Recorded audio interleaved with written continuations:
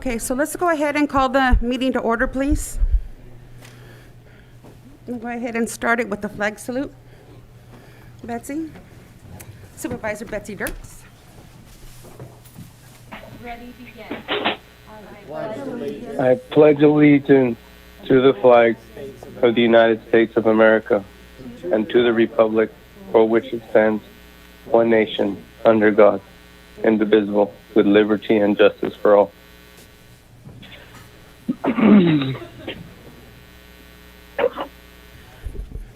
Can we get the certificate of posting? I'll make that motion. Second. Okay, so first and second, all in favor? Aye. Aye. Aye. Aye. 5-0 for that.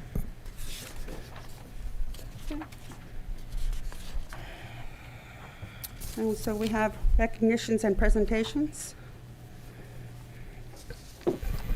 Yeah, the first one is the nomination of the Chair of Board of Supervisors. Okay. Madam Chair. Yes. Well, first off, I want to thank Supervisor Gonzalez, Chairwoman Gonzalez, for taking on this very challenging role at a very difficult time.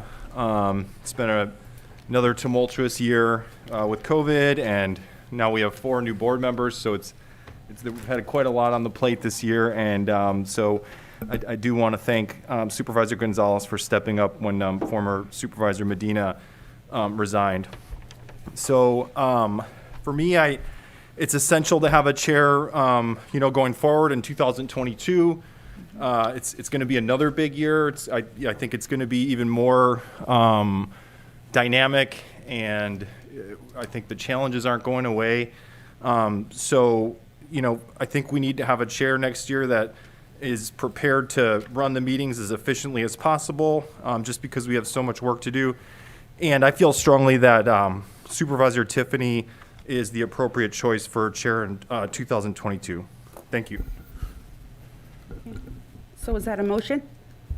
Yes, it is. Okay, so I have a motion on the floor. Do you have a second? Madam Chair, I think we're only doing presentations for now. We're not to that item just yet. That was my thought also, but I deferred to our CAO, and he took us into the board chair. So I concur with you, Supervisor Hernandez. However, I am going at the direction of our CAO. So item number D should have been presentations and recognitions, and then it would have been that item. So It's the very first item on the presentations, recognitions, and so we're just following the agenda, Madam Chair. Madam Chair, if I may, is there any other items to present or recognitions? I know, to me, it was, with all due respect, it was bad form because respecting the time of the chair, I know we actually agreed even to doing a plaque for our board chair, and I know you didn't want to accept it, but I still believe you deserve it. You put in your time and you deserve that. I'm looking at the agenda, and let me get my page exactly. Sorry. On page 1, 2, 3, 4, 5 is item D, which should have been presentations and recognitions. So then the next Correct. page would have been Board of Supervisors and so forth. So let's go back to the recognitions, please, and then we'll go ahead and go to the next item, go according to the agenda as stated. So I do know that Supervisor Krasmicki has an award to present. We're going back. We're doing. We're going to go back, and then we'll just... Yeah, whatever order the chair, whatever order the board wants to take them. You're making today confusing for me. Well, just for Item clarity, D- for item- clarity Item D purposes. says presentations and recognitions, and then D1 would have been the suggestion for the board nominations and chairs. I'm not trying to make it difficult. I'm just simply trying to conduct the meeting according to the agenda. Madam Chair, I think that's the first. That's the first item on the agenda under present. Okay. I'm just trying to understand where Supervisor Hernandez is, as well as I. Yes. Madam Chair, you did a good job in recognizing that item. The reality is when it comes down to the open nominations for the chair position, it should be open and ultimately understood by the rest of the board that when that item comes forward, then because it really is whoever is first to make a motion by default creates an automatic position for the rest of the board to have to either support or oppose, which might be to a certain extent I would say it definitely is out of form, because that if there is another nomination, we have to honor that nomination. Otherwise, we're basically putting the cart before the horse. Madam Chair. Yes. I agree with you, Supervisor Hernandez. I would like a little opportunity to have some discussion regarding it. I don't know what the form is for that, if it's right now or later. It would be right now. No, it wouldn't. Let's have that discussion. Right now, we have a motion on the floor. It's going to die for a lack of second. Is there a substitute motion on the floor? Well, we haven't asked for a second. I make a motion for. Madam Chair, point of order. We have not asked for a Gonzalez. second on this. Point of order. I asked for a second. It dies for lack of second. Is there a substitute motion on the floor? I'm sorry, point of order. Point of orders? I do not believe we had the opportunity to second that motion. We went into a whole conversation about presentations in the wrong order. Can we please? I asked for a second earlier. Is there a second? Yes. No, Madam Chair. By default, that means we're out of order when it comes down to even the motion, because the motion doesn't apply to presentations and recognitions. If we're trying to honor the rules of the Brown Act, you don't substitute an open nomination for a presentation and recognition item. You do not do that. They're two separate things. We need to start moving forward on the agenda. We have an item that has to be heard at 10 o'clock, so can you please advise us, CAO and County Council, please, so we can This move is forward? on the agenda as the first item. Would the board like to make a motion about whether they want to hear it now or at a later point in time? I would like to make a motion to hear it at a later time so we can respect the public's who is here to talk on other items. And where shall we place it on the Seconded. agenda? Okay, so Supervisor Dirks made a motion, I heard a second, so you'd like to hear it at a later time. Is there a specific time frame that it needs to be Maker of heard? That's the will of the board. When would you like, does the maker of the motion want to include a time? Before item number 3 on the regular agenda. Okay, so all in favor, have a first and a second, all in favor, say aye. Aye. Aye. All opposed? No. Nay. So we have a 3-2 to postpone it until item Madam 3. Chair, Yes. when we do, I realize it's just passed, but when we do get to that item, I believe that it would be only right, there's a motion that was on the floor that was put forth. So I believe that motion should carry over, but anyway, that's your decision, or I don't know if that's a legal decision. Well, I'm not trying to over. And I did not hear a second. I didn't no, hear I- a call for a second. And I understand that. There was a and- call for a second, and normally, And if there's a lack of a second, I would second that motion, and again, you're running the meeting, that's fine. Well, I I just defer to don't want to legal. lose the fact that there was a motion, that's all. Thank you. so I'm deferring. Madam Chair, for clarity's sake, Go- just a quick point. All due respect, Supervisor Tiffany, the motion has no value when it's under a presentation recognition item. There was never any mention of any other recognitions. That's exactly why I asked CAO Espinoza for clarity. Are there any other presentations or recognitions? Because if we're following the Brown Act rules, the initial item was presentations recognitions, then it went on to the open nominations. It wasn't, otherwise it should have been itemized that way on the agenda, 3-day in advance notice, and ultimately clear for the public and for even the board.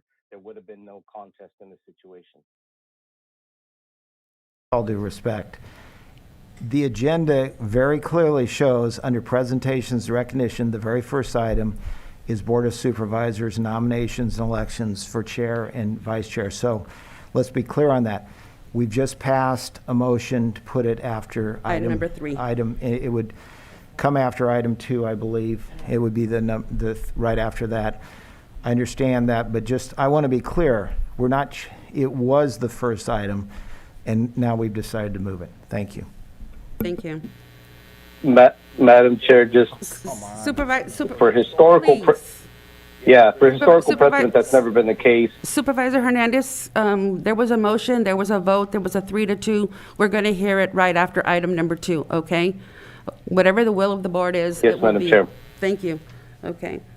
So then can we go to present the certificate of recognition to Karen Overstreet, please?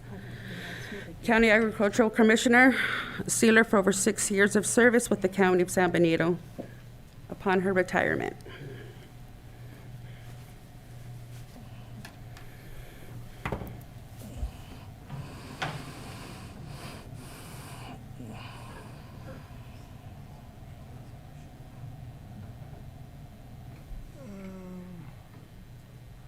Give me one moment, please.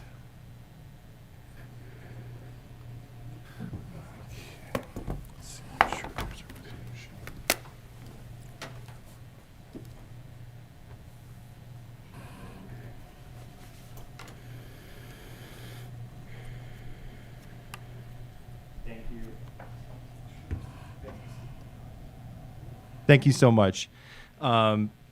So Karen Overstreet's been with the county for over 6 years now, and everybody knows how important the agricultural commissioner is in our community. We are an agricultural community, and I know every time this position comes up, it's a big, big deal. You really want to get the right person into this role, somebody that has experience and understands the industry and has a good grasp of our community. And watching from the outside for most of that time, I personally was always just thoroughly impressed with Karen and her professionalism and her knowledge, and really was a great hire for the county. So I commend not only Karen, but also everyone who was involved in her hiring. And she's had a distinguished career in government. 20, how many years? 20, almost 28 years. Wow. Working in these professional government roles. And so I just want to thank Karen for her service and everything that she's brought to this community. And just on a personal level, she's an extraordinarily pleasant person to be around, just extremely nice person. And good, you always want to have good people to work, people that are really nice and pleasant to work with, and she certainly is that. So it's going to be really tough to fill her shoes, but I do just call upon my fellow colleagues and all the staff officials that understand that this needs to be a big priority, and we're going to really make it a big priority. But Karen, thank you so much for your service. Congratulations on your retirement. Yeah. Thank you.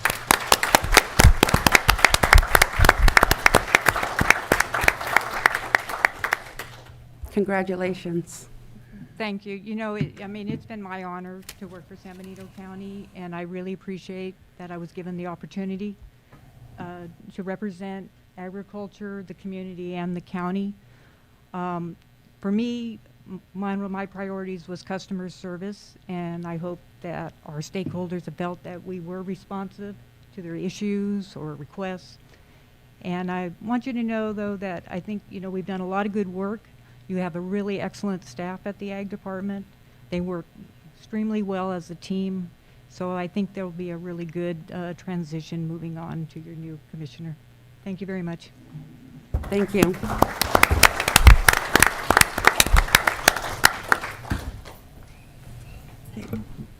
So the next item is to present the certificate. So.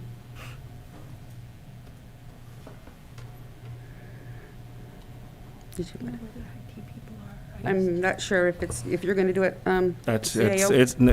This right now, this is from the Board of Supervisors. The Board of Supervisors do the presentations. Do we have a second certificate here? Or was that going to be Captain Taylor coming up?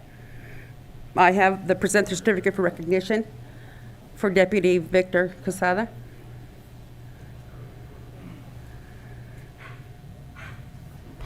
Puppy.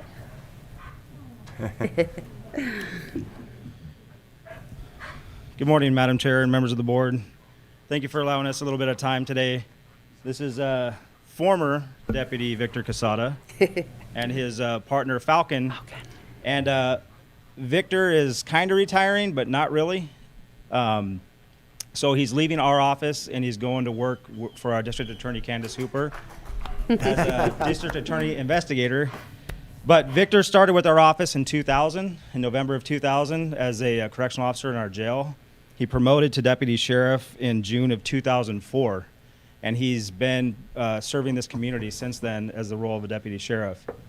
Not only is Victor one of the kindest people you'll ever meet, he has an amazing heart. He served this community in the right ways for the right reasons. Victor was always the guy that anybody can call at any time. That was his reputation.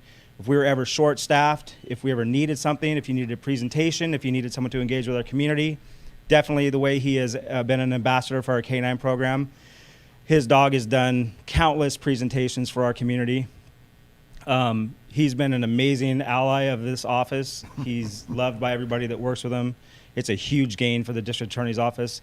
It's really nice for us too, because it gives us another friend there to work along the staff in the DA's office. But I really wanted to take the time to present Victor with a plaque that was provided to him by his Deputy Sheriff's Association.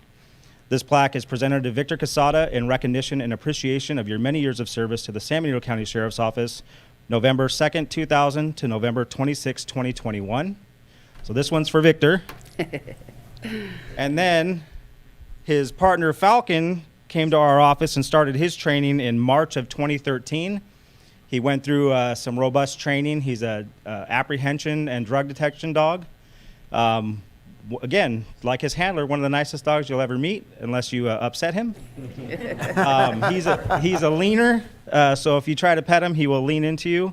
Victor does the exact same thing every time I see him. But this is also provided by the Deputy Sheriff's Association to K9 Falcon in appreciation of your years of dedication and commitment to the San Benito County Sheriff's Office, April 1st, 2013 to November 26, 2021. This dog has been an amazing asset for our office, not only in drug seizures, but in criminal apprehension. The control that Victor has over his dog is second to none. He is an amazing handler. The biggest scare of my career since I got here was on National Night Out, my first one, when apparently Falcon really loves balloons because he believes that they are balls. So all the kids that were carrying balloons around made it a little dicey out there, but Victor kept control of his dog. So this is for K9 Falcon. I appreciate the time. Maybe Victor would say a couple things. I think he has a 5-minute speech prepared.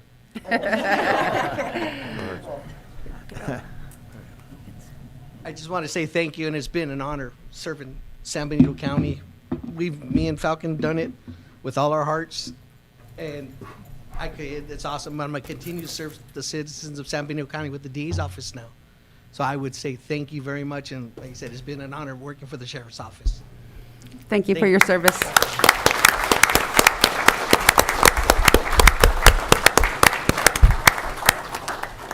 Congratulations, and since I don't see that dog masked, I assume he's been vaccinated? All right, thank you.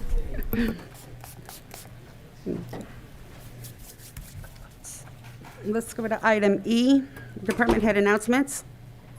Oh, that's why.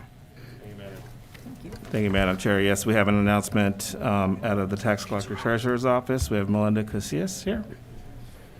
Tax Collector Treasurer. Good morning. I just wanted to give you a quick update on property taxes because they are obviously a large portion of our revenue. And it's also important to schools and other... Can you speak into the mic, please? Yes. Can you hear me? Yeah, just tilt it down a little. So there we go. Thank you. It's kind of fall. Okay. Anyways, on December 10th, last Friday, was the deadline for the first installment of property taxes. The first installment was about $65.5 million. And as of this morning, we've collected about 94%. We anticipate this week to be a very large collection. We expect a large mail delivery. So I'm anticipating that will go up to about 96%. So I just wanted to let you know that despite COVID, the economy, it appears that we're right on target with collection of property taxes. Any questions? Any questions from the board?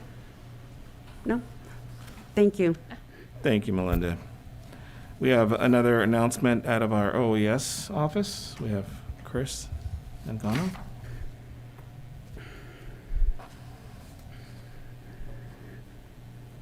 Good morning, Board. Just Good wanted to come to you this morning with a couple updates, some points of information. We had a winter weather outlook meeting a couple weeks ago, and we're having a winter storm right now, as you can tell. But overall, the weather is supposed to be below average with rainfall, and temperatures should be cooler. So we'll look for that after the first of the year.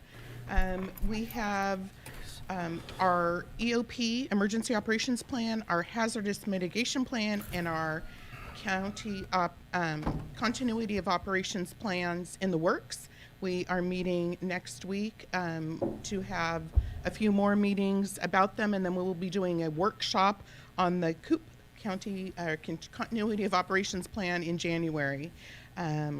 So we do have some things in the works that we will be including all of you on, and all departments will be participating in that continuity of operations plan. It's a federal initiative for departments to plan how to address critical operations under a broad range of circumstances. So we will start working on that update to our manuals. Finally, I wanted to share that effective January 1st, Hazel Hawkins Hospital will be designated as a level 4 trauma center. We have been working with them for decades to enhance the care of the seriously injured adults in San Benito County. What does that mean? Well, it means that they will be providing evaluation, stabilization, and diagnostic capabilities for injured patients, and it's usually designated a 4 in remote rural areas, which is exactly where we are. They will be providing 24/7 lab and radiology, and the ability to provide advanced trauma life support prior to transfer to a higher level of care. So we've worked very closely with Dr. Bogie and the new trauma team there, and we're excited that that'll be taking place on January 1st. They will be one of 85 trauma centers in California. They will be the 5th level 4 in California. The other 4 are Humboldt, Del Norte, Lake, Lassen, and Siskiyou. So we're excited to be added to that group. That's from OES and EMS. Thank you. Thank you. That's good news. We also have another announcement wanted to provide for you in behavioral health. We have our behavioral health director, Ellen Yamamoto, has submitted his resignation effective April 15, 2022. So he will be retiring from the county. So I wanted to just thank him for the many years of service that he's provided to the county. He was hired as the director in our county in 2001, so he's been with us for quite a while, and he has plenty of experience with other jurisdictions. So, there's some things that he's worked on recently, the new building, and he's done some really good work. So I wanted to just publicly thank him for his years of service. Unfortunately, he's not here. He's on vacation, taking some time off, well-deserved time off. And the reason why we wanted to announce it now is because we want to start the recruitment at the very beginning of the year, and our meeting doesn't start till the end of January, so we wanted to start this process as soon as possible. So with that, I just wanted to share that with the board and as well as with the public. We also have some other news out of our RMA Ray, office. excuse me, Go ahead. Madam Chair. Yeah, I want to, certainly, Alan's been with the county for many years, and we certainly want to thank him for all his years of service. I assume there'll be an opportunity here sometime in the new year when he will be at the meeting. We can properly thank him. Yeah. Okay. Yeah. At our next meeting, we'll probably do this again. I'll probably bring him up, but I definitely wanted to announce this because I didn't want it to go out and then everyone kind of would be curious. So wait a minute, what's happening with this position? I want to make sure that it went public. So, and as well as that, the Behavioral Health Board. Through our local legislation, there is a requirement for them to be a part of the process. So we'll obviously have to work with the Behavioral Health Board as well as your board that's on that board to go through this process. So we'll work with HR, and we'll have probably the next quarter of a lot of work. Hopefully, we'll be able to transition and have some training there as well. So. The other one is out of our RMA office. I wanted to invite up Mike Chambliss. We officially have now hired him. He's no longer an interim. He is our RMA director. Congratulations, Mike Chambliss.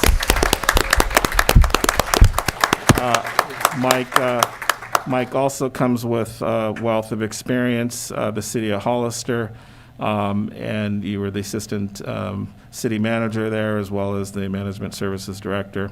So, you know, he's had a lot of experience in public works, and he's been busy last night, this morning, with the rains, and he's been working with his team diligently, and he's been doing a really great job for the county so far. So we're glad to have you on board. I'd like to say a few words.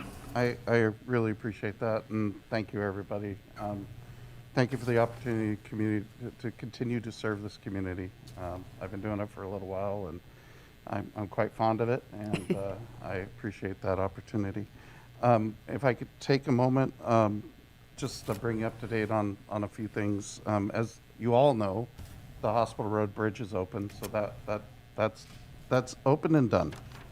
I was coming in this morning to announce that the 5,000 block project on Southside was down to the punch list, just the paint, the reflectors, and the mailboxes. But last night, part of the hill slid down onto Southside Road, so I have to announce that Southside Road is once again closed for the immediate future. Anybody past, say, the 3,500 block, you're going to have to drive around through Tres Pinos at least for the rest of this week.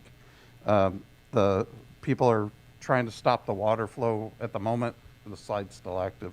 Once the water flow gets stopped and the mud can kind of dry out a little bit, then we can start scooping it into the trucks and getting the road back open. Throughout the county, we've had a little bit of minor localized flooding. One of the items later in the agenda is an item to address some of that in different places. My team is out right now putting up barricades, doing what they can to clear culverts, etc. I'm happy to report that the majority of Fairview weathered the storm okay, just with the typical trouble spots, but much less flooding out into the lanes than we experienced during our first atmospheric river. There are branches and what I call slop all over the place, so please slow down. It's no need to speed out there right now, especially during this storm. And then finally, in an interest to improve the items, I formally request to pull items 27 and 31 from the agenda. We have a little more work to do on both those items, and I apologize, but we weren't able to complete it before the items got to you. Thank you, Mike. Appreciate it. Thank you. Madam Chair, I just want to congratulate you, Mike. You have a huge job. Yes. And I think I speak for everyone up here. You've been doing a yeoman's job, since you've been the interim RMA director. And anyway, congratulations. Well deserved. Thank you. Sir. I concur there. You have been very busy this past year, and I thank you. I love the institutional knowledge that you are bringing from your previous position with the city, and I know that you'll do well for the county, so thank you and congratulations. Thank you. Madam Chair, can I? Mike, I also want to say congratulations as well. I appreciate, I've come on board and I think I talk to you almost once a day, if not more, and you're very responsive, which helps me in responding to all my constituents in District 1. So I'm really excited to have you on. And just likewise, thank you very much. And I echo responsive is what comes to mind when I think of Mike, along with just a breadth of knowledge on this. So you're perfect for the role. Thanks. I think Chris has one more little thing. Madam Chair. Yes, Supervisor Hernandez. Yeah. Without sounding redundant, obviously I'm really grateful for Mike. I've mentioned it to Mike before. I feel like he's a perfect fit for our community, for our RMA position, and historically, just for the board. I know as the board has understood that we've had issues in the RMA department, and it's pretty much the catalyst to a lot of projects that are the issues that are the pain point for our public when it comes to roads and We had a nice success story with that bridge and the opening of it. So I see good things coming. And I guess the last thing I wanted to say is I love that Mike is passionate about parks because he's been very productive with the regional park. And I really, really appreciate his work on that. Thank you. Go ahead. On that note, Yes. we received a preliminary award approval from the state on the January and February storms. Oh, yes. We met with the state last week and submitted our application for approval, and we are meeting with them this Friday with the help of RMA and Mike and his team to meet with our disaster recovery team to determine the allotted funding for the debris removal and emergency response and protective measures. So we don't know the amount. It is likely to be a 75-25% cost share. But as soon as we meet and submit our documentation to them this Friday, we will have a better idea. So that was really exciting. It's taken 10 months, but we persisted. Yeah, thank you so much. And why that agenda item's been on the agenda for so long, it's paid off. So it's a great thing. Thank you. Keep you posted. Thank you. Thank yeah, you. and out of that meeting, they did elaborate that we can actually put more measures in place so this doesn't happen again as well, and that's part of this program. So it's very exciting to address that, and we're very happy that the state is doing what they're doing with us and working with us. And for clarification, the 75-25, is that 75 back to the county reimbursement? No. It's whatever the cost of the project. They're gonna be paying or covering 75%. But The county that was will my be question, covering yes. the 25%. Okay. And it could be beyond, and that's the point I was making, is that there can be, we can actually address other measures so this doesn't happen again in the future. So it's over and above just the repair. There's other measures we can put in place as well, which is great. I wanted to say one last thing here. It's our last meeting of the year. I just wanted to thank staff, all county staff, for all of their hard work over this last year. It has been an incredible, not only year, last few years. It's been pretty tough with COVID, adjusting to keep our doors open, to keep business to the community and the residents. So it's been just an incredible feat. And I wanted to thank everybody, all county staff, for all their great and hard work supporting the community. I wanted to just quickly highlight, just beyond COVID, we had a grand opening of a jail. We just had the sheriff's organization in here. That was a huge feat. It took many years, and it came to fruition this year, as well as the behavioral health building. Tremendous work. I mean, even from the financing, from the auditing department, our office and administration, the board approving these projects was tremendous, and we've now are reaping the benefits, and that came to fruition this year. We're seeing the bridges actually finally getting done.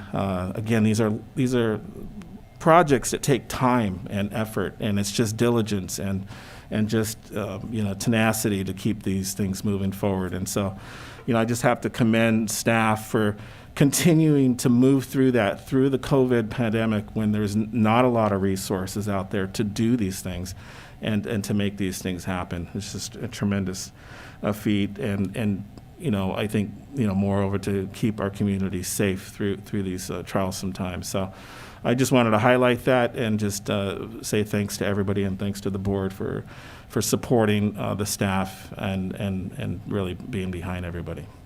That's all we have, Madam Chair. Thank you. Okay, let's go to item number F, board announcements. Supervisor Kosmicki, can we start with you? Sure, thanks.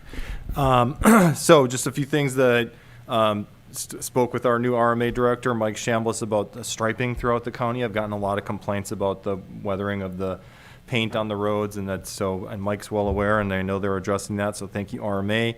Additionally, got a complaint about trash along Airline, and obviously the trash issue is something I know we're addressing, and I let that resident know that we're addressing through RFP and through collaboration with the landfill operator and now Recology, a really good team effort. I appreciate that, but I did let Mike know about airline as well, and they're on top of that. So it goes along with our theme of the day. Mike's on top of it. And then attended the San Juan Bautista wastewater town hall. There was good input from the public on that partnership that we're going to have between San Juan Bautista and the city of Hollister. And there's another opportunity for input tonight. San Juan, I was in the Holiday of Lights parade. That was a wonderful turnout. It's great to see people out again, and you know, there's great participation and a lot of people there. I attended the Electrify California event. It was an online event, a new legislative effort that's going to be pushing for more aggressive electrification of vehicles throughout the state. Of course, I attended the Hospital Road Bridge opening. And I have an opening in my district on the Community Action Board with the resignation of Gary Cameron. Thank you, Gary, again for your service. And want to let everyone know the Arts Council was awarded a $150,000 grant from the National Endowment for the Arts with ARPA funding for re-granting to local artists. So congratulations to the Arts Council, and the local Arts Council is one of 66 organizations nationwide and one of 7 in California to receive the grant. We're very lucky to have such a great arts council here, so great work there. And last couple things, the board, I believe, has in the last year accomplished quite a bit. We have a lot to be proud of, and but I also will say that as we head into the new year, I'm very hopeful that we can all collectively have a bold outlook, I would say, on really hitting the ground running when we get back in 2022, and just being ready to continue making significant progress in this community. I feel very confident in this board. Lastly, Merry Christmas, Happy Holidays to our hardworking staff. Echoing what CAO Espinoza said, I really appreciate our staff. You know, you come in from the outside and you don't have quite that personal understanding of the level of professionalism and the hard work that goes on, but I can tell you firsthand that we are very lucky to have the level of staff that we have here in this county. So thank you, Merry Christmas and Happy Holidays, and to the entire community, Merry Christmas, Happy Holidays. Enjoy time with family and friends, but also I have to say, please let's be careful as we head into the holidays with COVID case rates jumping again. Thank you. Supervisor Hernandez? Thank you, Madam Chair. Yeah, I just wanted to wish everybody a Merry Christmas and Happy New Year. I know it's been a tough last year. It's been a really, really tough last year. And I know when it comes down to unity on the board, it takes work. It takes a lot of consideration. And I hope that we do have a really successful this coming year. It's going to take unity above all things for us to advance the cause of the community. So thank you, Madam Chair. Supervisor Tiffany? Thank you, Madam Chair. Just a few things. I think we'll all be happy when this redistricting is done, and but I did want to mention on the congressional redistricting, and this has been a subject, within the community. I just wanted to mention that unfortunately it does look like, at least as of the latest map, San Benito County, along with Salinas Valley area now, Salinas and elsewhere, maybe again in with South San Jose in that district. And so our representative will no longer be Jimmy Panetta. That's not official, just let everyone know. The maps are going to be, I believe, finalized December 20th, which is just around the corner. Officially approved December 26th and sent to the state on December 27th. So there's still an opportunity to make input on that, but that does look like where things are leaning right now.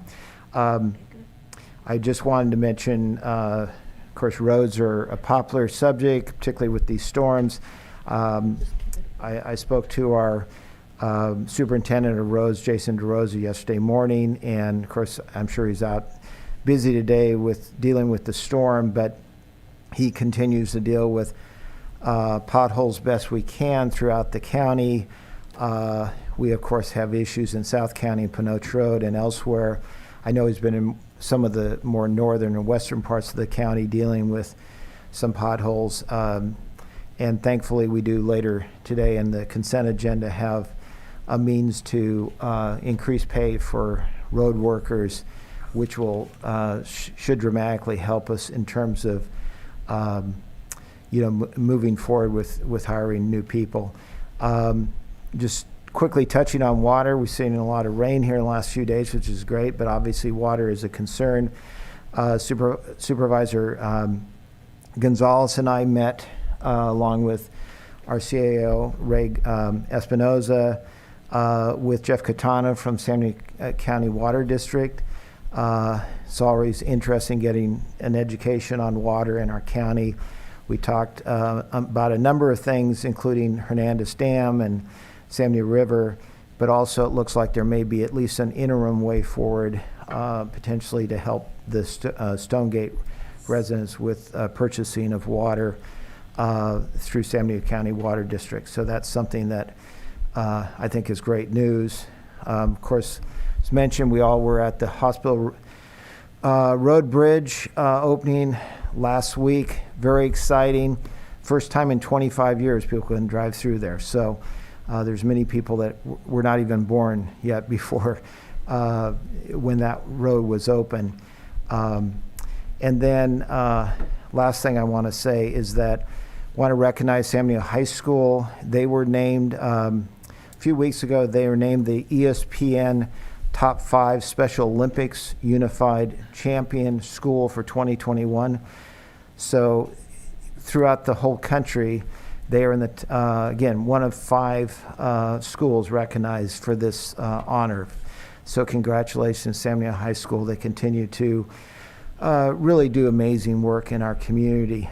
And then lastly, just want to chime in with both Peter and Colin, and Merry Christmas, Happy Holidays to everyone, including our tremendous staff. So thank you. Supervisor Dirks? Thank you, Madam Chair. I was able to do some things in the last couple of weeks since the last meeting. I was able to get a tour of the jail. Very impressed, not only with the facility itself, but the leadership there, and the commitment to making sure that all the inmates are treated humanely and with respect and dignity, while at the same time offering opportunities for rehabilitation. So I'm continually impressed with Sheriff Taylor and the office there. I was also able to tour a business here in San Benito County in Aromas Fire Clay. I was again impressed with the products that they're producing, but more than that, I was impressed with the way they conduct business. And I'm really excited that they have chosen to expand in San Benito County. I think it's only going to bring jobs that people will be able to have, where they'll be able to make a good living, but at the same time be happy where they're working. So I really appreciate the opportunity with the EDC, with Renee Wells and Mark, being able to set that up and give me that experience. I'm really excited. I'm excited to learn about more of the businesses here in San Benito County. I think there's a lot that we offer, and I'm excited to share that with the community as I do that. I was also able to attend the ribbon cutting of Hospital Road Bridge, and it was very impressive. We got a short education on the bridge and the earthquake preparedness that was created with that bridge. I don't want to misspeak. Maybe Supervisor Hernandez can touch on that. He got a very personal introduction to that from the engineer who created it. But it was really impressive, and if there's an earthquake, I hope I'm on that bridge. I also continue to be impressed with the Business Council, and they're welcoming me into the community and giving me opportunities to continue to learn more about the county. I went to the Arts Council grand opening at their new studio at the Old Train Depot. I encourage people to go there. Jennifer Lane and her staff are absolutely amazing. Supervisor Kosmicki already talked about the grant that they had. It really is impressive, and a big win for San Benito County, especially in the area of arts. So thank you, Jennifer Lane. I also have had constituents talk to me about trash pickup, and I was able to work with Councilman Rick Perez, And we were able to meet with a constituent, and she has some ideas about the trash cleanup that maybe Supervisor Kosmicki, we can loop her in on some of that. I appreciate all the board members and county staff that have taken the time to really continue to educate me and bring me up to speed so that I can make the best decisions I can up here for the county and specifically for my constituents of District 1.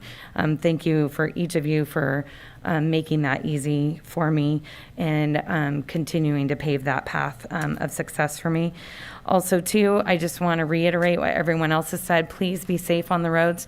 I know Mike and his team have done and taken steps to really try to make it as safe as possible for people, but there's still work to be done. So I need everyone else to do their job too and maintain vigilance while you're driving, slow down, and make sure that you're looking for anything to prevent accidents from happening as well. Also, too, I want to bring up the fact that I was able to go to the CSAC conference, and before the conference officially started, there was a women's leadership section of that. And so we will, I'll be bringing some things forward, and I know I have the support of Supervisor Gonzalez as well. And we're going to be talking about the International Bill of Rights of Women. There have been counties that have adopted ordinances, so we're looking to follow suit. And they reflect the principles of CEDAW to work towards the elimination of all discrimination against women. And so we'll be bringing that forward as well. And I just want to say happy holidays, Merry Christmas. Please keep your loved ones close while at the same time being safe in the middle of the rising COVID rates. And I just encourage all of us to look for moments during this holiday season to find joy. There's been a lot of things in the last 24 months that have been difficult. So where you can, find moments of joy, spend time with those that are close to you, and stay safe. Thank you. As all of the other supervisors said, it's been a very busy month since we last met. I have attended various redistricting meetings, and as Supervisor Tiffany mentioned, there's potentially a change coming in for us in terms of San Benito County, and not all change is bad, but I don't know how this is going to pan out for San Benito County if we are grouped into the Cupertino map with Santa Clara County. I also attended the CSAC conference with Supervisor Dirks, and then Supervisor Tiffany joined us later, and about 5 or 6 members of the staff, so thank you. It was great. There was a lot of good information that was presented, but I too attended the Women's Leadership Conference, and I look forward to that initiative for the Women's Bill of Rights to be coming forward. I attended the Lights On ceremony, and of course, we all attended the Hospital Road Bridge ribbon cutting. It was so nice to be there present with all 5 supervisors at one time, and I just hope that we can go ahead and continue doing that in the spirit of the holidays, brotherly love, and working together in unity. I look forward to that. As Supervisor Tiffany mentioned, I did attend the San Diego County Water District meeting, and I was so happy to find that there might be light at the end of the tunnel for Stonegate. That's just been something that's been going on for a long time in terms of the water availability, and so it's great to know that there's possibly a solution on the table. I attended the Community Correction Partnership, of course the ad hoc, the ARPA ad hoc. I've attended First 5 and then AMBAG, and I also too just want to say Merry Christmas, Happy New Year's, Happy Holidays to everyone. It's been a long and tough year, and I just hope that everybody stays safe. Thank you. Okay, so let's go ahead and take public comment in terms of items not on the agenda. Madam Clerk. If you'd like to make a comment, please provide a speaker card. In chambers, we have Sandy Jamark.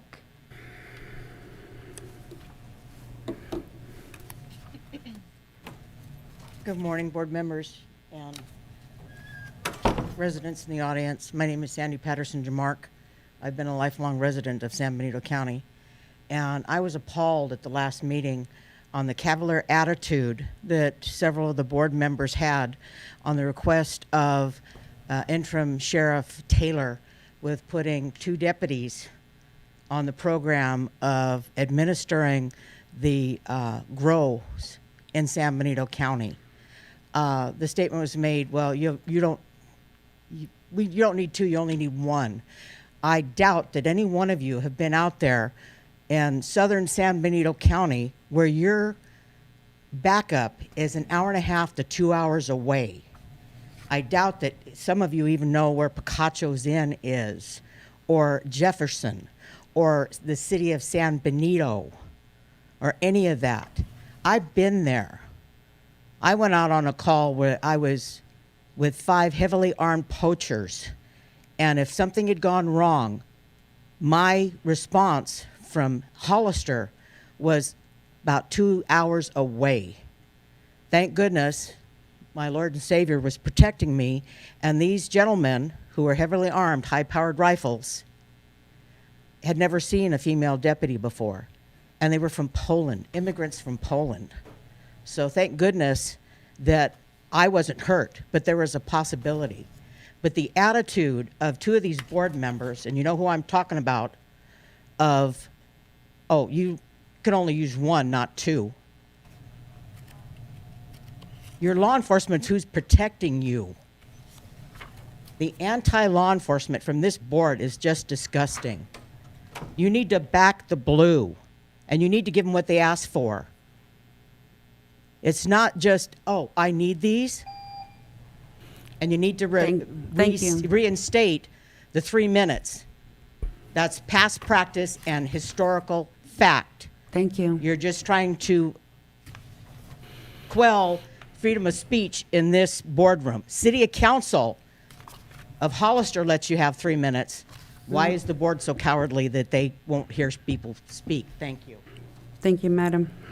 On Zoom, if you'd like to make a comment, please press the raise your hand icon on your screen or *9 on your phone. You've been unmuted. Please state your name and you have 2 minutes. Good morning. This is Rob Bernowski from District 4. I want to sincerely wish everyone, even those that I disagree with, a very Merry Christmas. I wanted to just ask for the next year that perhaps you could look at more strongly supporting the public records request system that you have in place. I'm very pleased. I put in my first public records request to the county ever, and I see that you have this nifty computer system that, again, is very robust, but it still needs some polish. It seems like when you respond, just by way of example, it goes into a void and you don't know if somebody has received it or not. That said, your clerk of the board just, pleasantly surprised me with responding on one thing.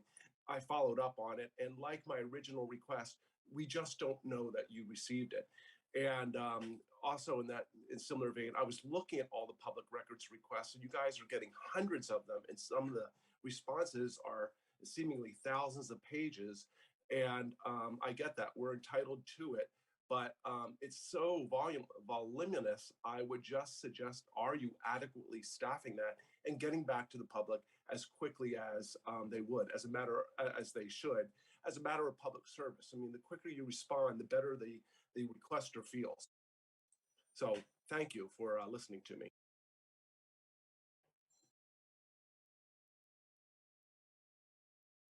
Okay. So I'm looking at the time, and can we go ahead and start the public hearing for the elections at 9:55, or would that be inappropriate?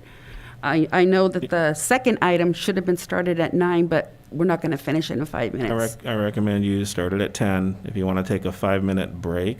Okay, let's That's do what I that, would- because I know that according to statute, we have to follow it. Thanks. So then let's go ahead and take a 5-minute break, and we will start item number 1 at 10 a.m.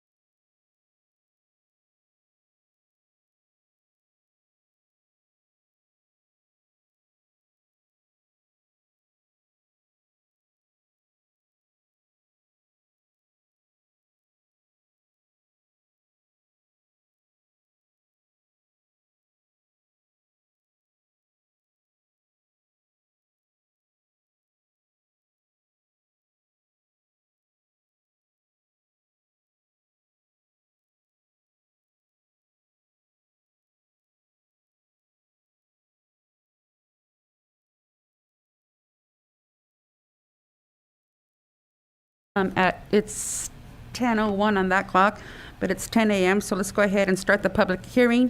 Item number 1. Go ahead. Good morning, Madam Chair, Board of Supervisors, members of the public. Joe Paul Gonzalez, County Clerk, Auditor, and Recorder.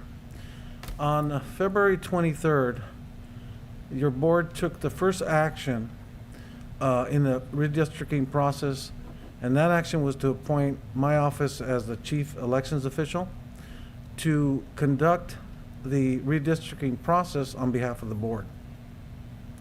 On that same month, my staff worked with IT staff and collaborated with other departments to develop the web page for redistricting, where every item associated with redistricting is memorialized. That website has to be available and up for 10 years. The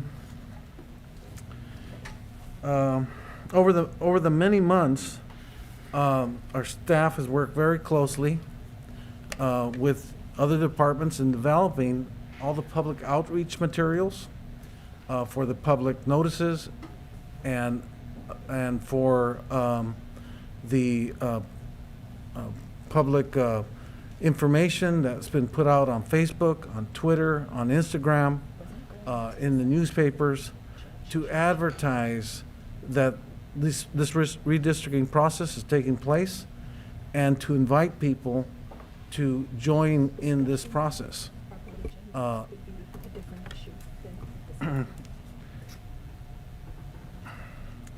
So we're now in the 11th month of this process. And tomorrow, December 15th, is the drop dead date of which the board can adopt a final map. Fortunately, we're a day ahead of time for that process. At the November 23rd public hearing, your board asks that we bring back 3 maps. And those 3 maps are labeled NDC 2, Staff D83953, and the modified staff draft alternative D83953N. The president of National Demographics Corporation, Dr. Douglas Johnson, will be presenting via Zoom the relevant redistricting rules and goals associated with the redistricting process, along with the pertinent legal, statistical, and demographic data associated with each of the compliant maps that he will present.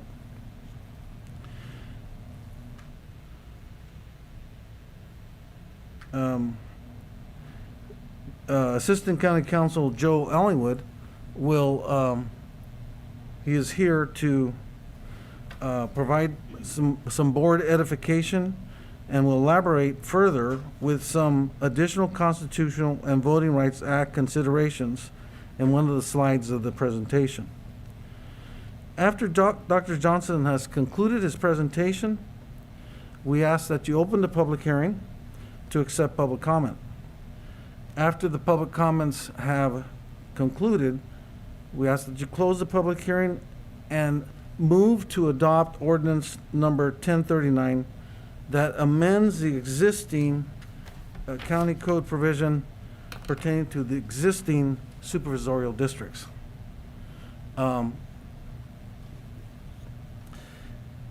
After that, the board should begin deliberations on the selection of your preferred map and for consideration for adoption. Dr. Johnson is on the line, and I turn this over to you, Dr. Johnson.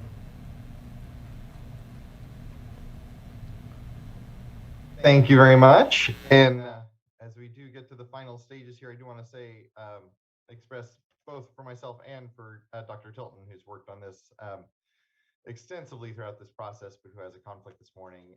Our appreciation to your staff for and to your public for how great they've been throughout this process. It's truly been a pleasure to work with all of you. Let me jump in with a presentation. Much of this you and the public have seen many times, so I won't spend a ton of time on it. But of course, happy to come back and talk in more detail about any of it. So as you just heard, this has been an extensive process. Of course, it has been compressed by two things. Number one, the state and originally shortened the timeline, setting this December 15th deadline to finish the process. But when they did that, they anticipated we'd have the data at the regular census release time in March. They certainly did not expect that the census data would not come out until the end of September. So kudos to the county for still holding an extensive series of public town halls and hearings, even in this extremely compressed time frame of October, November, and half of December. So as you just heard, we are at the final hearing and decision meeting for the board to select a map.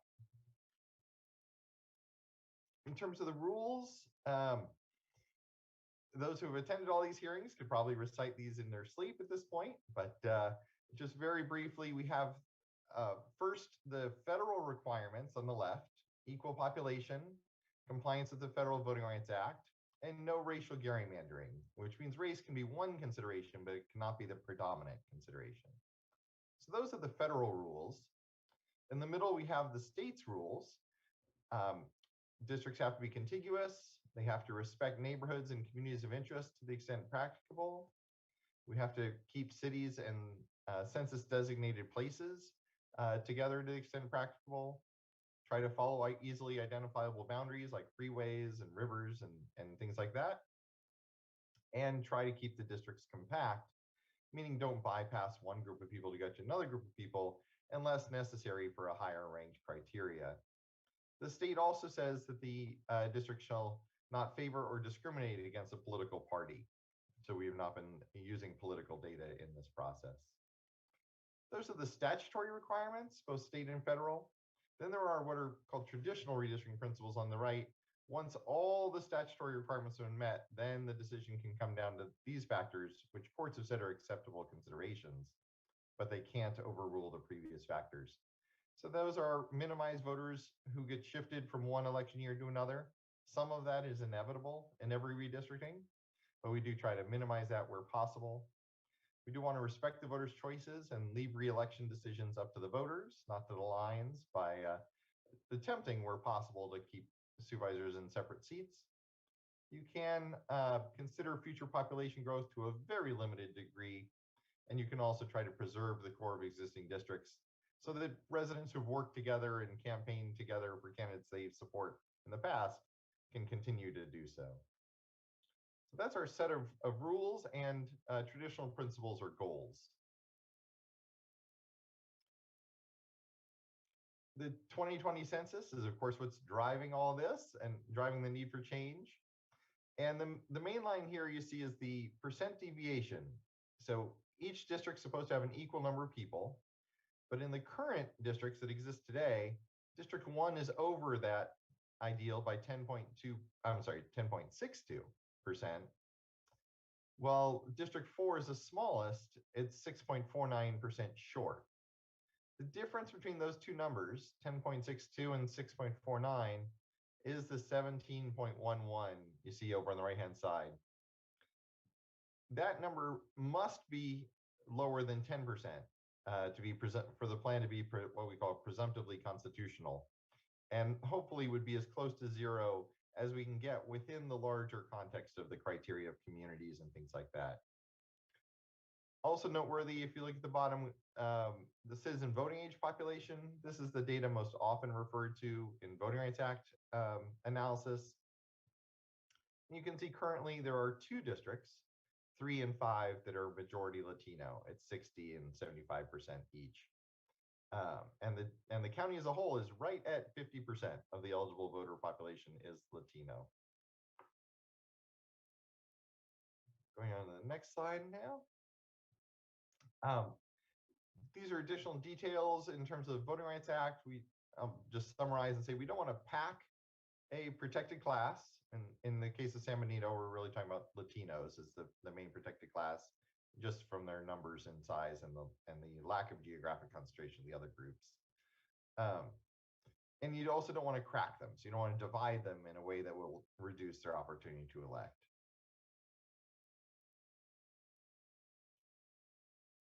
Throughout this process, we've heard a lot about neighborhoods and communities of interest. And this was just showing you the slide we showed at all the workshops and hearings, looking to generate residents' comments and board guidance on what neighborhoods and communities of interest should be considered, and indeed were considered in the drawing of these plans.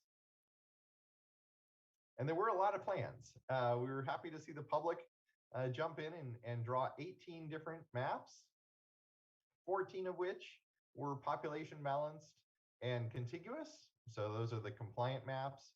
4 were either non-contiguous or not population balanced. But still, 14 maps from the public is pretty good turnout. Then the board selected maps.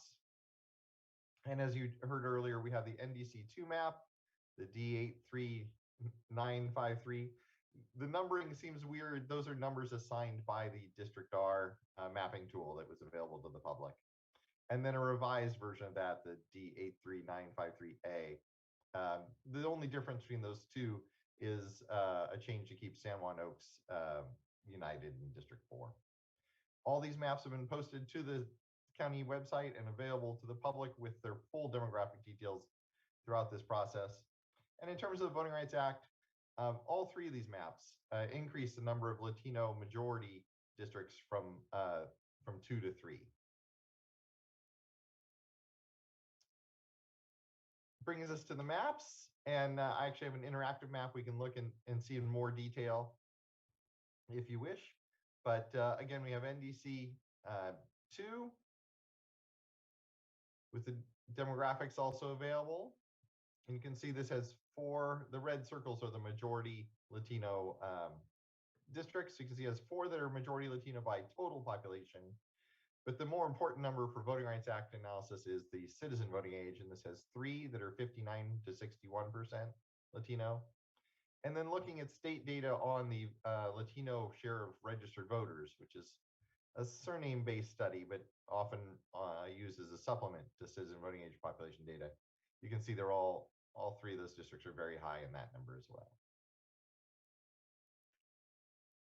Then we have the first, the D83953. And you can see through this process and through the input and public comments and direction, the maps ended up fairly similar in their broad pictures of all 3 maps have a central kind of Hollister out to the south, neighborhoods around Hollister. And then the other 4 districts go out to the edges of the county and then come into the city. And again, we've got 3 majority, actually 4, there should be a red circle around 1 as well. 4 that are a majority Latino by total population and 3 that are a majority Latino by citizen voting age population. And then the modified alternative, the only change again is the San Juan Oaks area between 2 and 4. 1, 3, and 5 are identical between the map you just saw and this map. And again, you can see we've got the 3 majority Latino districts by citizen voting age population. So we are at the end of this compressed but intensive and extensive process. And so all 3 maps, we believe, comply with all the legal requirements. And so now we believe we're down to the point where it's up to your guidance and direction on which map you would like to choose. And again, I can show any details of the maps. I have the interactive review map handy, so we can zoom in to the individual house level if you'd like. And with that, I will wrap up my presentation and answer any questions you have now or after the hearing. Okay. Do the supervisors have any questions regarding the presentation? And if there aren't any, we'll go ahead and go to the public for comment. None? Okay. So then, Madam Clerk? Wait, The chair should open the public hearing. Oh, I thought I did that at 10:01, but okay, so before the public comment. Okay, so let's open it then at 10:16 on that clock. In chambers, if you'd like to make a comment, please provide a speaker card. We'll start with Sandy Chamark.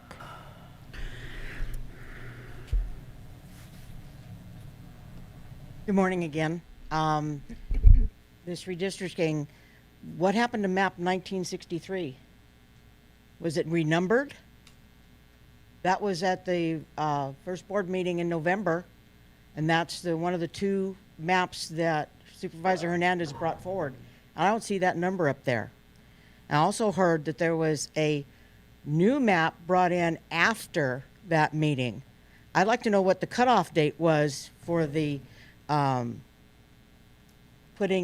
submitting maps in for to be looked at, because I didn't see it on when I was here at the November meeting, and it was supposedly brought in on the 23rd by a specific group. So if there was a date cutoff, that's a moot point, and that map needs to be thrown out. And where's 1963? The public should be advised of this. We're the ones that we're concerned about it. Why is stuff being hidden? Bring the 1963 back. And if this other map came past the deadline, what's the deadline? If it's past that, it needs to be thrown out. Thank you.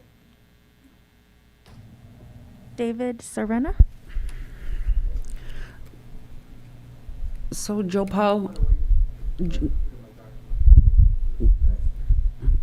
I know we as a board cannot address the questions, but is there any explanation that you can provide as the speakers come up? I mean, it's up to you how you want to handle it. We do not need to hear all the concerns, but some of us on the dais here were equally concerned about the 1963, but it was a numbering issue. So I just wanted to see if you wanted to address that. Well, yes, that number morphed into the 53 number that you guys are looking at.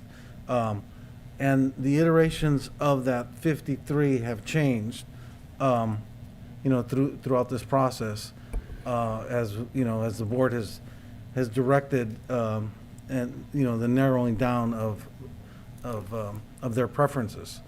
And so that was a original map that was compliant from an equal population standpoint, but at that time we did not have any of the demographic information. And so once we had that demographic information, we were able to morph that map into the 53 range. So when you say the 53, that's the D83953, and then the one that has the A at the end. Okay, so the 1963 map is present in the presentation, it's just a different number. Well, all the maps are on the website, for review, but those, that specific map was a map that the board already reviewed and said, let's move on. Here are some more criteria that you would, like to see in the maps, and that's how that 63 morphed into 53. Okay. And then was there a particular deadline for submission of maps? And the reason I asked that is because that was a question I had as well. Before this meeting, another map appeared and then disappeared. And so was there a finite deadline for submission of maps? There was in early November and October. There was, the maps had to have at least 10 days previous to the meeting. They must have been submitted and posted. And because we're so close to the December 15th deadline, that changed to 3 days to be posted prior to the public hearing. Okay, and with posting of the agenda from last Wednesday, we hit that 3-day requirement, correct? Yes, more Okay. than 3 days. Okay, I just want to make sure that we aren't doing anything that's questions being raised and we're not addressing it. Okay. All the maps that are currently on the webpage that are deemed compliant are basically maps that may be reviewed by the board if the board wishes to review those. But it was very clear from the last public hearing that the board wanted to see these 3 maps that were presented today by Dr. Johnson. And those are the ones that we have prepared for consideration for adoption. But if the board wishes to go to the webpage and look at different maps that have been submitted by the public, the board may do so during this public hearing. And staff has prepared ourselves to be able to provide you the information with attachments to be able to adopt any one of those maps. Okay. Thank you. So, Madam Clerk, are there any more? Michi Solorio Luna.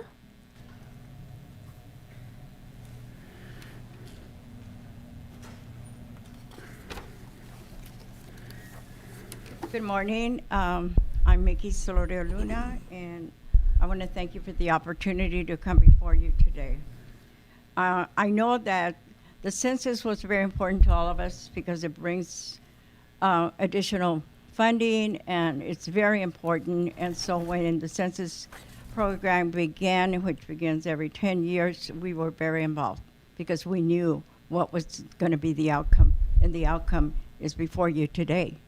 After census comes the redistricting, and the redistricting is what is actually done by elected officials that impact your own community for the next 10 years, and it could go into the 11th year.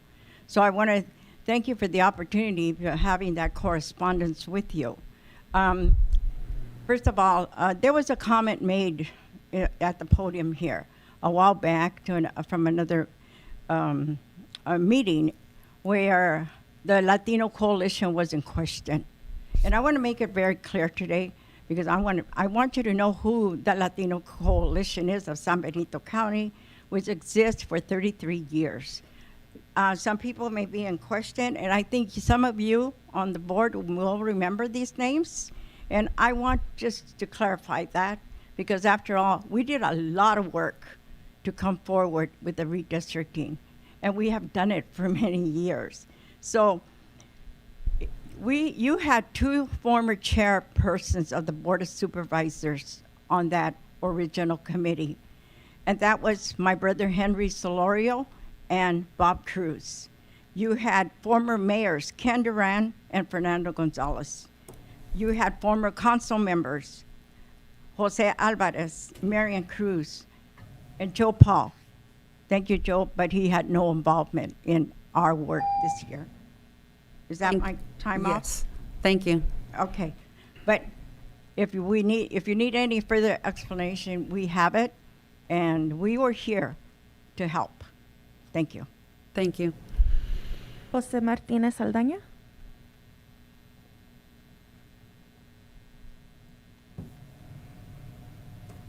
Good morning, Board of Supervisors. Thank you for the opportunity to go ahead and speak on behalf of myself as a resident of San Juan Bautista. I was a resident of Aromas for the past 10 years, and a year ago relocated to San Juan Bautista. So I've been a member of the community for an extended period of time.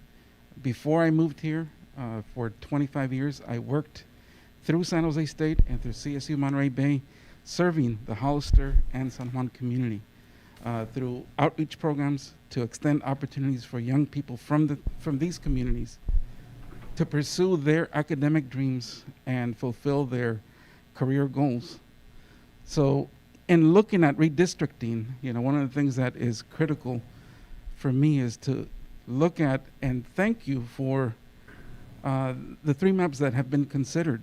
I think in general terms, all 3 of them, as was explained, meet the legal criteria to be compliant.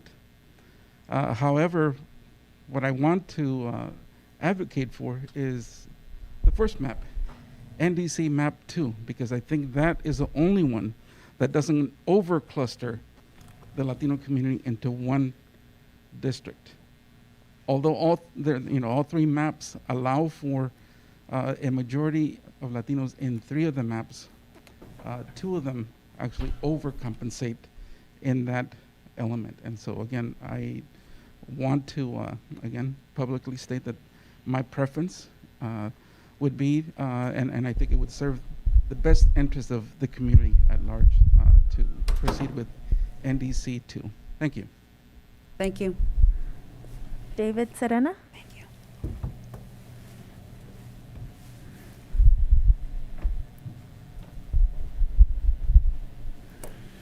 Good morning, and thank you very much for the opportunity to say a few words.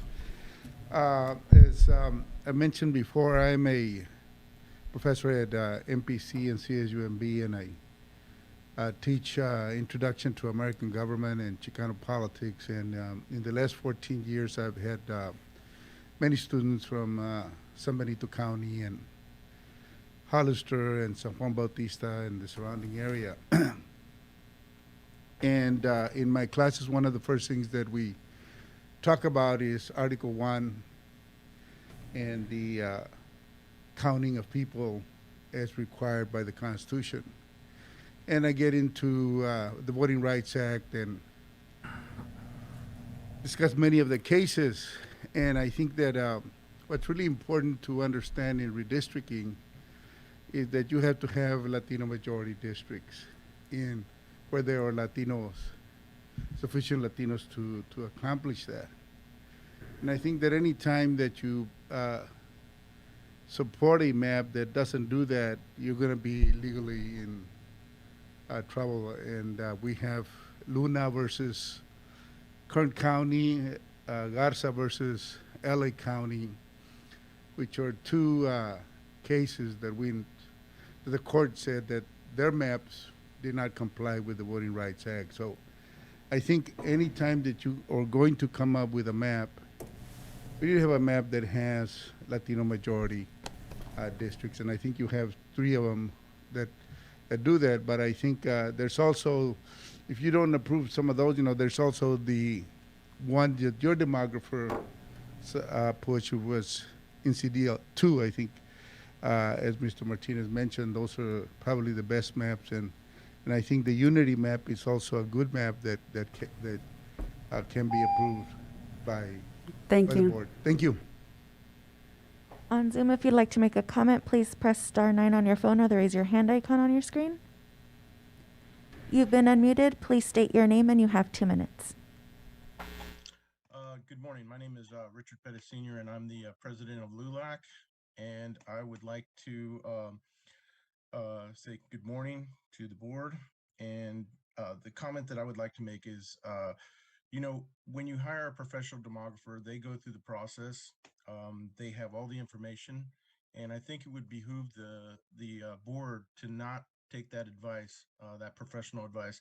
The way that 1963 was drawn up, it did not meet the Voting Rights Act.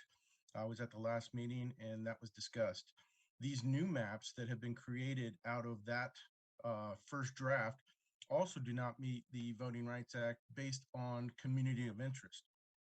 You cannot create a community of interest, so the San Juan Oaks should not even be a consideration because that population has not even been established yet. So it really does come to the Fair Maps Act. And if this board is truly dedicated to diversity and inclusion and equality, then I think you should go with the professional map that was drawn and given to the board for consideration. Thank you.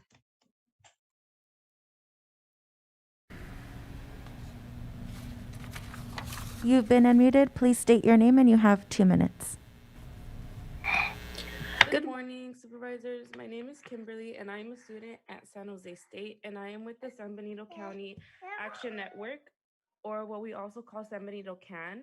Because San Benito CAN, as our representatives, you can make sure we are all equally and fairly represented as you decide which map to adopt. I personally believe that the map submitted by the Latino Coalition is the map that will provide the most equal and fair representation because it does the following.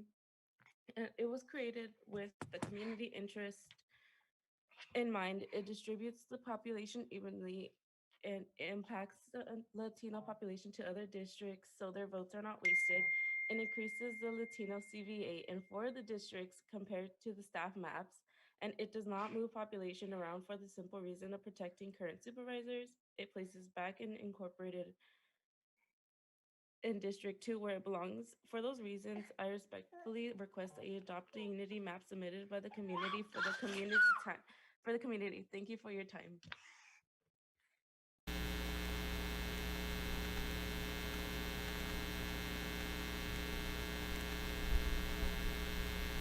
You've been unmuted. Please state your name and you have 2 minutes. Good morning, supervisors. My name is Maria Gomez, and I'm a student at CSUMB, and I am with the San Benito County Action Network. This morning, you have an opportunity to make a decision on a map that for the next 10 years will allow voters in each of the 5 supervisor districts the ability to elect a representative of their choosing regardless of ethnicity or gender. Voters in each district have the right to choose who will represent them when it comes to important issues such as housing, access to health care, social services, and public safety. The unity map submitted by the community provides the best opportunity for voters in each district to exercise their right to elect a representative of the choosing. Please vote to adopt the unity map. I thank you and appreciate your time.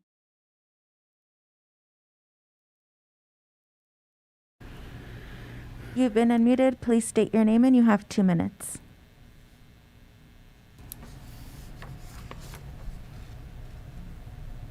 You've been unmuted.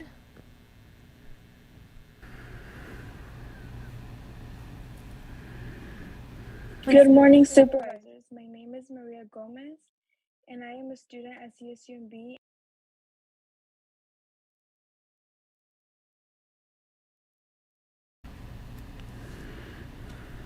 You've been unmuted. Please state your name and you have 2 minutes.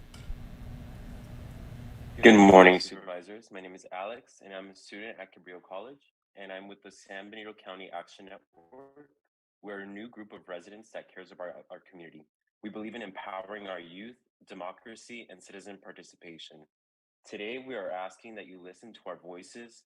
Young people like me are often ignored by the adult world, but today you can change that by listening to our requests. We respect and understand your roles as our elected officials and believe that you will unconditionally make the right decisions for our community.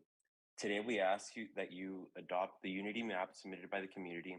It truly provides the most equal and fair representation for all the residents in San Benito County. We hope that this time you will listen to our voices. Thank you for the opportunity to speak to you today.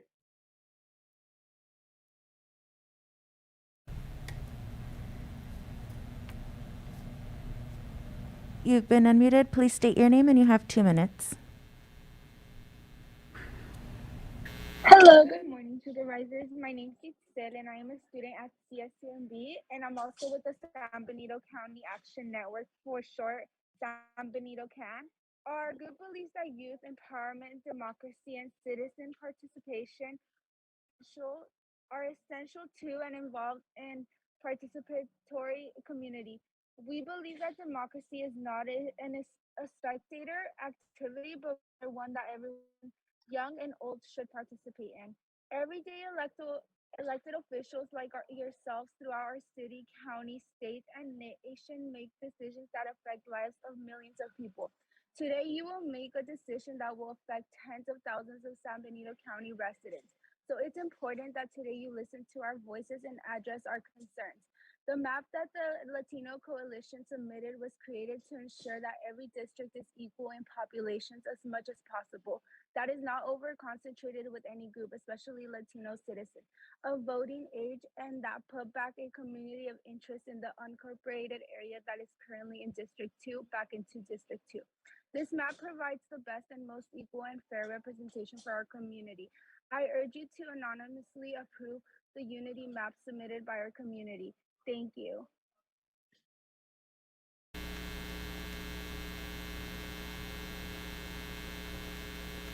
Jason, I cannot unmute you. You need to update your Zoom.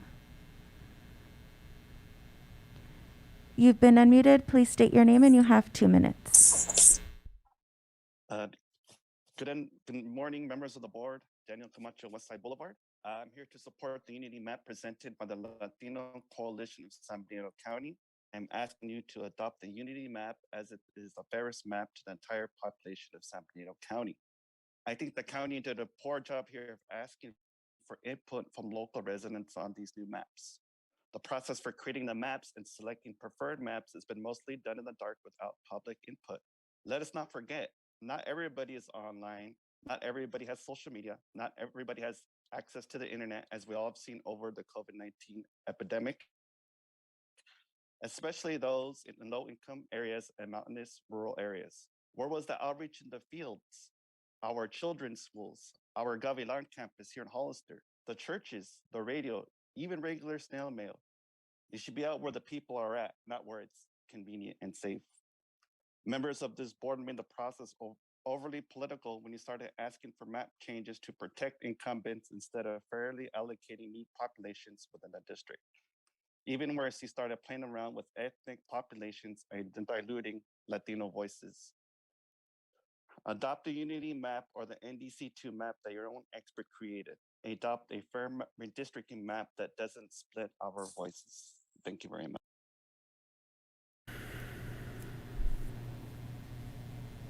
You've been unmuted. Please state your name and you have 2 minutes. You've been unmuted.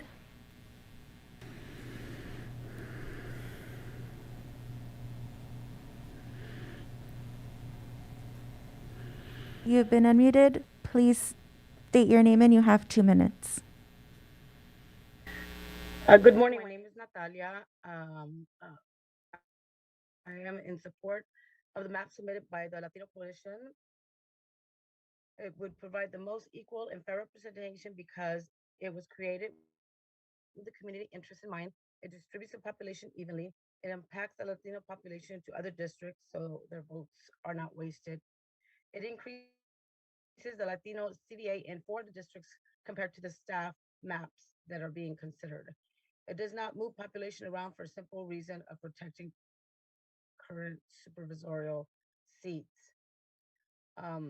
It would have, I think, if the board had appointed commissioners, it kind of might have been a less political process. That's unfortunate that they didn't do that, and it's unfortunate that they have not reviewed all the maps. As in Monterey County, they reviewed every single map that was submitted, and ranked them, from lower to higher on preferences. But for the staff or the board to not review all maps that were submitted to the service to the community. Again, I respectfully request that you adopt the unity map submitted by the community, and thank you for the opportunity to speak today. Thank you.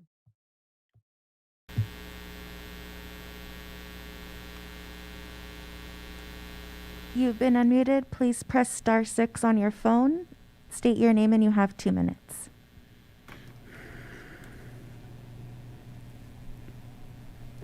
Good morning. My name is Diane Ortiz. I'm a resident of San Benito County for many years.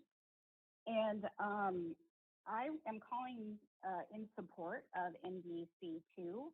I also work with an organization called Youth Alliance that has done significant census outreach and canvassing. And after consideration of that and also looking at the maps and speaking with the community, I believe that NDC2 is the map that will ensure effective and fair representation. It distributes the population equally and supports the need for equal and inclusive representation across the community. So I respectfully urge you to pass the Unity Map NDC2. Thank you very much.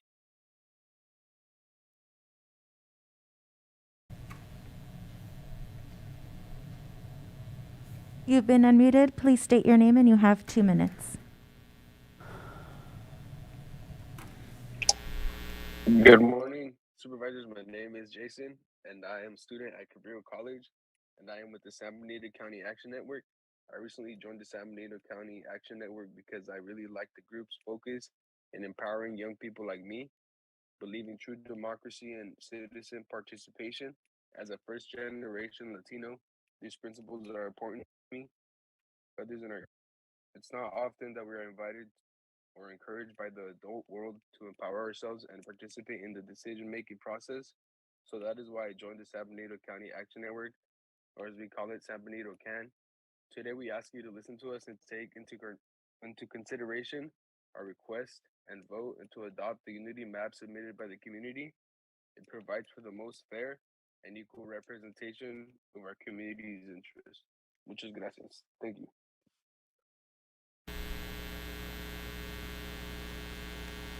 You've been unmuted. Please state your name and you have 2 minutes. Good morning again. It's Rob Bernowski, and I'm listening to these other comments, which I appreciate very much. I love hearing the participation, especially of students. But I'm looking at, I guess, this unity map for the first time, and the only thing I would ask the Board of Supervisors to take into consideration is it looks like a really like a continuity or I guess it'd be continuity nightmare. Again, I'm not looking at the same thing as you. I'm looking at it in a PDF form, but it just seems like you've got all these jagged lines going everywhere. And I can just imagine, somebody trying to reach out to their constituents. And it doesn't seem clear to me that, you could walk from one neighborhood to another without crossing through another district several times. So anyway, I wish somebody would address that. And anyway, I'll conclude there. Thank you. You've been unmuted. Please state your name and you have 2 minutes.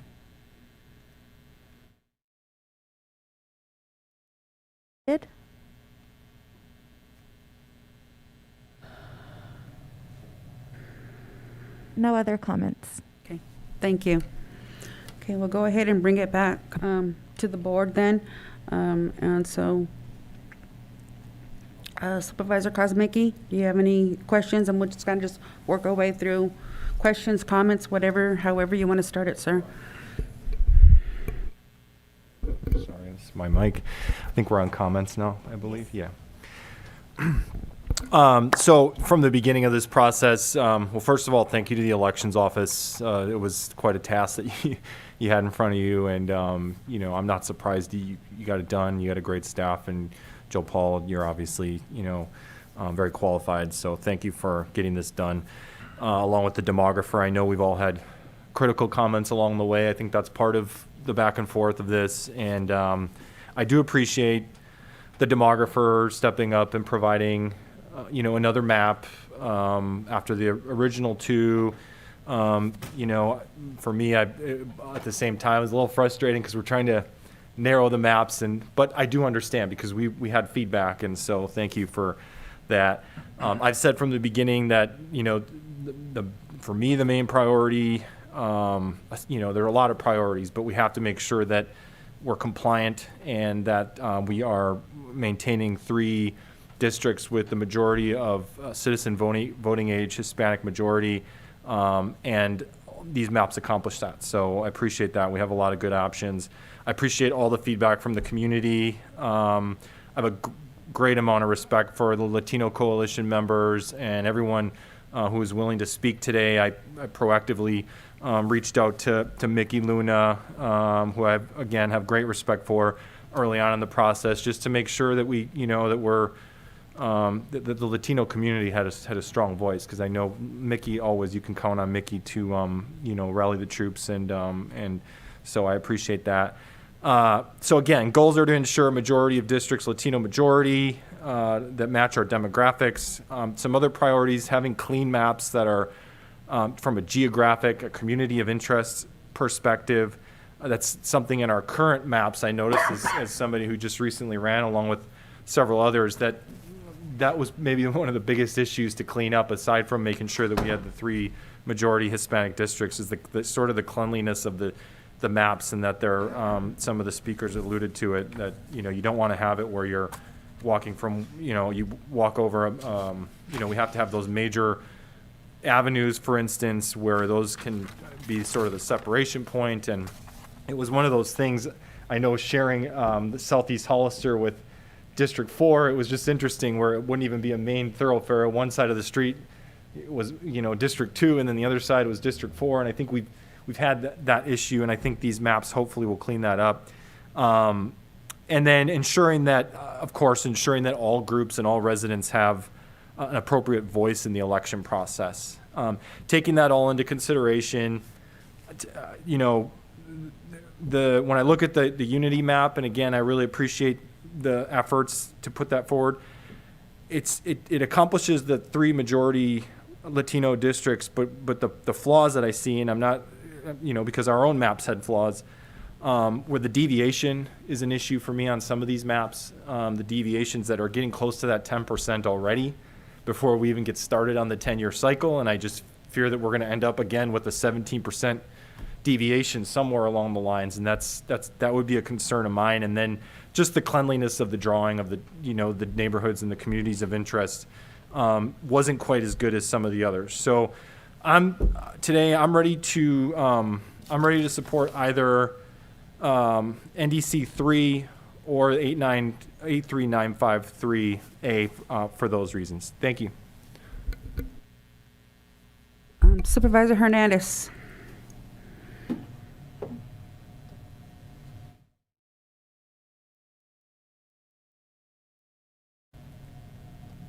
Peter, are you there? Okay. Okay, we're going to go ahead and go to Supervisor. Yeah, I'm sorry. Yes, I'm sorry. I'm here. I thought I was unmuted. I apologize. So anyways, what I was mentioning, thank you, Madam Chair, is the bottom line is we were at a, you know, because we're down to the wire, we're at a point, I knew it from November 23rd. I saw the sentiment with the direction of the board where it was going. I knew that the only contentious, or I would say not even contentious, but the only question was the San Juan Oaks project, right? And to be clear, it's not creating a new community of interest. That's under a whole lot of assumptions. But the reality is there was a direction given, and it was really just for the 2 maps, and then the 3rd map was going to be basically a slight deviation from the original rendition of D83953A or D83953, which what makes the D83953A. So bottom line is there was 3, and I made the final comment basically stating, board, I would appreciate it if we all basically focused on those 3 maps, that we got down to filtering down to making a decision instead of complicating anything after the fact, because I know there's so many variables to a map that it just creates a whole lot more opportunity for us to not be focused. And that was my fear. So bottom line is I'm ready to support myself, D83953A. And for I would say, to be clear, for many reasons, and the main elements of those reasonings are, I do want to respect what I had mentioned from, I want to say, the 2 meetings ago at least, trying to remember, but I mentioned that I really don't think it would be good for the public for there to be a drastic shift in the population. So, you know, the main element of us accepting, you know, basically doing this is because of the census, and because we, you know, we needed to update the districts to make sure that it's within the 10% deviation. And so the bottom line is, all that being said, is we should be focused on making sure that that we're not going to have a big shift in the population. So that's why I really think it's really important that we keep continuity, you know, and under the presentation, which I really appreciate the demographer mentioning, under the rules, that, you know, some of the traditional principles is basically to minimize voters being shifted and preserving the core of existing districts. I think this does that. And I think if we prioritize one focus over the other, you kind of create this element where it's not going to ever balance out. You're going to end up having an issue that you create by focusing on one element, right? The minority Latino population having a major focus would shift into maybe not respecting the communities of interest, like the rural area, or even the contiguous element, which I see some of these maps as they started getting closer, they became less contiguous. So bottom line is, those are my rationale. I do believe we need to respect the majority Latino population. I believe the 3 did it, and that's why I'm finalizing it to my 1, and I believe D83953A. does that. So those are my comments, Madam Chair. Thank you. Tiffany? Thank you, Madam Chair. First of all, as was stated earlier by the demographer and by Joe Paul, all three of these maps that we're looking at, as well as the Unity map that has been provided, they all meet the requirements in terms of population and in terms of the Federal Voting Rights Act. So they're all compliant in that.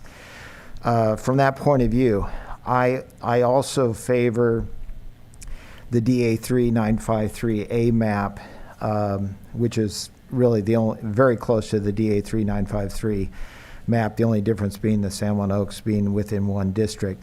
But the reasons why I favor that is that, and this was already mentioned, first criteria is population, and this has the best spread of population of any of the maps. The deviation is only 3.95%, a huge improvement over where we currently are, and better than the other maps we're looking at. As far as the Federal Voting Rights Act, and I do take that very seriously, not just from a legal standpoint, but as a longtime resident of San Benito County and Hollister, I've always respected certainly the Latino, the Hispanic community. I've known many of the people that spoke today for many, many years, and certainly respect their opinion.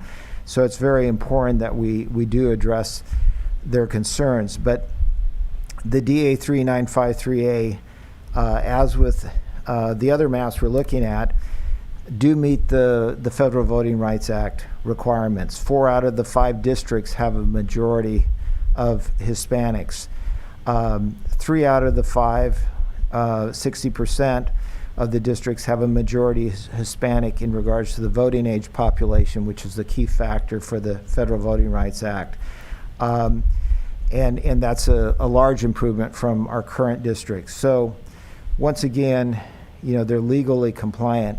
The other thing I want to, and I don't know how this factors in to the legalities, but I do want to make a comment that historically San Benito County has always been strongly supportive of Latino candidates, whether or not the district was heavily Latino or not, for that matter, or even a majority. I won't go through the whole list, but I mean, historically, all of us who've been around a while know that there's been many supervisors, including 2 of our body currently that are Latino, and some of the names that we all know well, and friends of ours, and we've worked with people like Margie Barrios, Jaime de la Cruz, Ron Rodriguez, as Mickey mentioned, Bob Cruz, Henry Solorio, her brother, and the list goes on and on. Certainly City Council has been very supportive. Joe Paul Gonzalez right here today, and Mike Sanchez, Mary Lou Sanchez Andrade, our current judge, Judge Omar Rodriguez, Robert Rivas, our assembly member, a state senator, Ana Caballero. My point is that as a community, we've always been very supportive of Latino candidates, and so I think that we need to look at that when we're looking at this. So all these maps, including the DA3953A, are compliant with the Federal Voting Rights Act. We have a very rich history of being supportive, and so I must also look at other factors other than that one area, and there are other constituencies and communities of interest to take into account. One of the ones that I've looked at, and it's been mentioned before, and I think there's no question that DA3953A is the best map in this area, is in terms of providing a spread of suburban and rural across all the districts. It's tough to have them all have rural components, But this is the map that does the best job. And given the fact that agriculture is such a very important part of our community, one might argue the dominant part of our community, and so it's really important in my mind that every district has some component of ag and some rural component, and this DA 3953A does that the best. So for all of those reasons, that is the map that I'm going to support. Thank you. Supervisor Dirks? Thank you, Madam Chair. Without sounding a little bit redundant, I agree with the statements from Supervisor Kosmicki, Supervisor Tiffany, Supervisor Hernandez. All of the things that they've talked about considering the maps are things I wholeheartedly agree with. I want to thank you, Joe Paul, for your office's time, your time, and the demographer for looking into all the different aspects to make sure that we are complying with the Voting Rights Act. It's really important to me. I was able to teach U.S. history last year, and a huge portion of that, of course, is talking about some of the social justice issues, and one of the biggest being the Voting Rights Act that Dr. King put forward. And so it's really important to me that we maintain that level of transparency and authenticity, and making sure that we are representing all of those issues. And it looks like all of the maps that were presented do that, so I appreciate that and the time and attention taken to that. I know that there have been a lot of public meetings that the elections office has conducted, so I also appreciate that as well, that people did have the opportunity and time to put that forward, regardless of where they were at. Also, too, it was really great to see the public engaging. There are a lot of maps that were put forward from a lot of different people in different areas, so that was really great as well.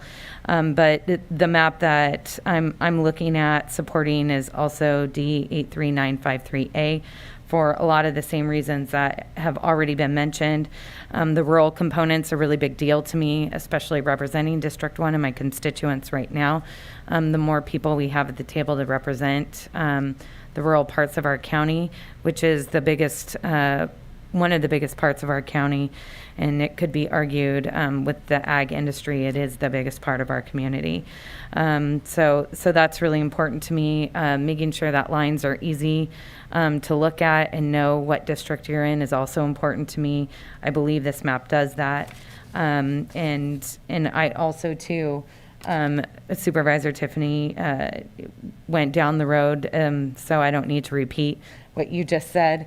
But I do appreciate that I live in a community and have for the last 20 years that has supported Latino candidates. A lot of the people mentioned, I respect and I look up to, and I hope that, depending on the map chosen, I will continue to have the opportunity to support all voices in the community.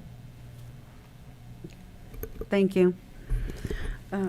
I just kind of want to step back a little bit and address some of the comments that were made. One speaker mentioned that that this process was done in the dark, and I have to totally disagree with that. We had many opportunity for the community to become involved. We were even out there at the fair. We as a county, the supervisors took turns and shifts, and we invited the public to come out and draw up a map. And as a matter of fact, the map that it sounds like at least 4 supervisors here are supporting today is a map that was one that was brought in from the community. It was submitted, and then of course there were some changes made to it to make sure that it was compliant.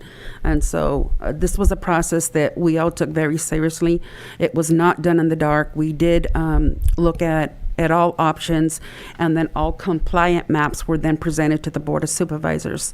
Since the November 23rd board meeting that we had, there was a little bit of discrepancy here from the supervisors in terms of what should or should not have been presented to the board or to the public.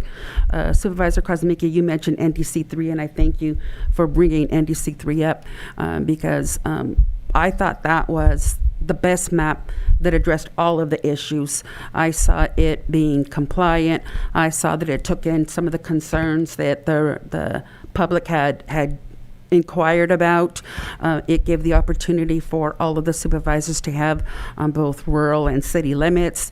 It was compliant. It protected the communities of interest, but it looks like that's not one that's going to be able to be pushed forward, because it sounds like maybe only 2 of us might be looking at that map. So I'm not married to any one of these maps per se. I want it to be a fair process, and as long as it is compliant and it approves the Federal Voting Rights Act outcome, then I could support it. So on that note, we've all expressed our interest. I can see already, just in terms of notes that I took from all the supervisors, it looks like there's a majority already map that looks like it wants to be put forward. So if somebody would like to make a motion. Madam Chair? Yes? Madam Chair, if we can, if I can ask you to close the public hearing and then move to adopt the ordinance 1039, because we have to Okay. go in that process. All right, so let's go ahead then and close the hearing at 11:02. Okay? And then at this point, we deliberate then to decide what map we're putting forward. No, the board should make a motion, or someone should make a motion to adopt ordinance 1039. Because what that does is, we have an existing ordinance, and that has to be formally removed, and this starts that process. Okay. So then, per staff recommendation, can I get a motion to adopt ordinance 1039? Madam Chair, I'll make that motion. Okay. Can I get a second? I'll second. Okay, so we have a first and a second. All in favor, say aye. Aye. Aye. Aye. So we have a 5-0 on adopting the 1039. Okay. And on the adoption of the resolution 2021-147, I would ask the board to include in that motion attachments A, B, and C. Attachment A is a census block equivalency file that describes every census block in each of the districts in that respective map. So if, I'm sorry to interrupt you. Go ahead, Joe Paul. And in addition, a copy of the map, which is attachment B, and then attachment C, which is not on the, is not on the agenda, is one that we're presenting here. These are the findings for adoption of map D83953A. And so we'd like you to refer to this as attachment C in the motion to adopt the final map. If it would be appropriate, would it be appropriate for the board just to take a poll about whether they want to proceed with 953A and then have Mr. Ellingwood from our office put those findings on the screen so everyone can see those findings, and then take the motion on the resolution? If the board so wishes, we can do that. So, Madam Clerk, you want to take a roll on the map number D83953A? Did I leave off a digit? No. You got it. D83953A. Okay. Yes. Hernandez? Yes. Tiffany? Yes. Dirks? Yes. Gonzalez? No. Then we should either, so now that we have that, we should either read the findings into the record or present them on the screen so everyone can see them. They're fairly straightforward. Okay. Maybe make them a little bit bigger. I don't know whether you can all see that.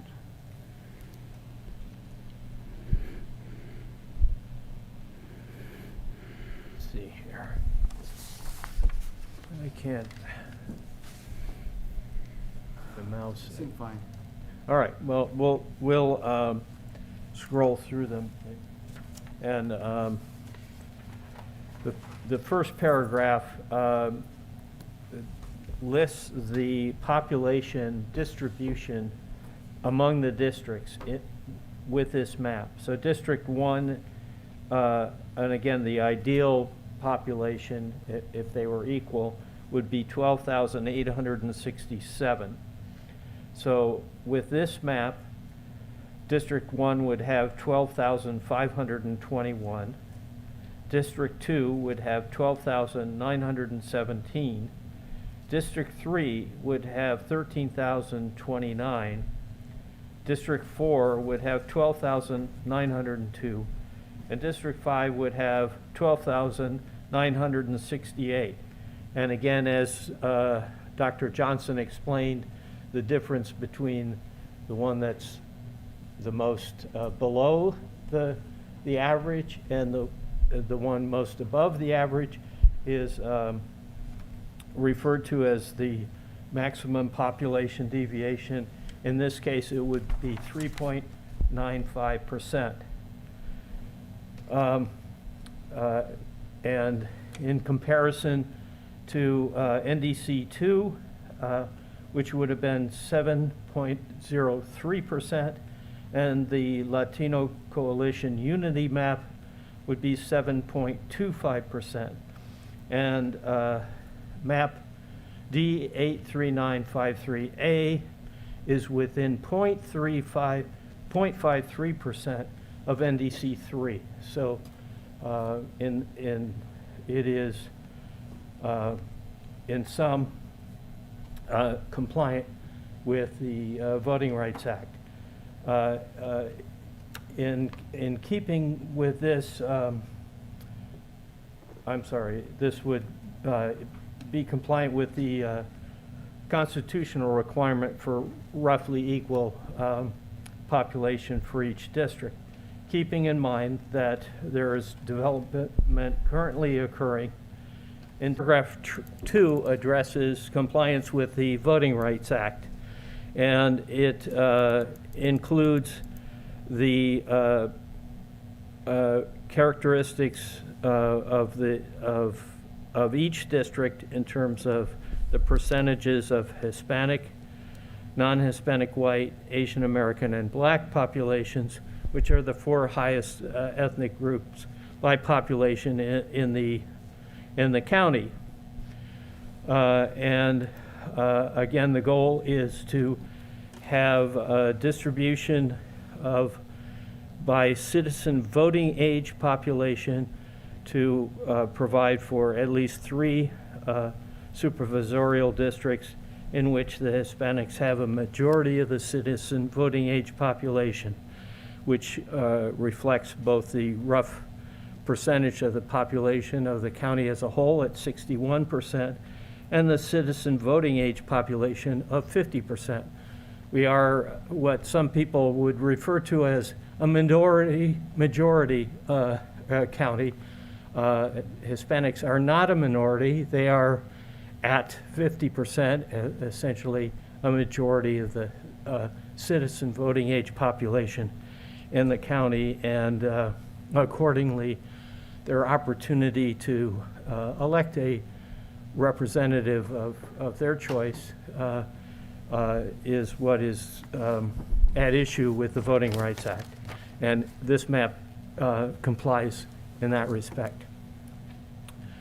Paragraph 3, again, just states that the supervisorial districts represented in the maps are geographically contiguous. That's clear from just viewing the map. All of the areas are connected to one another. The geographic integrity of local neighborhoods and communities of interest has been respected, and division is minimized in that each, to the extent possible, are included in a single supervisorial district in the context of higher priority criteria of equalizing the population and Voting Rights Act compliance. The only request that was received during the process regarding a community of interest or a neighborhood to be kept unified was the comment with regard to the San Juan Oaks district or development, and that was respected with the adjustments made to include all of that development area within District 4. The maps also include both urban and rural areas in all 5 supervisorial districts, so that each supervisor is cognizant of the importance of agriculture as central to the San Benito County economy and will be more likely to balance urban and rural considerations in addressing county government issues. The geographic integrity, the paragraph 5, geographic integrity of the cities and census designated places, which include Aromas, Ridgemark, Tres Pinos in the county, have been respected. Again, in consideration, so District 1 includes the eastern portions of the city of Hollister and the northeast section of the unincorporated county. District 2 includes the city of San Juan Bautista, the western portion of the city of Hollister, and the census-designated place of Aromas, as well as the northwestern section of the unincorporated county. District 3 encompasses the southern portion of the city of Hollister and some rural areas on south of the city. District 4 includes the southeastern portion of the city of Hollister, all of the census-designated places of Ridgemark and Tres Pinos, and the entire southern portion of the unincorporated county. District 5 includes the northern portion of the city of Hollister and the north-central portion of the unincorporated county.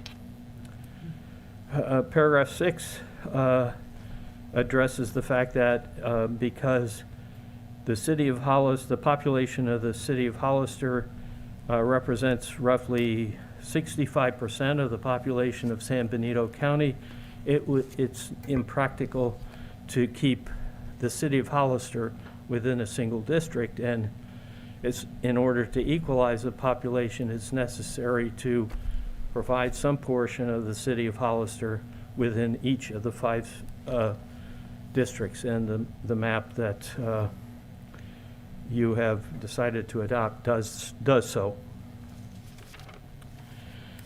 So the maps and the districts as designated by census blocks are bounded by streets, county roads, state highways, and the boundaries of the county as a whole, so that the boundaries are easily identifiable and understandable by residents. These maps will be incorporated in a district locator map located on the county website, so that the district of any address in the county can be searched and easily determined. And the findings include the link for that district, for that website. And lastly, number 8, actually there are 3 more paragraphs. Paragraph 8, to the extent that's possible in consideration of those factors, the map, the districts are compact, and that's one of the criteria. And lastly, in terms of the Statutory Fair Maps Act consideration, paragraph 9, the supervisorial district boundaries have not been adopted for the purpose of favoring or discriminating against a political party. And I would just simply point out that county supervisors are nonpartisan offices by law, the California Constitution, and the Elections Code. And where it does not conflict with higher priority criteria, supervisorial districts in this map are intended to provide continuity between the districts adopted in 2011, so that the least number of voters with established identification with specific districts are shifted to different numbered districts for future elections, so as to minimize voter confusion and encourage continued levels of voter engagement in county government. And those are the draft findings that we prepared for adoption of this particular map. They are incorporated by reference in Resolution 2021-147, which would be your next action item to formally approve the map.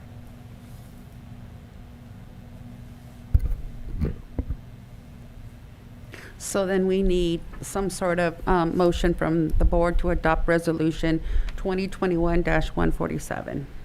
And that would include Exhibits A, B, and C. Yes.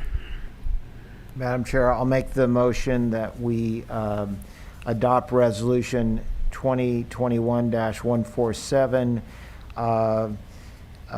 which is, in this case, map D83953A, and includes attachments A, B, and C. Okay. Can I get a second? Second. Okay, so I have a first and a second. All in favor? Say aye. Aye. Aye. Those opposed? Nay. Supervisor Hernandez? I'm sorry, could you do it by roll call just because of, we're doing it by teleconference and this issue? Can we do roll call, please? This is to adopt Resolution 2021-147, which would formally adopt map number D83953A. Kosmicki, Yes. Hernandez, Yes. Tiffany, Yes. Dirks, Yes. Gonzalez. No.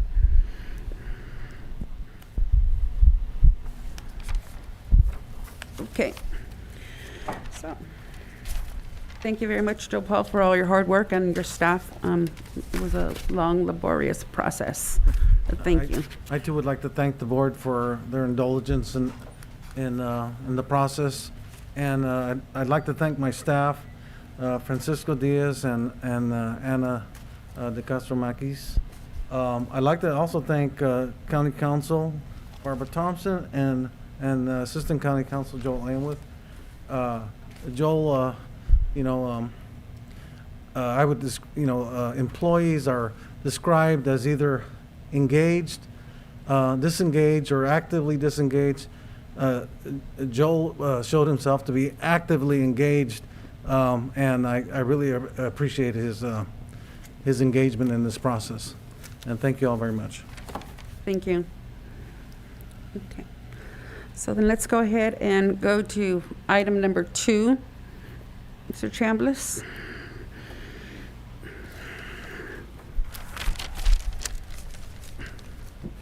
Good morning, Chair, Supervisors. Senior Planner Goodspeed is going to give a presentation on the home occupation and the changes that she incorporated in incorporating your last feedback. Hi, good morning. I'm pleased to be able to bring back some of the changes as requested by the board.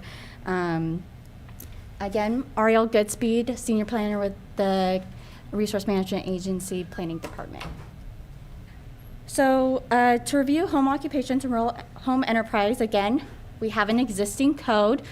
This update is really just an opportunity to simplify and fine-tune our existing ordinance. Again, we're not legalizing any nuisances. If they're not following the regulations, permits will be revoked. So the items that were requested to address further included limited retail under home occupation, code enforcement, and the cottage food operations. Staff additionally addressed the business license requirements in addition. So, what do we mean by adding limited retail into home occupations? So, sale of products to customers at the premises was under the prohibited home occupation, but sales to customers off premises by e-commerce, mail, or telephone order is allowed. Now, the reasoning why we did it in this fashion was that it's really important to keep the character of a residential neighborhood. So if we had allowed direct sales on the premise, suddenly you're getting out of the character of a residential neighborhood. And so it's allowing retail, but still keeping in line with what the intent of a home occupation is to be. So to additionally address code enforcement within the home occupation and rural home enterprise, we actually have extensive code enforcement code under Title I, General Provisions Code Enforcement. So what we did was we put in both sections of home occupation, rural home enterprise that these would be upheld if that they were not following procedures of our code. So to address the cottage food operations, it is being added under the home occupations as a permitted use, but that they would have additional requirements as regulated by state law and also the County Department of Public Health. So all cottage food operations are required to comply with our home occupation section and both state and public health requirements. So to address what some of those state requirements would be, they have to prepare foods that are on an approved food list. So these include, they can only do like baked goods that don't have custards or meat fillings. They can only do like candies, vanilla extract, honey, nuts. Those are examples of what's on the approved food list. It's very limited. They have to complete a food processor training course within 3 months of registering. They also have to implement sanitary operations, establish state and federal compliant labels, and then they have to operate within established gross annual sales limits, which I believe is a 50,000 limit.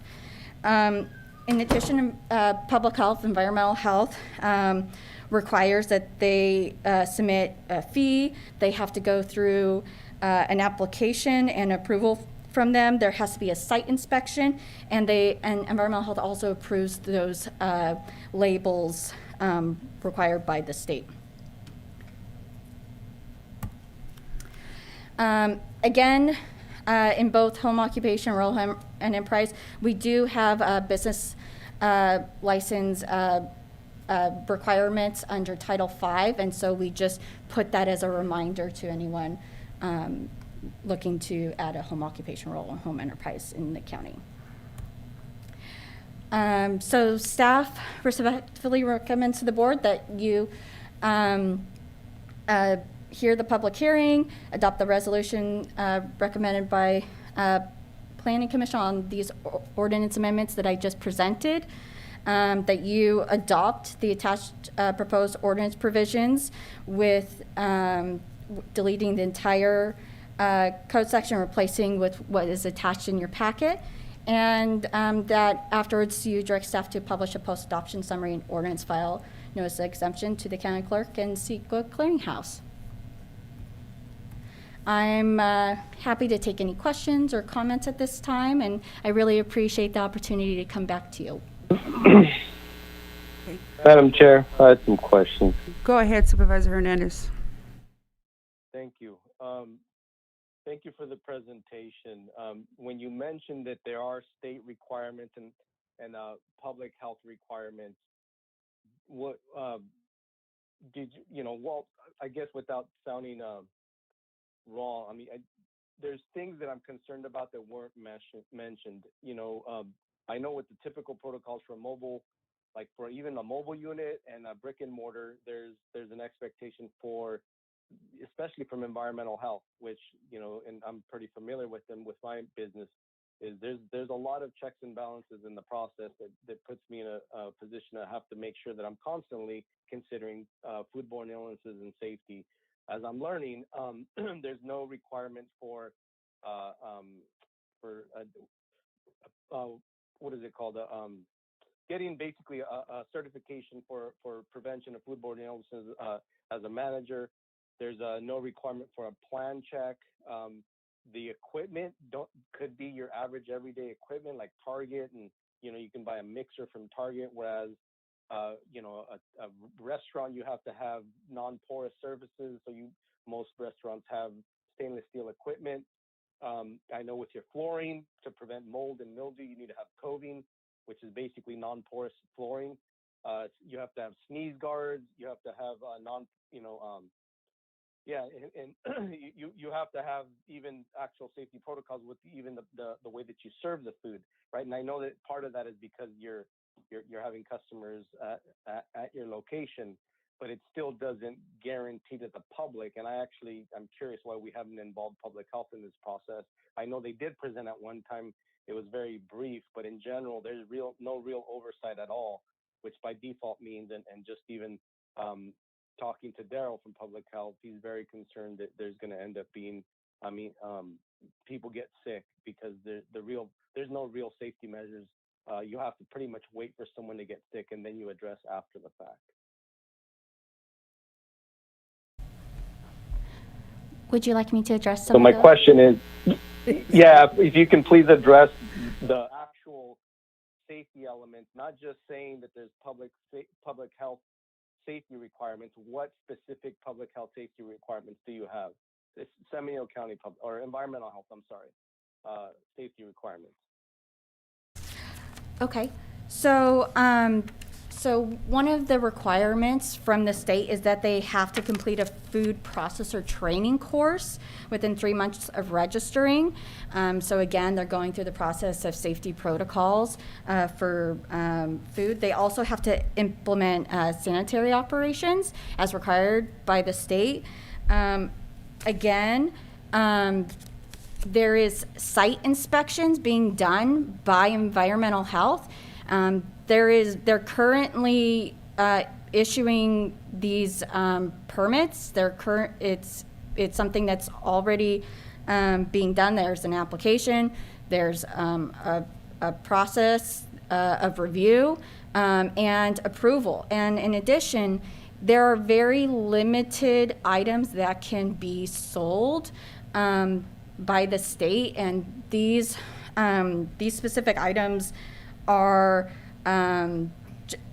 candy confections, vanilla extract, honey, nuts. They're non-perishable food items, and again, there's also specific labeling that has to be done and approved that states that it was prepared in a home. Again, food safety requirements are being addressed, and inspections are being done at the homes. I appreciate that answer. But basically what I'm hearing, and so from what I'm learning with the food processing certification, and basically what that does is it has to do with, which is, where people are picking up food, so you're not necessarily eating on site. But there's a distinction, and I haven't gone into too many of the details, but there's a distinction between food processing and food handling. I know that it's supposed to address sanitation practices. The hard part is there's no public display of how these practices are happening. You're saying that there's safety checks. I really don't know what that means, because talking to environmental health, they're telling me is we basically have to wait to get called to address an issue. We're not, there's an inspection, I believe, at one time up front, but there's not this, a plan check gives you specifics. It tells you, where is the 3-compartment sink with your sanitation process? Where is, your counter where you cut your meat and make sure that it's non-porous, and you're sanitizing before the fact. So there's all these elements of actual prevention, and you can't guarantee that inside of a home, because we're not going to go, we'll go into the home, it sounds like, on a one-time basis, but there's no process after that. And that's what, this is not coming from me, this is environmental health. So it sounds like that the questions and concerns have to do with environmental health's procedures and policies on this. I would have to maybe have them come present their specifics of their department, if that is the wish of the board. That isn't my department, per se. Yeah. I appreciate what you're saying. I'll keep my comments brief, Madam Chair. Basically, as I'm reading the Assembly Bill 2593, the main distinction is there's removal of these requirements for this certification, whereas these requirements that I mentioned are in the typical brick and mortar and the mobile license. So bottom line is it's not something that it's, lack of interpretation. There's no teeth from environmental health standpoint to address any issues besides after someone gets sick. And that's through talking about not just the bill, but ultimately talking to Daryl as far as what he would do, right? He explained that to me. So thank you, Madam. So did you want to address it, Mr. Chambliss? I was just going to point out that while we also agree with Supervisor Hernandez's concerns, in previous lives, I also did code enforcement and worked very closely with Daryl, and I'm well aware of Daryl's concerns about this. The state has reserved the action level on this item, and the state has passed these regulations. These regulations aren't coming from us. What we're trying to do is place another layer of regulation on these cottage home businesses where their activities are not affecting the neighbors. That's the sole purpose of our focus with the home occupation permit. Is the inspection frequency addressed in the ordinance that we're trying to put in place? No, our ordinance has nothing to do with food regulations at all. The state took that action, and that's environmental health's area to work in. All we are focused on is the exterior effects of the business, that it's not impacting the neighbors, impacting the neighborhood. Go ahead, Mr. President. So Mike, so I understand what you just said. So are these, what is described here, this cottage industry, is that already taking place, and basically we are just putting in place restrictions so that they don't interfere with the neighbors? Locally. But we're not approving this cottage. I mean, it's already happening. Correct. And there's already procedures that environmental health is taking to approve these items. But currently, through our current rules, they're all over the place, and we're trying to do is streamline them and focus so that any activities that are taking place in the home do not affect the neighbors in the neighborhood and affect others. So what we're doing today is not, putting a blessing of this food preparation. We're just having restrictions for. Actually, it's actually adding a layer of view for the exterior of the business, and another method of affecting change if it is. Okay. Thank you for the clarification. Did you have a question? Yes, Madam Chair. And I had a little email dialogue. It was a little late in the process, but I recall at the last meeting we specifically, and I know I had asked for at least to have it considered a provision that would allow limited, and I know some other communities do this, just in my cursory research, limited on-site sales. I think about the pandemic and how that's changed the world and how it's going to continue changing the world, and I think more and more people are going to be working from home and perhaps having businesses out of their homes.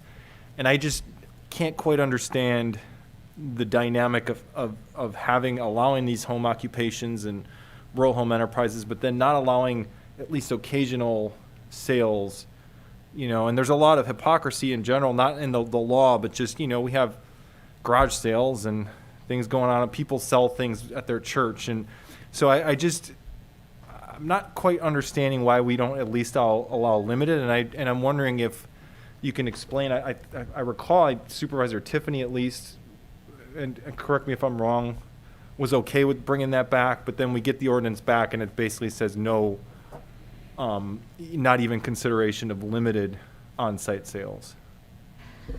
So the home occupation is a permitted use. It's not requiring an administrative permit through planning, but it does have basically checks and balances. You know that you can't be having certain aspects on the premise, and that it has to stay within the character and operations of a home. Now, the concern is trying to regulate the enforcement aspect of, okay, so if we have 10 on-site visits, I mean, if someone's suddenly doing 40, we're getting a complaint. I mean, in order to regulate, you're having to maybe park someone there all day to watch how many. It's hard to regulate. But aren't you going to have that issue either way? Let's just say somebody just ignores this. Let's say we approve it as is, and we're prohibiting on-site sales. I think we'd be cynics if I think we'd I think we'd be a little foolish if we think people aren't going to sell out of their homes, because they are. So I'm just, you're going to have that issue either way. I'm not trying to debate you here about that, but that's just my perspective. You're going to have people selling out of their homes either way. If we make it clear through the ordinance that we want it to be limited, to me that would maybe be a better middle ground than just prohibiting it altogether. So the board has the option to modify anything presented here today. So if we want to discuss adding 10 on-site customers per day, or as an example, limiting it by day or limiting it by hour, that's another option we could do, and we could discuss, and we could modify and adopt here today if you would like. That was my only question. I have some other comments maybe later as well, but yeah, that was my only question. Okay. Thank you, Madam Chair. Is there a way we can get a list of that food that is allowed? Yes, I can email it to you all.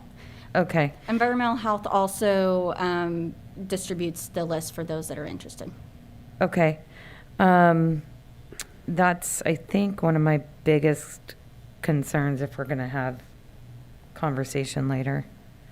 And that list is generated by the state. Okay, great. Thank you for that point of clarification. Okay, that's all I have right now. Okay, since this is a public hearing, let's go ahead and hear from the public. Any concerns, comments that they may have? If you'd like to make a comment in chambers, please provide a speaker card. On Zoom, please press *9 on your phone or the raise your hand icon on your screen. No comments. Okay.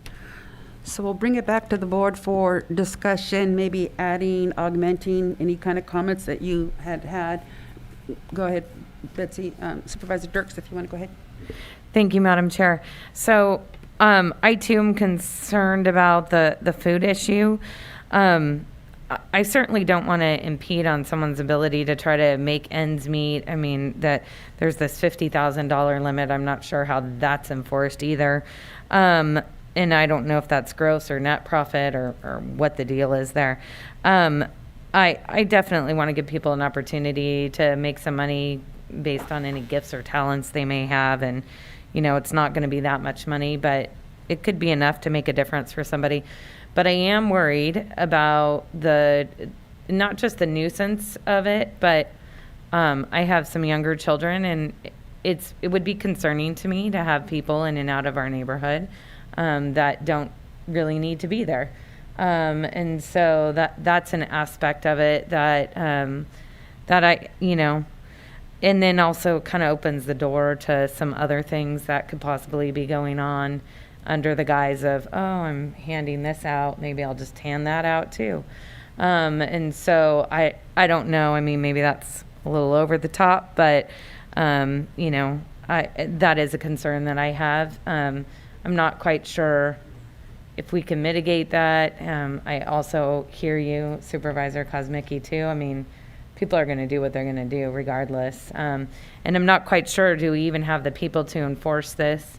How how much time and effort and energy is going to be taken up. How much is the business tax too? I should have asked that question, sorry.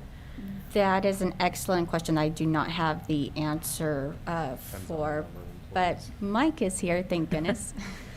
I Sorry, actually thank did you. a deep dive into business licenses just yesterday. Oh, okay. It's a varying rate depending on gross receipts, but it's around $250 annually. Okay, all right, and just didn't know how cost prohibitive or enticing that was for people to do it. I mean, anytime we give people an opportunity to make some money, but at the same time try to ensure public safety, I think is always a great thing. So I'm not sure. I mean, I know it costs money to get like a booth at the farmer's market or something. So I certainly don't want to make it difficult for people to sell something once they've made it and invested that time, effort, money, and energy into that. But I do think it's really important to keep our neighborhoods and not commercial entities. I'm not sure where the compromise is there, but that's kind of where I'm at. Supervisor Tiffany? Um, Hold on, Supervisor Hernandez. Supervisor Tiffany's going to speak. Yeah, I can see both sides of this, and I guess I agree with both supervisors, Kuzmicki and Dirks on this one, which kind of puts me, right in the middle. I think, I do think that and I would agree that it's going to be hard to regulate. I mean, frankly, I think regulation where it's going to come down, am I right in thinking that if it becomes a nuisance, there's going to be a complaint, and then there's going to be potential code enforcement, which is always difficult, but that's probably what's going to happen, is that's where but at any rate, I would be supportive of having, you take another look at having some very limited site visit to the home, but I agree with what Supervisor Dirk says. I think I know you're just throwing out a number. You said 10. To me, 10's high, actually. I think 10's too high. Something, a handful of people, 5 or something. I don't know what the right number is. I realize that, who's going to be there counting, but at least if you have something on the books, it's something we can deal with. But other than that, I think that, the changes that are being made look good, and I would be supportive moving forward with that, with that tweak. Thank you. So it sounds like each of the supervisors have given you a recommendation to, according to Supervisor Tiffany's word, to tweak it. But I just want to make sure that we are protecting the community. We don't create the nuisance, and I like the fact that we're adding another layer of protection. And so you have some staff recommendations for us to adopt, but I don't think we're in a position to adopt at this point. Is that the consensus of the board? Madam Chair, Yes. what I heard was, just to be fair, to take myself out of this, maybe Supervisor Dirks wasn't necessarily in favor of on-site. I wasn't overly. I know that this is a sort of a gray thing.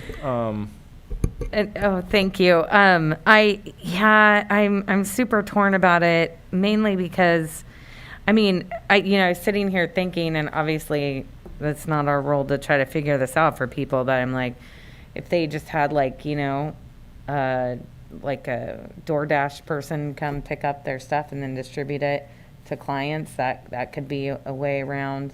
So you only have one person coming in a day. Or something like that, I would be more comfortable with, especially given that person is a professional kind of with a, gig job there. But in any case, I don't know what I don't know what that number looks like. How many is enough or not enough? And then at what point does a neighbor complain?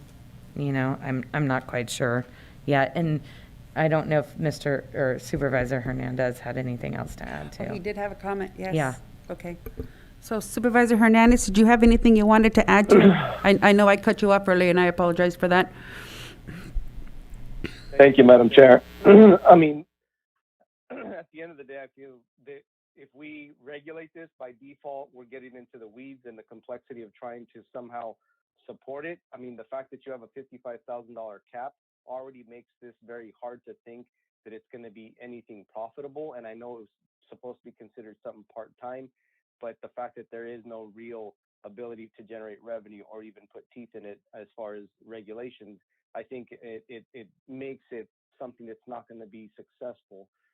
But even outside of that, the moment that we also regulate it, we're also endorsing it. So I'm curious where the liability lands with that, right? Because I know by default, even what RMA Director Chambliss mentioned, is we're going out there just to see, basically to address the issues of parking cars or whatever, right? So that has nothing to do with people getting sick, right? So there's going to be whose fault is it situation, and that's going to be a question I think that's going to be hard for us to address, because ultimately the state created this law.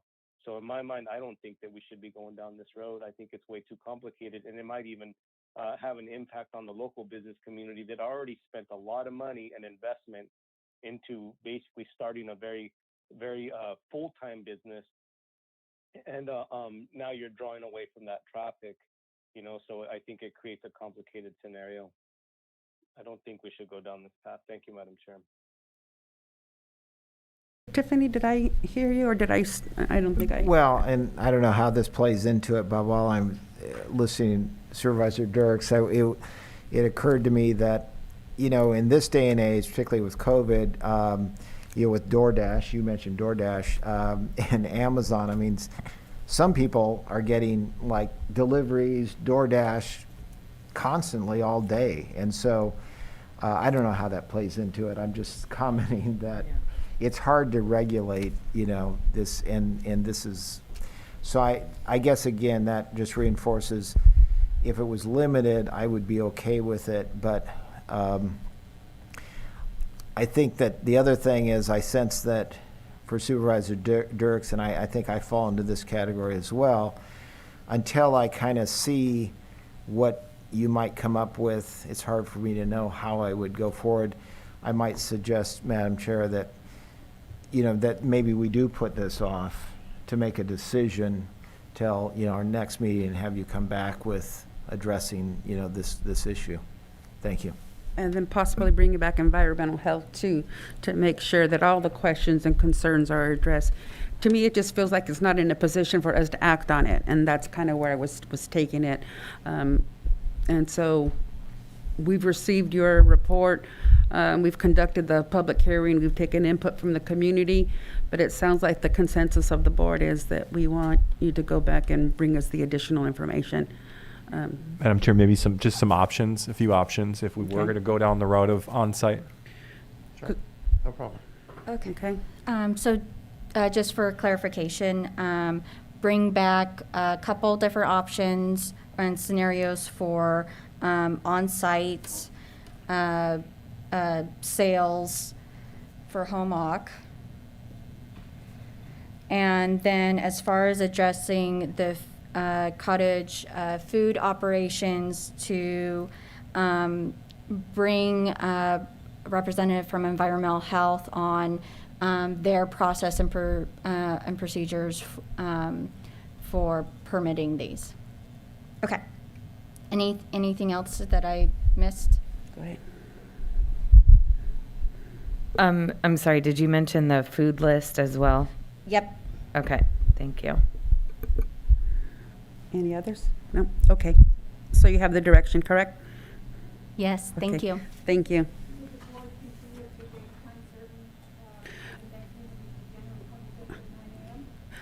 Yes. Well, is that sufficient time? I believe so, yes. Okay, so January 26th at 9 a.m. Okay.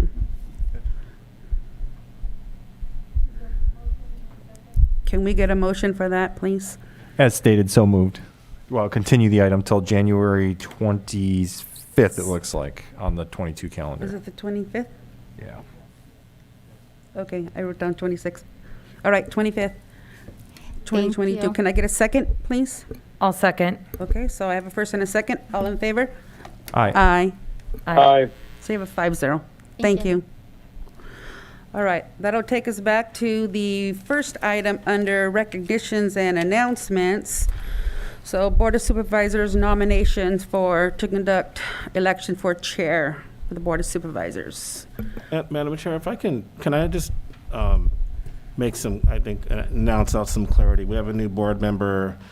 This is kind of a unique situation. We normally don't do this. We do it in January. So I kind of want to maybe just elaborate a little bit to the entire board. And first of all, just with regards to Supervisor Hernandez's comment concerning the title, it's totally understandable. We obviously can make that change to make it a little bit more clear in the future. In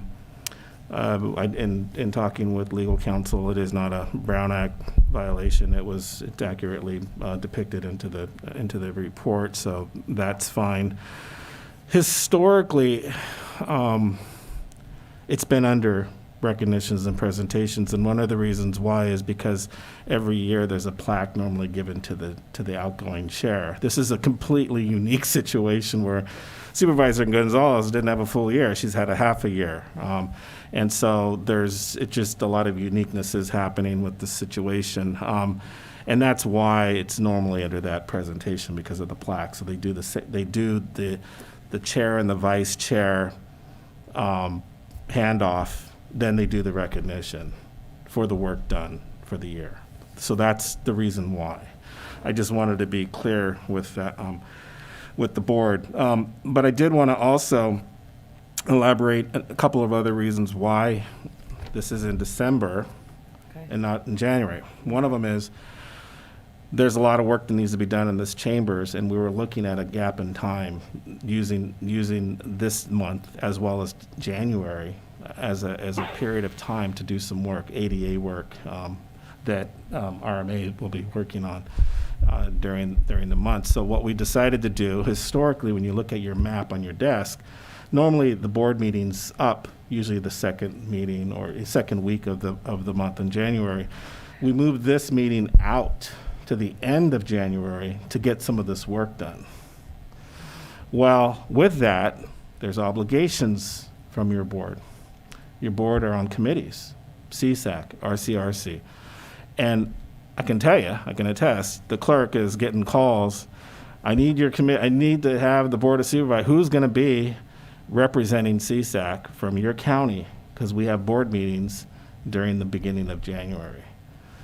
So that's just one reason. The other reason, which I think is really important, is the committee assignments themselves. The committee assignments are normally developed by the chair. Historically, it's been done in January. Well, guess what? There are a couple things. One is we don't know who the chair is going to be. Historically, it's going to be maybe a vice chair. That's how it's been historically. But again, we don't know 100% if that's going to be the case or not. So there's an assumption by the incoming chair and who's going to be working on what assignments. There's no dialogue because that's an assumption that the board member, we don't know who's going to be board chair at that time or vice chair. So there has been a lot of discussions to have this done in December so the incoming chair can spend some time developing who's going to be on the committee's assignment, who's going to be doing that. Now I can tell you, I think the committee assignments this year, I think Supervisor Kosmicki and Supervisor Tiffany had the lion's share. Yeah, and so that was an issue. And so, again, a lot of these things were on the fly. Okay, well then here, you know what, Colin, Supervisor Kosmicki and Supervisor, and before you know it, they fill up the full page of committees. So that was on the fly in January. That's an issue. So basically, this item, again, we don't know what's going to happen. Supervisor Gonzalez may be chair for the next year, for the rest of the year. I don't know. But we did want to bring this back, as we normally do. Your board will decide. But there's some reasons, in particular Supervisor Betsy Dirks, why this was done today in the manner it was done. So I just wanted to give some clarity and some context, and then your board can decide what you want to do. Well, item 7 takes care of the immediacy of those that have to be chaired and staffed before the next meeting. And so item 7 takes care of that. But yes, I agree with you. When we lost Supervisor Medina and his departure and the vacancy, it was a mad dash to try to fill the positions. And then when we went to go look at it, it was not fair that you did have the lion's share of the responsibility. But we did the best we could to try to, divide the labor. And whoever is chair, we're just going to hope that it's a fair distribution of the representation on the ad hocs and the committees. Madam Chair, I was just going to add one other item, and this isn't always the case, but this year, we know who the 5 supervisors are going to be in January. That's very important. So you really can't Very elect important. a chair if you don't know who's going to be. But this year we do. So Yes. that makes it easy to do, relatively easy to do this. Last year, we couldn't have done it. Anyway, thank you. Well, yeah, exactly. That's exactly right. Madam Chair, Yes. I'd like to reiterate my motion to elect Bob Tiffany as the chair for 2022, effective immediately. Thank you. Okay. Do we have a second? I'll second that. What?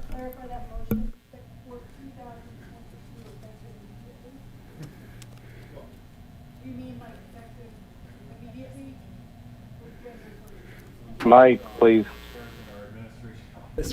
My That'll happen in January, early January.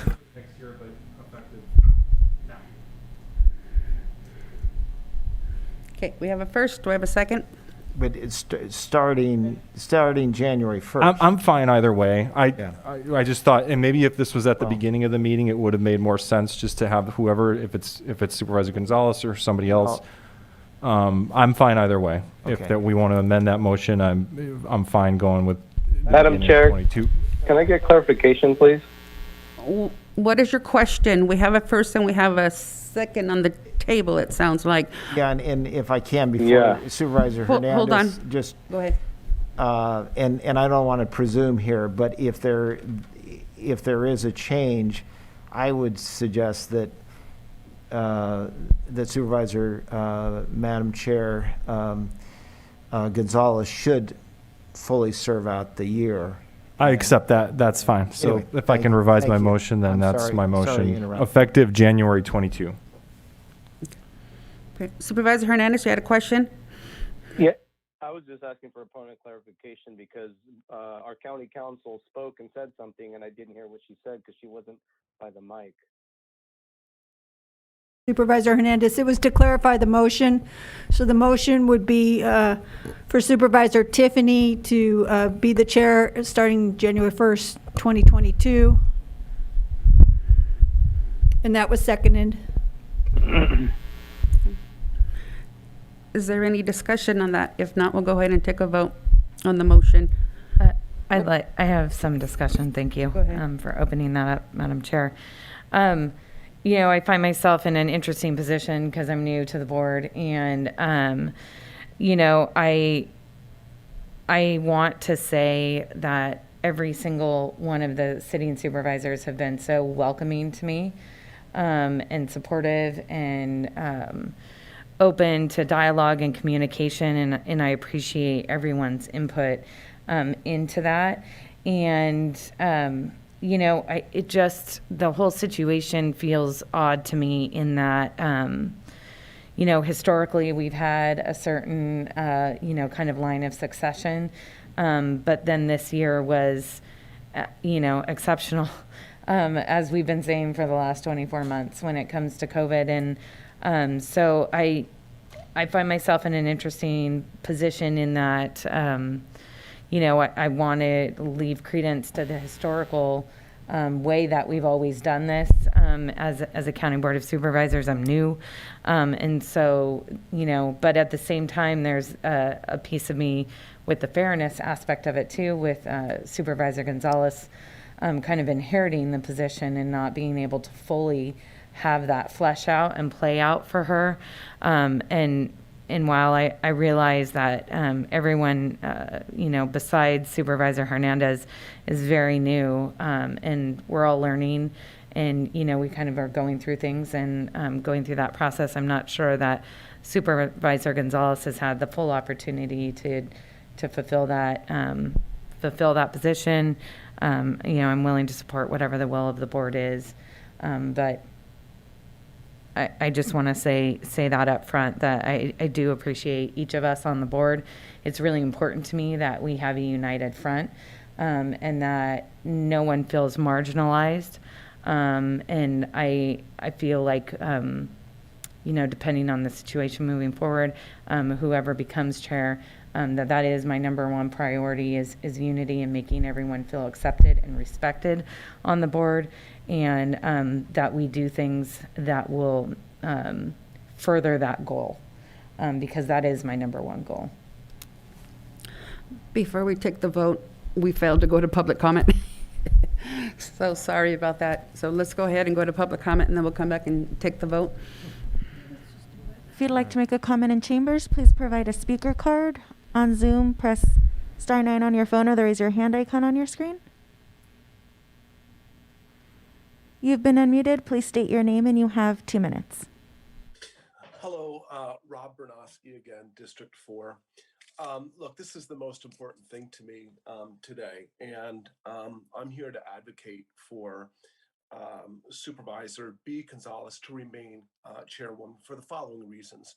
So the tension between the board is obvious. You have one very aggressive supervisor who tries to run roughshod over the chair of the meeting, and although rough at first, she has been successful in navigating that and remaining incredibly neutral as between the public and maybe herself and the fellow board members. Running the meeting, organizing, and then moderating the meeting is the number one role of the chair, and she has done an excellent job of that.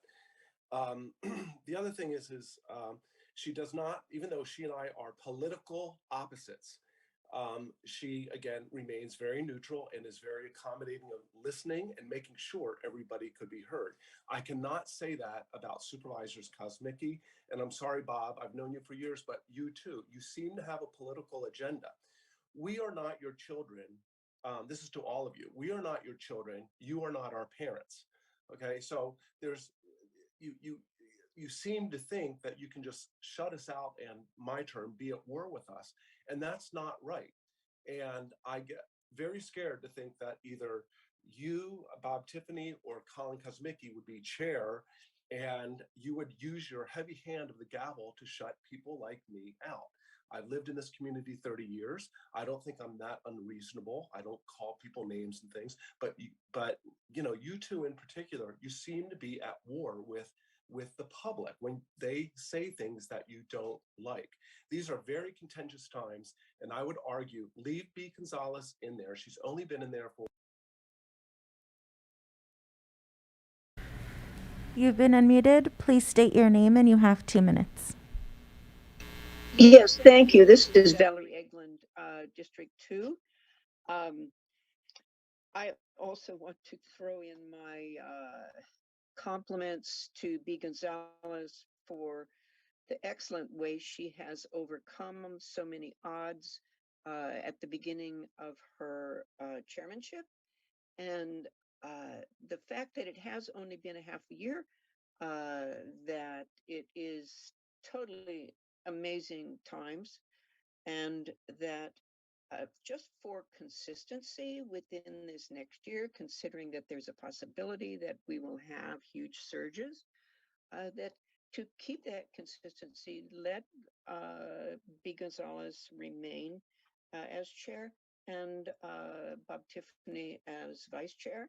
Just let's move forward with some solidarity in the county. I think it would be excellent to do. I don't know legally if that's an issue with the procedures normally. So it's not normal times.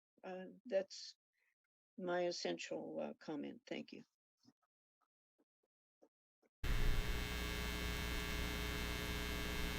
You've been unmuted. Please state your name and you have 2 minutes.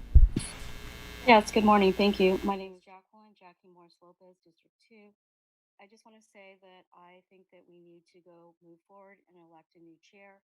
I am happy and ecstatic if it could be either Supervisor Tiffany or Supervisor Kuzmicki. I feel that going forward with the last two comments from the last two speakers, the first was, I think, very ironic. That they are assuming that a couple of supervisors are contentious and do not listen to the public. I wholeheartedly disagree. I feel that they are men of science and of data. They are listening to their constituents. They are listening to the science, where I cannot say that wholeheartedly about Supervisor Ramirez or Supervisor Hernandez. In fact, there's a cringeworthy comment or comments that Chair Ramirez did state passed in regards to a controversy regarding flying a flag in the community.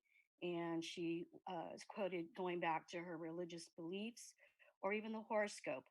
I find this really cringeworthy. I feel like we need leadership that relies on data, science, and fairness. I feel that Supervisor Hernandez, time again, has been very conflict driven. I don't feel that he listens to his constituents, or at least he listens to a very small group. I don't agree with that educator that spoke earlier. And as far as the new supervisor, Ms. Dirks, welcome to the board, but I feel that you are new. And I think that it's time for change, and sticking with what has been maybe is not what's right for the 21st century. I know that usually we hand off to the next person in line for chairmanship or mayorship, but I feel that we're 21st century. We need to really move out of the box. And I feel that either Supervisor Kosmicki or Tiffany are an excellent choice. Thank you.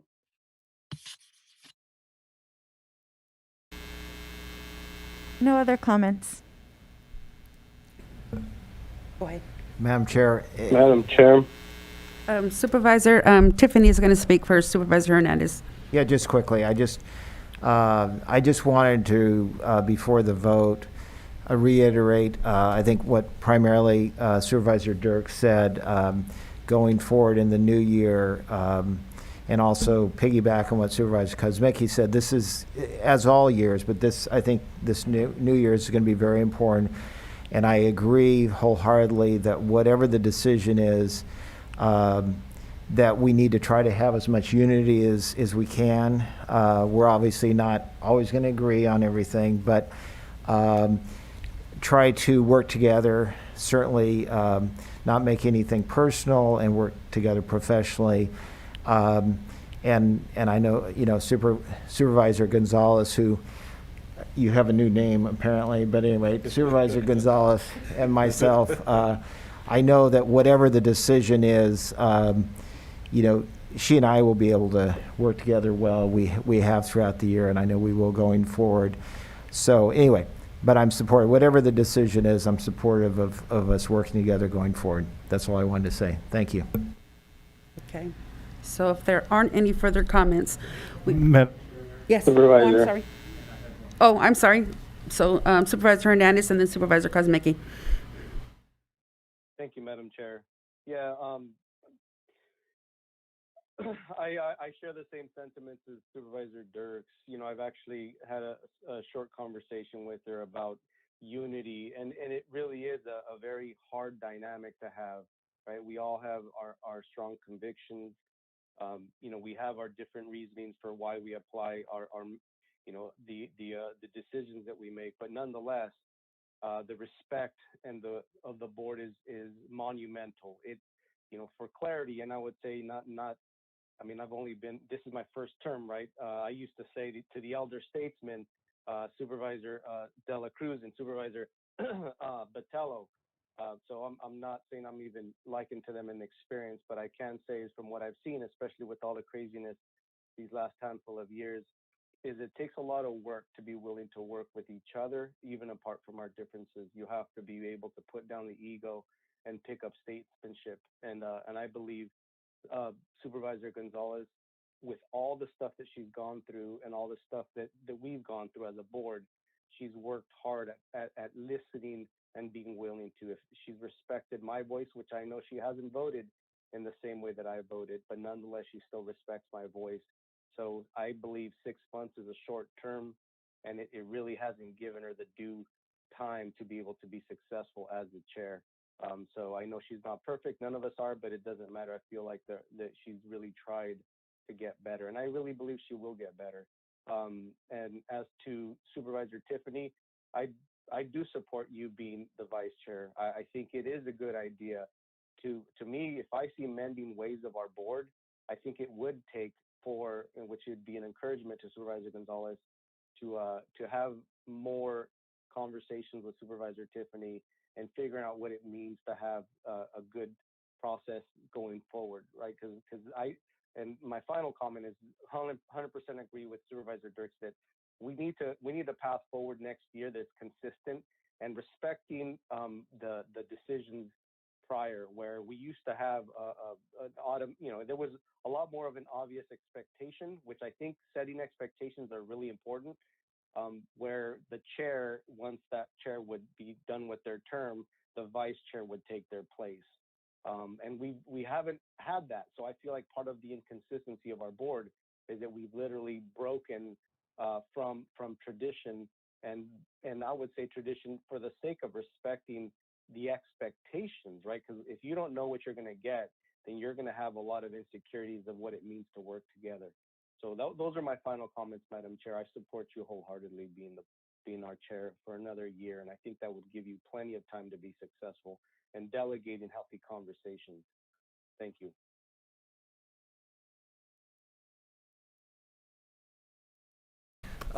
So I just have to point out, if we were sticking strictly to tradition here, in a rotating sort of system, Supervisor Hernandez is going into his 4th year as a supervisor, Supervisor Dirks. So if we're really talking about tradition, Supervisor Hernandez should be elected as either vice chair or chair. But why is he not being elected as chair or vice chair? In my opinion, it's because there's a lack of trust on this board for him to be chair during a pandemic, because there's a vast disagreement with the way that he approaches. Excuse me? Please, we're not interacting with the public, please. There's a vast, a significant lack of trust in him that he could step in as chair and handle that position appropriately. This is not personal for me. On a personal level, I like Supervisor Hernandez. I really do. I just do not believe that, especially in these times, going into year 3 of a pandemic, she's had 6 months to show that she's the right person for the job. And I don't think right now in these times that she's the right person for the job. And so who do I think is best equipped as a chair, when we're talking about leading meetings efficiently, understanding protocol? I think we've had several examples today where we have to go back and forth questions about protocol. These meetings have not been efficient for the last 6 months. We've gone until 6 o'clock and then continued meetings. That's never happened in the recent history of the board that I can recall, and I've been around these meetings for the last 20 years. This board is wildly inefficient, and to me, that's why this is not personal, but who's the best person to be the chair next year? I believe that's super. If it was personal, I'd say it's me. If I had an agenda, I would say I would be pushing behind the scenes to become the chair next year, and I didn't do that. I'm following the rules, and I don't know who's all talked on this board, but I'm not going to go down that route. But it seems to me that, Supervisor Tiffany has the demeanor. He has experience as a chair. He's been a chair in prior positions. And I do think there would be respect among all of us. And Supervisor Gonzalez, whatever perception there is about us and hostility, no matter how we decide on who should be chair, we need to figure that out. And an olive branch from me to you, I'm putting that out there. I know we've tried in the past. I don't like hostility. I'm not a hostile person. I would like to get along with Supervisor Hernandez. We have to get along.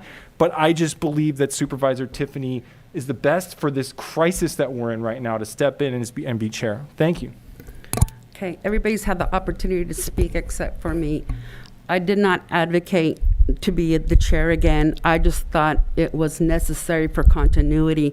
It was necessary for it took a couple of months for me to get into this position, and you keep saying it's not personal, but I disagree with you. It has been personal since the beginning. For some reason, you have an issue with me, and maybe my comment at the last meeting was inappropriate, but I truly feel as a woman of color that you have been singling me out for a reason. I do not know why, but it's regardless.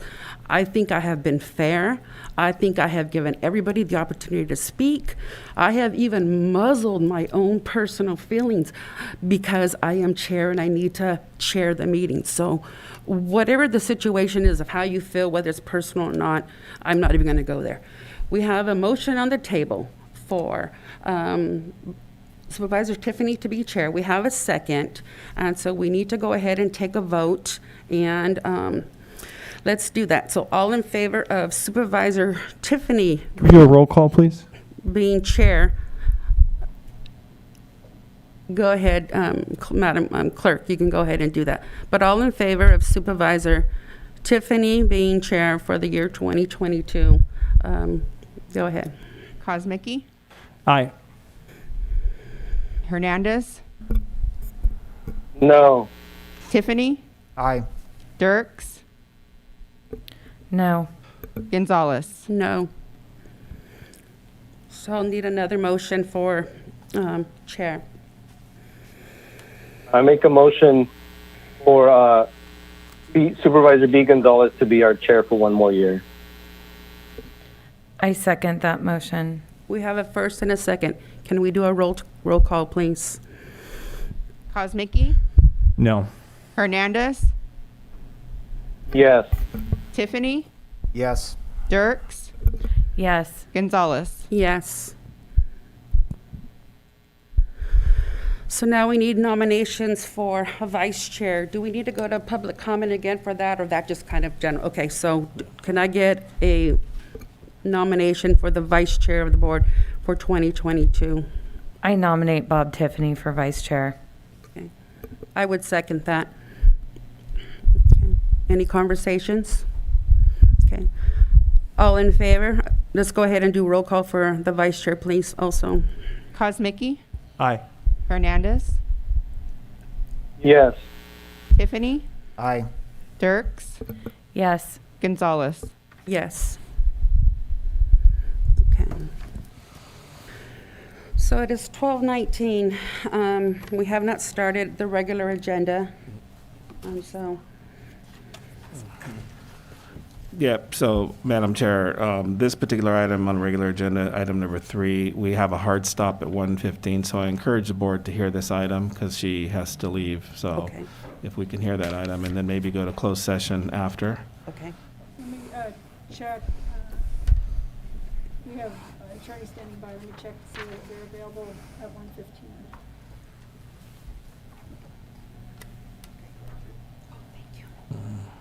Well, Yes. Go ahead and start. Go ahead and start that presentation. And I'll go.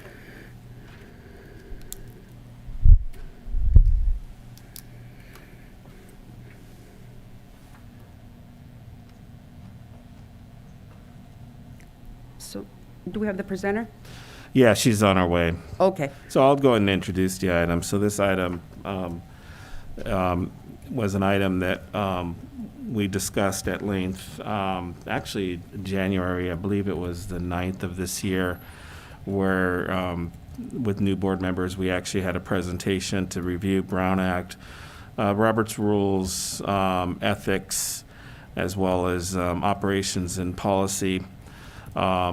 And during that time, it was, I believe that was a Saturday, if I recall, from 9 a.m. till about noon or 1 o'clock. With that, there's just a lot of how to handle the meetings, going through, through the process.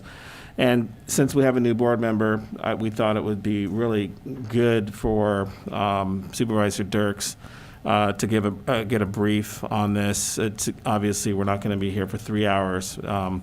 We'll have less than an hour to review this, as well as Supervisor Hernandez requested a discussion and some background information with regards to charter counties, as well as, really versus the general law or the nuances between both, but in particular, looking at charter counties. So So with that, we created the presentation for your board to hear today. And we have Judith Raup here. She's done this presentation before for us, and really appreciate her coming down in person to give this presentation. So thank you for your time. We know we're cognizant of the hard stop. So just so you know, we'll end it at 1:15. So hopefully we can get through and then have some time for questions and some dialogue. So with that, Judith, go ahead. Good afternoon, Board of Supervisors. Thank you for allowing me to address you today on your Brown Act Conflicts of Interest Board rules and the topic of charter versus general law cities. Thank you to the county administrator and the county council for their assistance in this and input in this presentation. Normally we would get going, and I've been before this board a couple of times in the past 3 years, and generally it's a workshop, give and take, lots of Q&A. And today, because of the time constraints, we thought we'd just give you, as you wind down your year and plan for next year, just a brief overview, things to just red flags and things to be conscious of in these topics. So today will be a quick overview, not an in-depth discussion. We'll address these 4 topics, and then hopefully as I go through the presentation, we should have a little bit of time for Q&A on these topics as we go through it. I'd like to add one thing as well. So, and if there's any questions and want greater, I guess, elaboration of topics, we can bring it to the board retreat next year, and then discuss it in depth and have a little bit more open dialogue. We are in the process of creating that agenda as well. So just an FYI to the board on that. All right, Judith. Okay, thank you.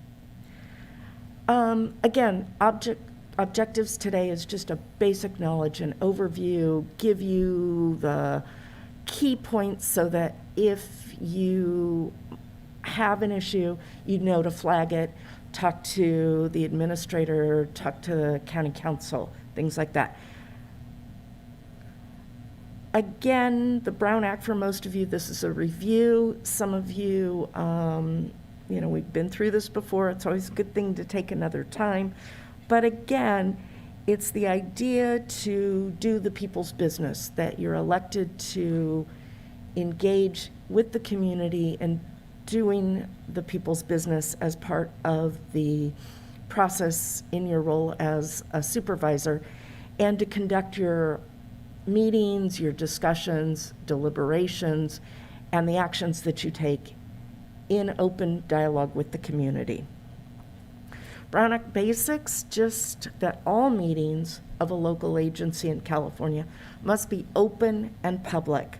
All persons shall be permitted to attend a meeting in some way, shape, or form, whether it's in person or virtually, but such that they're able to participate.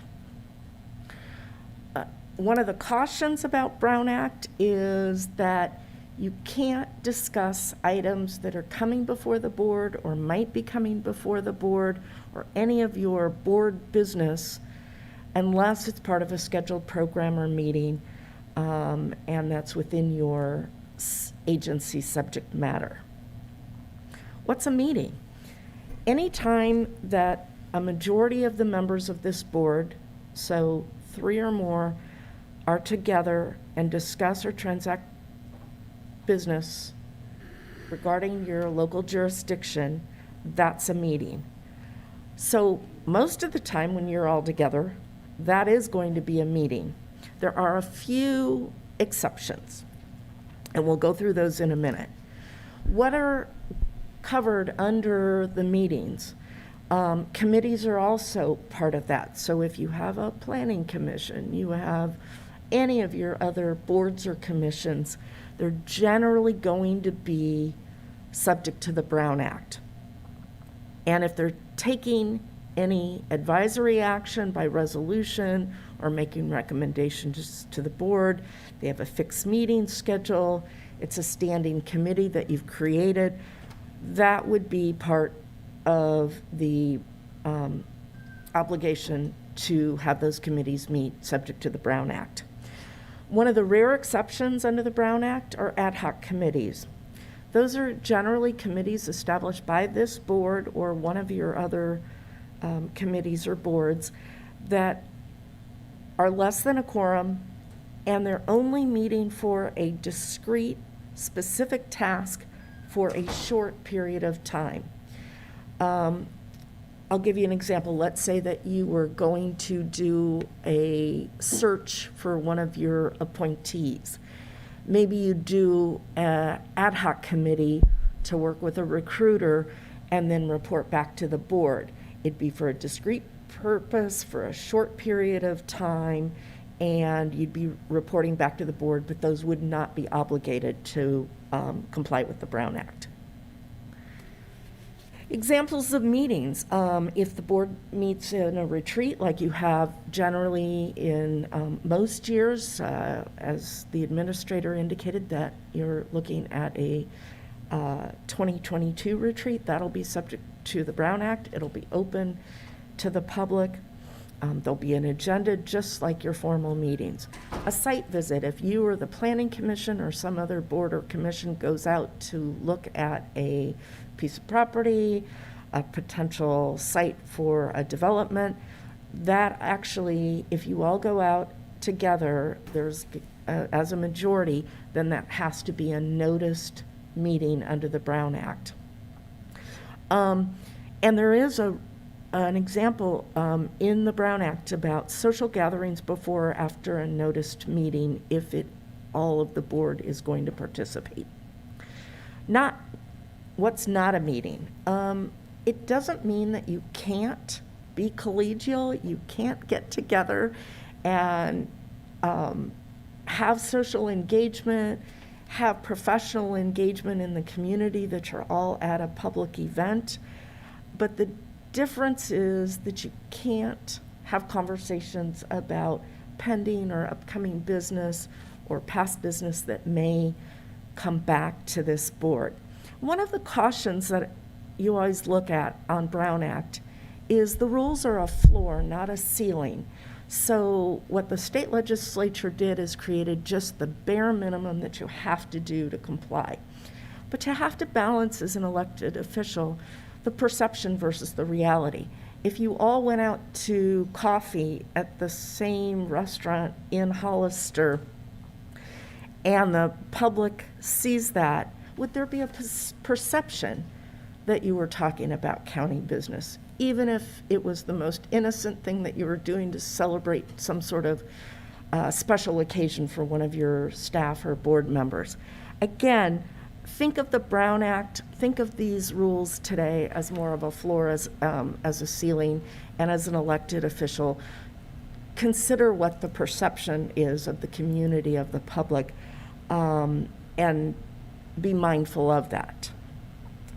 So one of the cautions that we always talk about in Brown Act is if you can't meet with more than a majority, what happens if you do get together and talk? Somebody has a question. Caution is serial meetings would be a violation of the Brown Act. So let's say that Supervisor Dirks talks to Supervisor Comiskey, and then the information is conveyed to Chair Gonzalez. You have a conversation, albeit individuals, but all communicating between three supervisors, and that is under the Brown Act a violation. Any kind of joint conversations where information is conveyed between more than a majority can be potentially a violation. So why do we care so much? Well, when we look at how we use technology today on texts and email, most people in their personal lives hit reply all. Well, if you do that and you're an elected official, you run the risk of violating the Brown Act. Anytime that you meet and there is a sharing of information regarding a business matter that is the subject matter of this board could be a potential Brown Act violation. So it's just a caution and just a heads up saying, watch, you've all been trained and cautioned about not replying all. I suspect when your senior staff emails you, you're all BCC'd and not copied so that you can't inadvertently forward that to other people and create an unintentional meeting. Just a caution. More digital age cautions. Again, be mindful of conversations online. We've all seen it in the news in other jurisdictions where elected officials inadvertently have formed a consensus outside of a regularly noticed meeting, and we just think that that's something to be mindful of. And while today we're not going over the Public Records Act, most of you understand that the business of the board is subject to public disclosure. So even if you are using your county email or a private email or a private device and you're conducting business related to the county, then those records may be subject to public disclosure. So you can't really, in today's electronic age, hide behind using your own personal email, personal cell phone, or other types of digital communication. Again, text, blogs, Twitter, Facebook, Instagram are all cautionary. We raised this issue when we were before you in January of this year, and the state legislature last year, effective January 1 of 21, is the use of social media. And again, you can use, as a supervisor, or some of your boards or commissions may be using social media, and you can use it to share information like there's going to be a community meeting, or please join us at a tree lighting, or something like that, or watch the board agendas for an upcoming item. What you can't do in the new rules is actually form a consensus outside of a meeting, and the state legislature has cautioned to say use of emojis, use of likes or loves or any kind of response to other board members may inadvertently appear that you're forming a consensus outside of a meeting. So again, you can use digital communication, social media, to answer questions from the public. You could provide information to the public about an upcoming item, an upcoming meeting, something like that. You could solicit information from the public, your constituents. You want to know how they feel about certain things. But again, be cautious of how you use social media. You'll hear more and more. So far, as we sit in December, I'm not aware, I haven't thoroughly researched this, but we're not aware of any brand new cases pending for violations of this type of Brown Act intrusion, but stay tuned. I'm fairly confident that we'll see something probably within the next 12 months of a good example of what not to do. Teleconferences, that's a huge issue. In the past, pre-COVID, Brown Act requires that every teleconference location is noticed in the agenda. Agendas had to be posted at each location. There was public access to each location. And that came into play pre-COVID, pre-2020, when you had a member of your board that would be traveling. Maybe you were at a conference, maybe you were out of town for business, and you still wanted to participate. And the Brown Act still has these rules and regulations generally about teleconferences. However, as most of you know, AB 361 was adopted by the legislature. It was effective in October. Prior to that, there had been emergency orders by the governor's office. But currently, what government code under the Brown Act now says is the current rules for teleconferences is local agencies can participate in meetings by teleconference like you're currently doing. There has to be a state of emergency declared by the governor in order to trigger these types of teleconference meetings.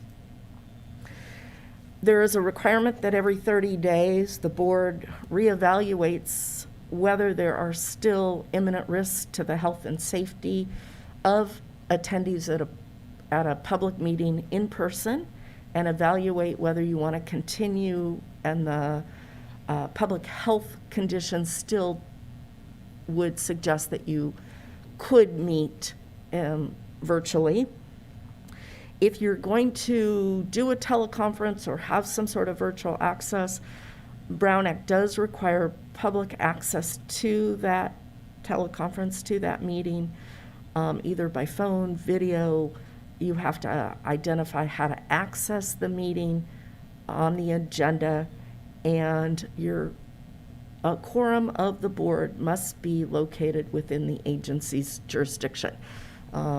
The reason why that is, you don't want, theoretically is you could all be in Hawaii, you could all be in Europe, you could all be somewhere else and teleconferencing in. The one thing that the legislature did require is that has to be an quorum within the boundaries of the agency. Not physically present necessarily, but just within your boundaries. Couple other things about AB 361 is that votes have to be taken by roll call so that that it's clear who was in favor or not in favor or abstaining or recusing or things like that. May I ask a question? Sure. Would that be every single vote then? And then going back to the quorum within the agency jurisdiction? 2 questions. How do we prove that if we're attending remotely, but yet we don't need to disclose our location per the old Brown Act? And then the voting, every single vote by roll call when we're doing teleconferencing? Because we've been doing that almost this entire year. Right. And only the more crucial votes have been roll call. So can you clarify? So early on, certainly under the governor's orders, the executive orders that allowed for remote meetings, virtual meetings, there was a practice that occurred early on when there wasn't a lot of guidance under the Brown Act rules from the state legislature, that a lot of votes were being taken in the reverse. It was, you'd call for the question and ask if somebody was going to vote no or abstain or recuse, and otherwise it was presumed that everybody else was in agreement. So it was a consensus kind of vote. And early on, you saw lots and lots of jurisdictions, and some continue to do that. Currently, when the AB 361 was adopted by the state legislature earlier this year, the practice that is consistent with the Brown Act is to take a roll call vote. And that's on action items for any local agency, board, or council. And that is correct. What we've been doing is we've been following like the practice of, like I've followed this on the polls of other counties. Sometimes a lot of counties, when they perceive that there's 5 votes on one way or another, they don't call the roll call unless there's an exception. So, but that is the best practice, is to do a roll call for every single vote. Thank you. And let's see if I can address the other. Does that answer your questions? I'm fine with that. Okay. I was just kind of concerned about the possibility of us attending remotely, and how are we going to prove that we're within the agency's jurisdiction? Oh, well, again, it's more of, you're right, if all 5 of you were attending remotely, I think it's more of a indication that at least 3 of you should be somewhere within the boundaries of your county. That could be as simple as just acknowledging that I'm, here attending and within the county boundaries. I don't think it has to be anything more than that. We'll just have to be mindful of that. Okay. Okay, so moving on. Keep in mind that one of the other important requirements of the Brown Act is accessibility. And especially in terms of meeting remotely, there has to be accessibility if you're going to conduct virtual meetings. That means that your agendas, your documents must be available to persons that need other formats, alternative formats. There can't be any entrance fees for attending a meeting. It has to be accessible, things like that, to the public in some way or shape. Luckily, you have wonderful staff at the County of San Benito, and most of the time the Board of Supervisors doesn't need to be concerned with all the dotting of I's and crossings of T's on your notice and agenda requirements, but I do think it's important to be mindful of that so that you understand what the staff's constraints are when they are preparing an agenda. So agendas have to contain a brief general description of every item that's going to be discussed, sufficient that a member of the public that picks up the agenda can understand what's going to be on that agenda. Time, location of the meetings. Regular meetings have to be noticed at least 72 hours before the meeting. And again, the agenda gives a description of how the public can participate, either in public comment or appearing in person when that's available. Special meetings, 24 hours notice to the public. Again, same requirements about brief general description of every item to be discussed. Emergency, which luckily is very rare, but in the case that you have a catastrophic event like an earthquake or something like that, there are rare emergency situations. Some of the more northern counties have had emergencies with wildfires or earthquakes, and again, that's 1 hour of notice to the media, no closed session items, and only items that are relevant to that emergency or that disruption. So when you have a noticed meeting, you've got the agenda, you're meeting all the requirements, are there any exceptions? There are a few exceptions. When you take public comment, as most of you have been trained before, under the Brown Act, you can't actually have a dialogue about an item that's not on the agenda. However, you can certainly acknowledge the public comment. If you need clarification of what the speaker is trying to convey, you can ask limited questions to make sure that you understand what it is that they're speaking about. And you could certainly ask staff to follow up or things like that. What you can't do is engage in a give and take with a public speaker and actually discuss the item, take comments from all the board members, and actually try and get to a resolution. That's unfortunately, if it's not on the agenda, that has to be added to a future agenda or referred to staff for follow-up or some other mechanism. And that's not required, it's just some boards do that will do a brief response or ask the speaker to follow up with staff or to submit, some follow-up information. You can do that, but that's about the limits of what you're allowed to do if an item's not properly noticed. Brief announcements or reports on board activities or staff's activities. And then again, brief referrals to staff, a request for a follow-up or something to come back for a future agenda are allowed. There are, again, limited exceptions for emergencies, and again, your staff will competently handle those things. Meaningful descriptions. It's not enough to say, going to discuss AB 361. Not enough to say, going to discuss, with a property address. It has to be more. Your agendas are thorough. You could pick it up, anybody can pick it up, read it. You identify what the scope of the discussion is. Again, you'll see, every once in a while, you'll see agendas from, other agencies that you kind of scratch your head and say, I wonder what they're really going to talk about. And so as long as it's clear, as long as it identifies whether it's a discussion or an action, you're fine.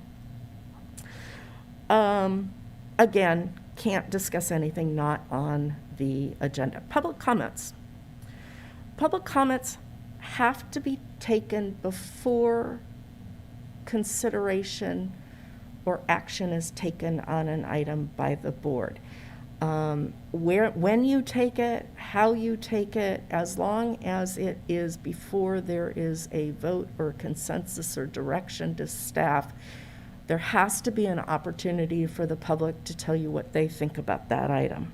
It can happen before or after your deliberations, but it typically, I understand that you do it, you take public comment before your deliberations so that you can consider it, and then you can take an action. And that's certainly a reasonable way of proceeding under the Brown Act. And there has to be public comment taken on every item. There has to be an opportunity for the board to hear what the public thinks about any item, whether it's a discussion or an action. Again, the public comments can only be on matters on the agenda during that period of time, but there also has to be a general public comment period, whether it happens in the early part of the meeting, a latter part of the meeting, but that's the opportunity for the public to address the board on any items not on the agenda, so long as it's within the scope of your jurisdiction. Addressing things about what the federal government is or isn't doing, or the state government is and isn't doing, if it's not within your purview that you can take action on, that's generally not an item that you have to allow public comment on. If it's, though, within the scope of your jurisdiction, then all of those parameters should be followed. And again, you can't respond or substantively discuss the comment from the speaker, but you can ask follow-up questions if needed for clarity. Speakers, equal time. The Brown Act says that you're supposed to allow equal time for speakers. And as we all know, some speakers need accommodations for translation, for their physical conditions or whatever. So long as what they're conveying, the time in which to speak, is equal or reasonable to all other participants, then that's sufficient. As uncomfortable as that is, as you all know, the public has the right to criticize or complain about the policies, about your actions, about the members of the board, about the committees, about the staff. And while you always ask the speaker to identify themselves, they do have a right under California Brown Act to speak anonymously. So generally, looking at your agendas, I understand that you generally allow up to 2 minutes on most items. And again, that's not codified in the Brown Act. All the Brown Act says is reasonable limit on public comment. So if you have a large item, you can either ask members of the public to speak for a discrete period of time, or what's reasonable in light of your agenda, or you can actually, the board can decide through the board chair that you only want to allow a particular amount of time for each item. 15 minutes, half an hour, 10 minutes, 2 hours, whatever. So you can either allow public comment by each individual speaker having the same amount of time, or a total number of minutes allowed for public speakers, and you take as many comments as possible. And you also consider any written comments that you've gotten up until that time as well. Again, the board chair can impose the reasonable time as long as it's fair and reasonable in light of the item that's before this board, that you feel like you've gotten a chance to hear from the public. Oops. Unruly speakers can be excluded if necessary to allow for a reasonable continuance of the board's business. A number of boards, if it's can't get control of the chambers, will take a break, come back. The last efforts are usually is to remove a speaker, but that's certainly possible under the Brown Act. Okay, closed sessions. There's only a certain limited number of items that you can address under closed session: personnel matters, pending or potential litigation, real estate negotiations, leases, sales, purchases of property, or labor negotiations. You have to announce in public that you're going to be meeting in closed session. You adjourn to closed session, and then you come out of closed session, and there is an announcement of whether there is or is not any reportable actions that were taken.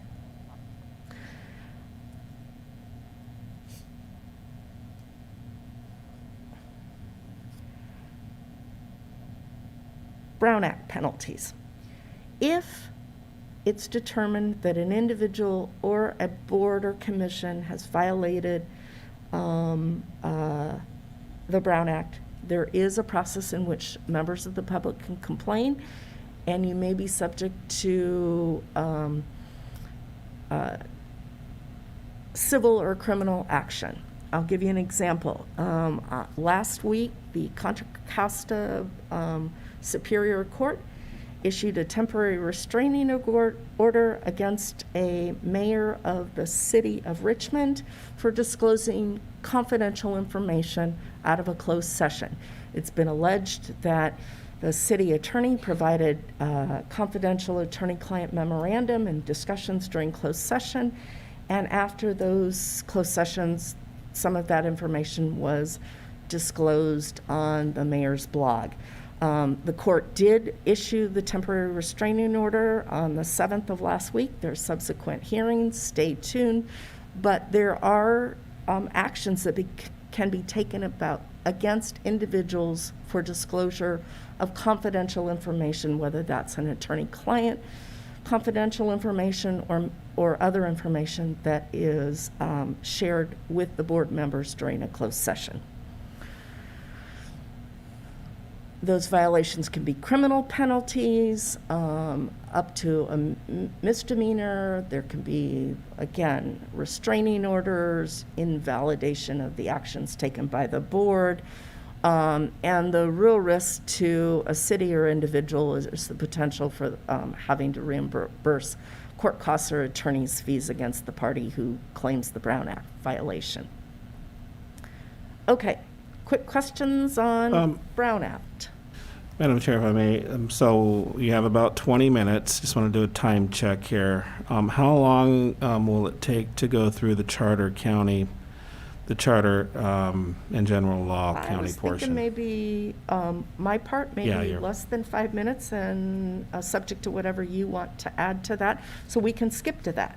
I'm thinking maybe Like to skip take to it out of that, and order. then we can go back if we have more time to cover other material. And then what we could do is we can meet one-on-one with each one of you if you like to cover the other material that's not covered. Thank you, Judith. Okay. You can. So 79, I believe, is the slide number. Right. Charter or general law.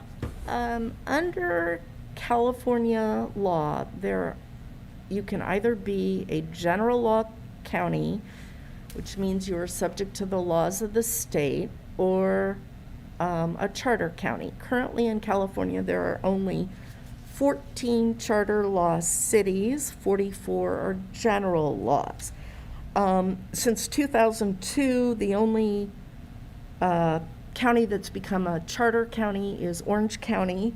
Before that, it was El Dorado in 1994, and Placer County became a charter county in 1980. And in fact, the most recent attempt by Mendocino County in 2016 was unsuccessful. General law counties have to adhere to the general laws approved by the state, the legislature, and the governor. General law counties follow statutes, and that's what you currently are in San Benito. A county that becomes a charter county is limited as to what they can provide for. County charters must include all of the following: an elected governing body of 5 or more members for the Board of Supervisors, an elected sheriff, elected district attorney, an elected assessor. It may opt in to elect or appoint other officers. You can, in a charter, you can discuss compensation terms and removals of the officials that are elected. You can set performance of functions that are required, and the powers and duties of the governing board and all other officers, and how to fill vacancies. So a lot of counties, when they look at it, look to charter cities. And in California, charter cities have greater authority to govern all municipal affairs and supersede all laws inconsistent with them under state law. And for the counties, there is no corresponding grant of authority or autonomy under county affairs like there is for a charter city. So again, it's much more limited to the items that are required under a charter. You can only authorize laws in your charter that don't supersede state laws, and again, it doesn't allow for a great additional use of regulatory powers or revenue flexibility. No additional authority over the local regulations, revenue raising, or intergovernment relations. It's a fairly cumbersome property that's outlined in the government code about how to become a charter city. A board of supervisors can propose it, or by initiative, the voters can move forward to form a charter commission under certain circumstance and try and move that forward. And that's what happened in Mendocino in 2015, before 2016. There's a whole process for a charter commission and how to do that. And ultimately, it's the voters of the county that determine whether or not the county becomes a charter or not. Even if the Board of Supervisors moves it forward or this charter commission, it's ultimately a vote during an election.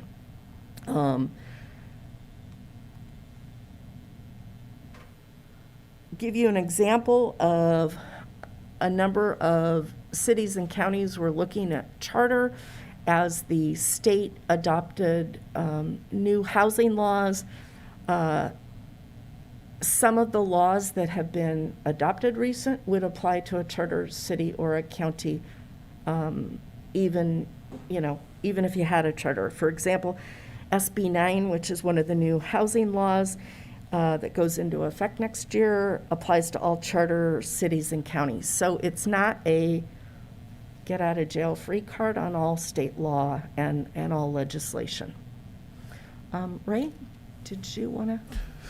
No, I just wanted to maybe open it up. I know that Supervisor Hernandez had some, obviously wanted to have this item on the agenda. Again, it's a light version that we're presenting here. And really, I think at the end of the day is if the board is interested in going down this route, I would suggest that we spend some more time and get some direction from your board. And maybe bring it back at a later date, maybe during the board retreat, and have more open discussion and dialogue with it, if the board so chooses to, contemplate this a little bit more in depth. So, with that, though, I think Supervisor Hernandez was. Go ahead. Did you want to say something? Yeah. Yeah, let me just interject, if I could, before we go to Supervisor Hernandez. When I uploaded a couple of the county charters into the agenda packet yesterday, so you could see what other counties have done. But when you review them, you see that most of the county charters are regarding the operations, the county operations. So some of the things that I'm just going to give you some examples of what they could do is they could address county retirement benefits, such as require voter approval of any retirement benefit increases. They can create civil service commissions and create personnel rules. They can, and this is just a very limited. They can contain some election changes regarding appointing to fill vacancies, I believe. They have policies regarding finance policies for the county. They can establish compensation levels for the officers and board members and put guidelines and tie them to other, similar to an ordinance, but they can tie them to like outside factors that would adjust automatically. They can have rules regarding appointment and rules regarding county officers, and those are just kind of some, as far as the county operations, there can be a number of different items that the addresses regarding county operations and county staff. And we can provide if the board's interested, we can come back with more details about like what the other jurisdictions have done regarding county charters. There's a wide range of them. Some of them, the majority of them for county our size are pretty relatively, compact, but, some of the larger counties have much larger county charters. Okay. So I know that this item was brought forward, at the behest of Supervisor Hernandez. So let's go to him first, and then we'll go to public comment. Did we have any questions here at the board level for clarification? Madam Chair, I did have questions. I also want to clarify. I think I was the one that initially, it was Peter. Yeah, I thought it was you and Hernandez Peter, and I yes. both brought it up. Okay.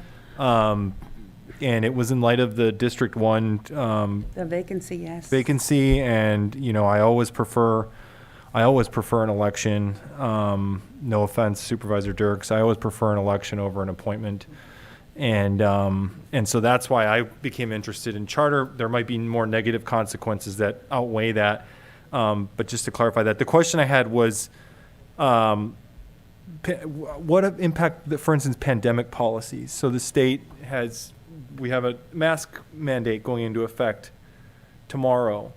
Would that, as a charter county, would you be exempt from necessarily, going down that, following that particular? I'm not thinking so, but I'll defer to you. I don't think so. In addition, you have to go to the vote to change the charter. It's a very cumbersome process, but I don't know that you'd overrule a county law, a health and safety law that was enacted. Let me defer to you and see what your thoughts are on that. Sure. Well, some counties have taken positions that they weren't going to enforce the state mandates. There's nothing that allows a charter city or charter county to override that state of emergency or state health and safety mandate. Give you an example, if it wasn't the pandemic and it was some major storm or it was an earthquake, it's not like the state came in and shut an area down because of health and safety following an earthquake. A local county couldn't adopt rules and regulations contrary to that. Okay. They might make a statement about what they're going to enforce, how they're going to work with the state, or where they don't agree with the state. But it's currently our understanding that wouldn't be something you could override. Okay, and then just secondly, would there be any potential, and maybe this is more of a political thing, but would there be potential to lose funding leverage to sort of create you know, a negative relationship with our state and our representatives, and you know, I'm wondering if there's any history of that. Certainly, there's been statements made in the public that, you know, if you don't get in line, there may be funding. I've yet to see that, but I'll defer to the county administrator. Is your question regarding Barbara? compliance or non-compliance with Well, COVID just- or charter Or in charter general? county, we were declaring state, you know, back off Yeah, when it I'm comes to not a lot sure of these that regulations I've- and things. So could there potentially be a negative repercussion in response? You know, our charter counties basically treated, do they have less influence, I guess, with the state and I that don't think reciprocal so. sort of? Have you ever heard- I've never heard that. I've never heard of charter counties being perceived negatively. Some of the, I mean, if you look at some of the big there's several big charter counties. But have you had any experience with that? Again, I think, you know, politicians make lots of statements about what they can and can't do. I don't think we've seen that happen in California. You've certainly seen that maybe at a national level. You know, states don't conform to a certain policy. There's threats of taking away funding. I don't believe that. Whether it's happened, though, is something outside of my area of expertise or experience. Because I suppose it could happen, but I don't understand under law where it's allowed to happen, or that there is that kind of a state relationship with charter cities and counties. Thank you. Supervisor Hernandez, did you have any questions? Yeah, I did. I mean, honestly, I think this is to be continued. Like, it needs to continue on. I don't know what to say, ma'am, besides your presentation, and I thank you for the presentation, but it was so vague. It really didn't give us any meat to think about. There's just, I mean, if I could summarize, all I heard is why we shouldn't do it. I didn't really hear any substance as to what are the benefits, right? I get there's probably negatives, but I'd like to hear both, and I didn't really hear any of that. So, and it looks like really my strongest reference for the implications is not just county council of establishing a chartered county, but it's also our California Constitution, and you know, maybe even its current statutes. So we're gonna have to do some homework. I firmly believe. I mean, let's put it this way.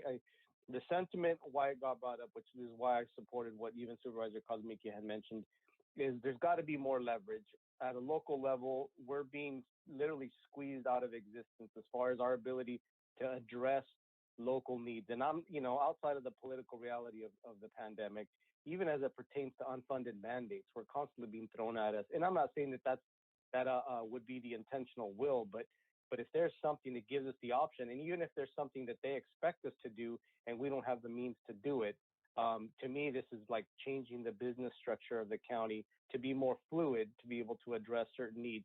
Now, how much that's going to happen, I'm not sure, which is why this, you know, to a certain extent, this was such a, it's like we got crumbs off the table as far as understanding with what this implies. So I'd like to get more out of it, and it sounds like I'm probably just going to have to do an independent deep dive myself. And I'd appreciate the board support, but I do believe that let's put it this way. If you look at the list of all the counties, they're pretty large counties. The largest chartered county is LA. So that begs the question, why would they not change to a general law if it's actually better, right? So it's just, there's certain things that are, and I'm not saying intentionally, but we didn't get fed that information. So that just creates more questions in my mind. Why are these large counties that have such high populations, why are they still opting to stay a chartered county? There's for certain reasons, I would imagine, and those reasons we didn't hear today. So those are my comments, Madam Chair. Thank you. Questions? We haven't gone to the public yet, but questions rather than comments?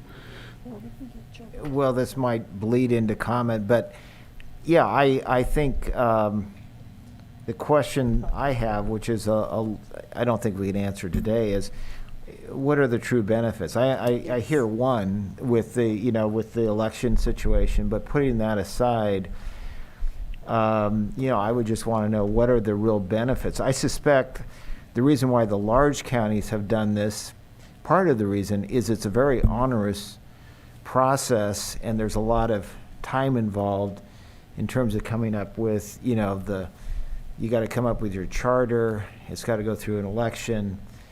So anyway, I suspect that's one reason why you don't see it, but there's got to be, as Supervisor Hernandez said, there must be some reasons. Although I don't think I don't know this, but I would assume that suddenly you become a charter county doesn't mean that you're not going to have the state impose unfunded mandates on you. If that's the case, I'm all in, but I doubt. Anyway, that's my question. Yeah, and that's probably not for a gonna later change that. time. we need to find out what are the benefits for going down this road, because otherwise we got plenty on our plate. We don't need to, do this unless there's some real benefits. Thank you. Thank you, Madam Chair. I fully agree with Supervisor Tiffany. I was wondering the same thing as I was looking. I'm like, well, what are the benefits? Why would someone do this? And or why would a county do this? So I too would want to know what those are. These are some pretty big counties. I looked them up, and so I am, I'm wondering what is the benefit? And then also too, being a smaller county, we're already short-staffed. I'm wondering how much time, effort, and energy it would take and cost to do this. And in my mind, that would need to be fully outweighed by the benefits we would, receive from doing this. Okay, so then let's go ahead and go to public comment on this item. If you'd like to make a comment in chambers, please provide a speaker card. On Zoom, press *9 on your phone or the raise your hand icon on your screen. You've been unmuted. Please state your name and you have 2 minutes. Hello, it's Rob Bernowski, and I promise I'm going to disconnect from this meeting as soon as I speak so that you don't have to hear from me anymore today. But I would like you to consider the Brown Act when constructing your agendas. I'm sorry, but putting this very important item of where you were taking 2 votes on who the next board chair and vice chair are going to be, and listing that under presentations and recognitions just doesn't make sense to me at all, especially with the construct of your agenda. If you look at it, public hearings are by definition public hearings, that's good. But when you go down to the regular agenda items, it very clearly says what the order of things is: staff report, public opportunity to address the board, and then consideration of the board. You don't have that anywhere near presentations and recognitions. In similar vein, 2 weeks ago, you had a very significant item on the agenda having to do with the landfill transfer station and putting in a renewable natural gas facility potentially. That was your description in the agenda was nothing that would have given somebody of me of average intelligence, average education, a clue as to what was being discussed. So anyway, I'm just asking you to be sensitive to it. I don't agree that the Board of Supervisor chair vote, the way it was presented, agrees with the Brown Act. I'm okay with that today, but I'm just asking you, even if you're following the letter of the law, let's follow the spirit of the Brown Act and make sure that the public knows exactly what it is that you're doing and when we're able to speak on items. So thank you very much. Good day. No other comments. Okay. Thank you. So let's go ahead and bring it back to the board. We have heard the presentation. It sounds like there's a desire for more information from Supervisor Hernandez, DC, and then to weigh the benefits, the positive and the negative of possibly going to a charter county. So I thank you for your presentation for both the Brown Act and the charter county information. I think so. Thank you. Yeah, so thank you. I really appreciate your time. And what we'll do is we'll bring that item back during the board retreat, and we'll spend a lot of time on that. I think it's important to go through it and really decipher it. Again, today it was just, we have so many items on the agenda. There's just so much to discuss, but as promised, we did mention that we would do this today. So at least have it give you guys the opportunity, give the board opportunity to give us some direction on that. So we've heard that. Okay. And did, County Council, did you want to add anything further?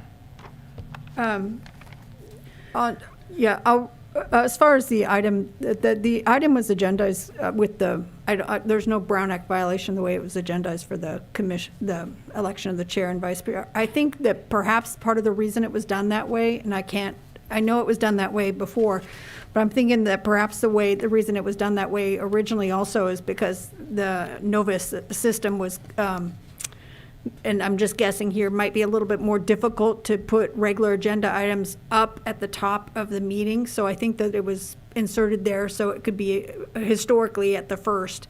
And that was how you could get it at the beginning of the meeting, was to put it under presentations. I think perhaps that's the reason it was there like that.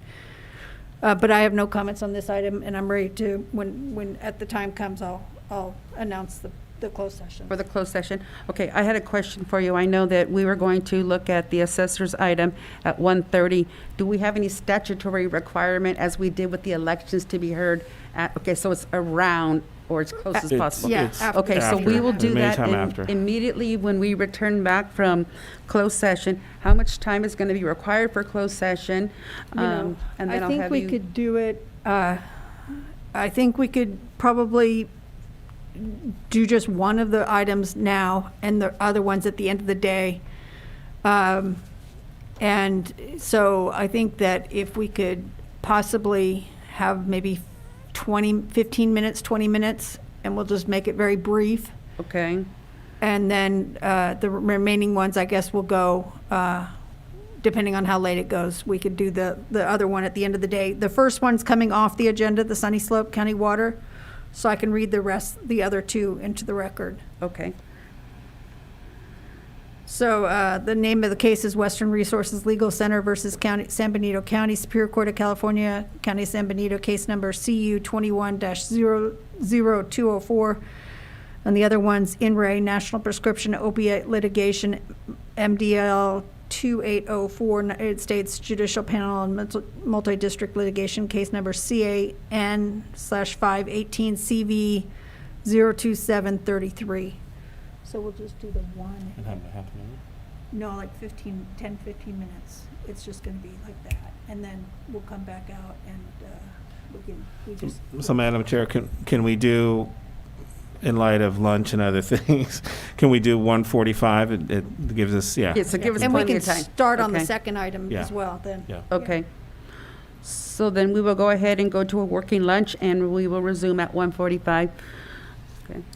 And- Thank you, Mr. Slavich. I saw you walk in, and I wanted to make sure you had a time frame. Yeah. Yeah, Madam Chair, that'll be the assessor's item, the public hearing Yes. item, Okay. for clarity. Thanks. All right, let's go ahead and adjourn for lunch then. Working lunch.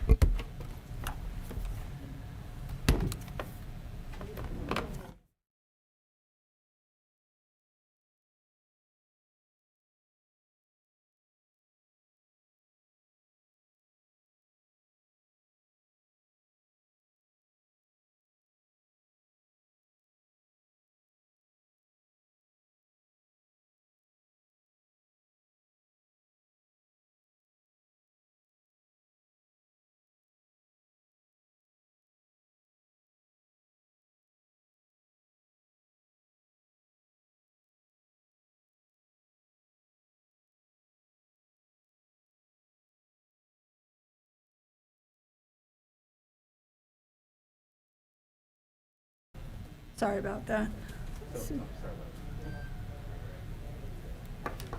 If you'd like to make a comment for closed session, please provide a speaker card or raise your hand icon on your screen for Zoom or *9 on your phone.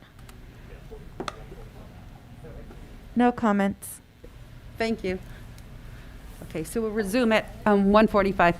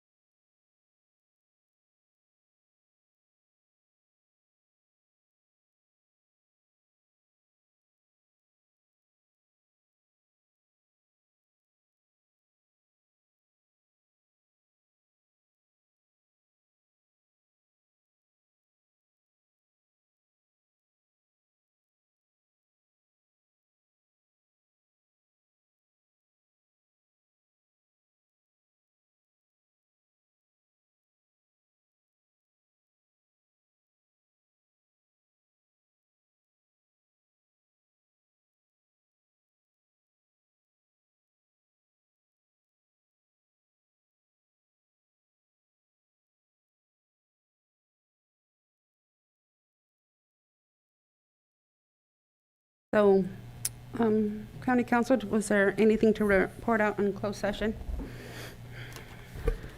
Yes, on the national opioid litigation, the board voted 5-0 to participate in the Janssen settlement and the distributor settlement, and authorize county council to sign the participation agreements. Okay. So we're going to go ahead and continue on with item number 44, the third public hearing on the agenda. So that would be the assessor's office.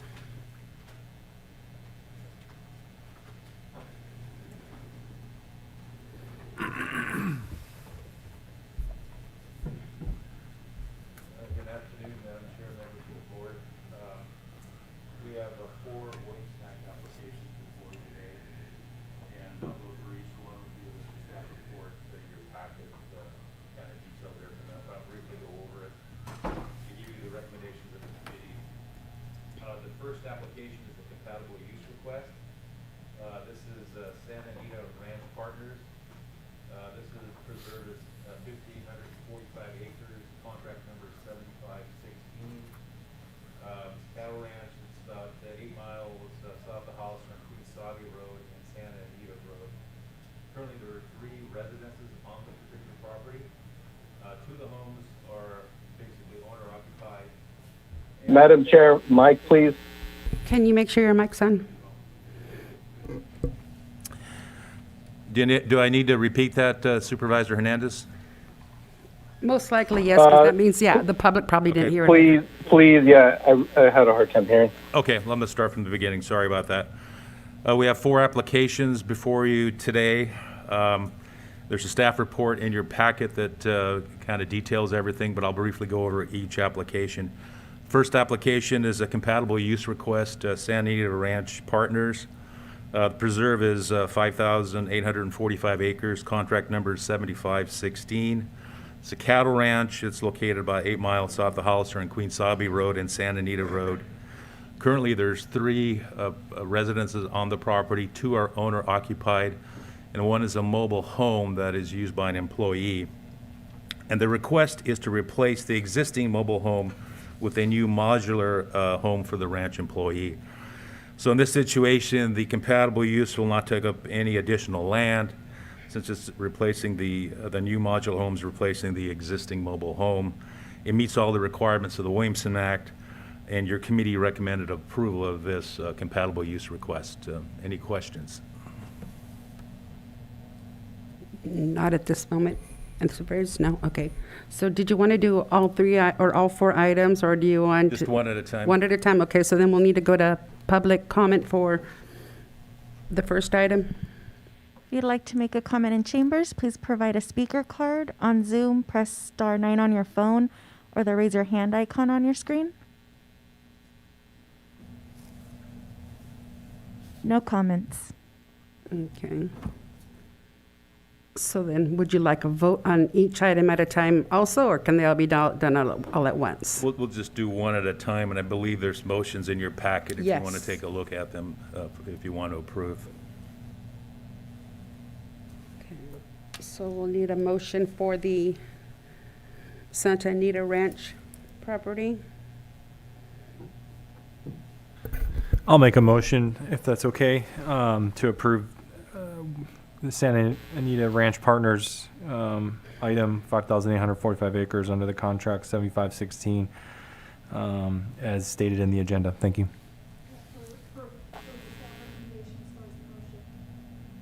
Yeah, I just said as stated. Okay, can I get a second? I'll second. Okay. All in favor? Aye. Aye. Okay, so you have a 5-0 on the first item. All right, the second item is a division request.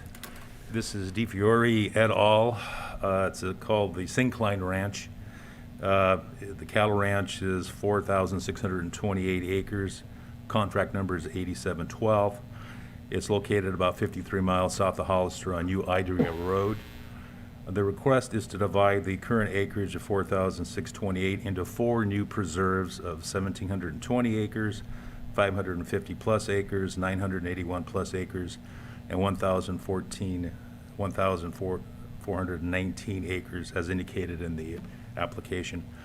So this Williamson Act division is based on Superior Court stipulation and a court order judgment that was finalized in 2021. The Syncline Ranch is partitioned among 4 parties. It meets all the requirements of the Williamson Act, income and acreage, and your committee recommended approval of this division request. Any questions that I can answer? Any questions? Doesn't appear so. Let's go to public comment on item number 2 under item 44. If you'd like to make a comment in chambers, please provide a speaker card. On Zoom, press star 9 on your phone or the raise your hand icon on your screen. No comments. Okay, so what is the will of the board for sub-item number 2 under item 44? Madam Chair, I'll make a motion that we approve the DeFiore et al. Division request. Okay. Second. Okay, I have a first and a second. All in favor? Aye. Aye. Okay, so you have, Aye. you have 5-0 on that second item. Okay, we'll go to the third division request. This is for Zeta et al. Called the San Benito Ranch. This cattle ranch is 9,723 acres. There are 11 separate LCA contracts here. And the property is located 35 miles south of Hollister off Highway 25 on Old Hernandez Road. Now, the request is to divide and redistribute into 5 new preserves of 347 acres, 1,621 acres, 436 acres, 3,845 acres, and 3,474 acres. Again, this Williamson Act division is based on Superior Court stipulation and a court order that was settled back and finalized in 2021. It meets the minimum acreage and income requirements, and your committee recommended approval of this division request. Any questions? Okay. Any questions from the board? Let's go ahead and go to the public. Item number 3. If you'd like to make a comment in chambers, please provide a speaker card. On Zoom, star 9 on your phone or the raise your hand icon on your screen. No comments. Okay, we'll bring it back to the board. What is the will of the board? Do I have to make a motion? I'll move to approve the 2B for SETA et al. Per staff recommendation. I'll second that. First and a second. All in favor? Aye. Aye. Aye. 5-0 on that third item. Okay, the last application is a lot line adjustment application. Owner is PW Ranch Trust. This preserve is 890 acres. Contract number is 1013. This cattle ranch is located 24 miles south of Hollister on Panoche Road. The request is to lot line adjust roughly 1 acre of the applicant's land in exchange for roughly 1.3 acres of land owned by the state of California. So the 1 acre site is on top of Call Mountain, and it's a repeater site, a communication facility. It's owned by the state of California. PW Ranch owns the 1 acre of the land under the site, the repeater site, and is conveying this 1 acre to the state in exchange for roughly 1.3 acres. That's fairly close to that particular 1 acre site. So the request actually meets the requirements of the lot line adjustment, and in this situation, the committee could not come up with a recommendation, due to a lack of a quorum. Paul Wattis is PW Ranch Trust, and he sits on the committee. He recused himself of voting on this, so it brought it down to 3 committee members, and they couldn't vote on it. But we did take a poll on it, individual poll, and each of the members, if they could have voted on it, they would have voted yes. So, and I'm here to answer any questions you might have on this application. Any questions from the board? No. Let's go to the public. If you'd like to make a comment in chambers, please provide a speaker card. On Zoom, press star 9 on your phone or the raise your hand icon on your screen. No comments. Okay. So what is the will of the board for this final item under item 44? Madam Chair, I'll make a motion that we approve the PW Ranch lot line adjustment request. I'll second. Okay, so first and a second. All in favor? Aye. Aye. 5-0 on that remaining item. I wish all of our items were that simple. Waive it, please. Thank you. Thank you.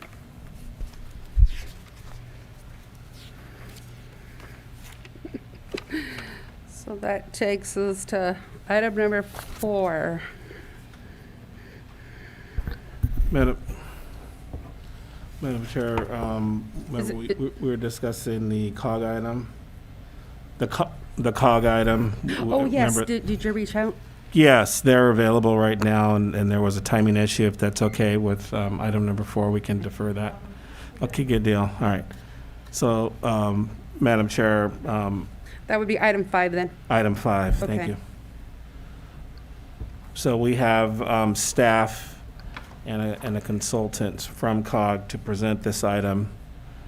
And I just talked to Mary Gilbert, but there's someone else on point right now. I'm not sure what her name is. Do you have her name? Veronica? You on the line? We have Beth on the line. Oh, yes. Veronica, and Beth is here. Veronica should also be here. Thank you so much. Are you able to hear me? Yes. Great. I'll go ahead and share my screen. Just one second here.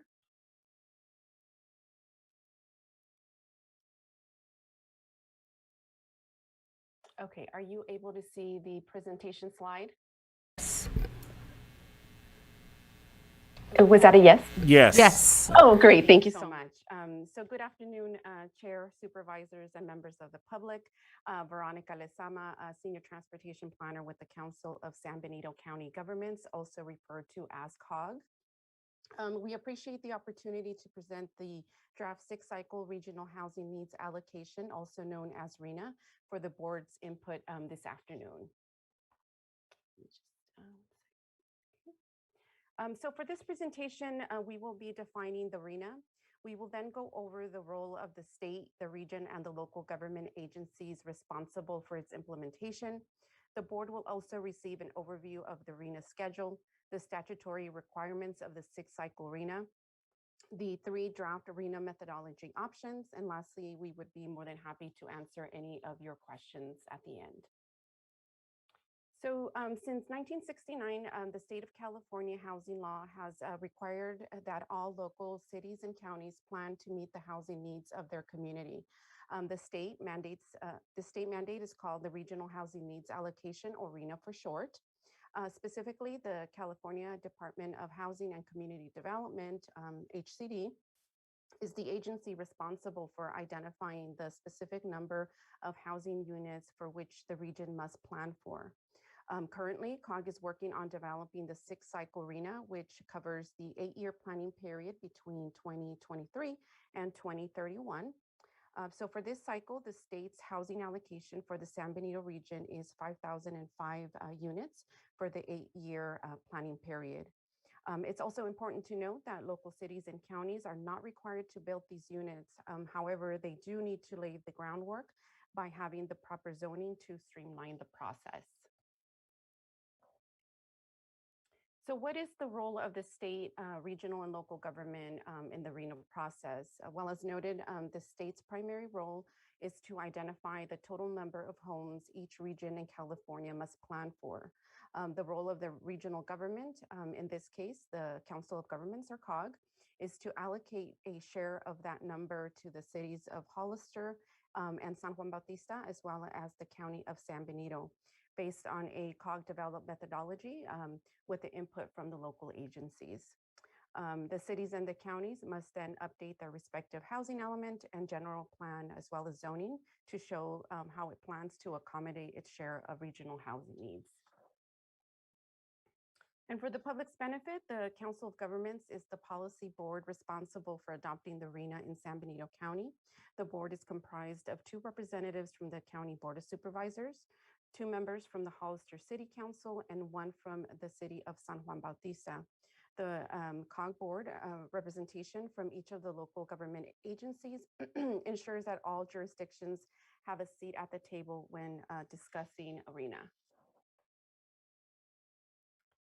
In addition, it's also important to highlight that thus far, the Council of Governments has held 2 RENA planning meetings with the staffs of the county and the 2 cities. And those conversations have not concluded. COG is committed to continuing our collaborative efforts with the local jurisdictional staff. In addition to that, COG staff is scheduled to present to the Hollister and San Juan Bautista City Councils in the upcoming week. And we look forward to hearing from all of our local government agencies on the 6th cycle RENA.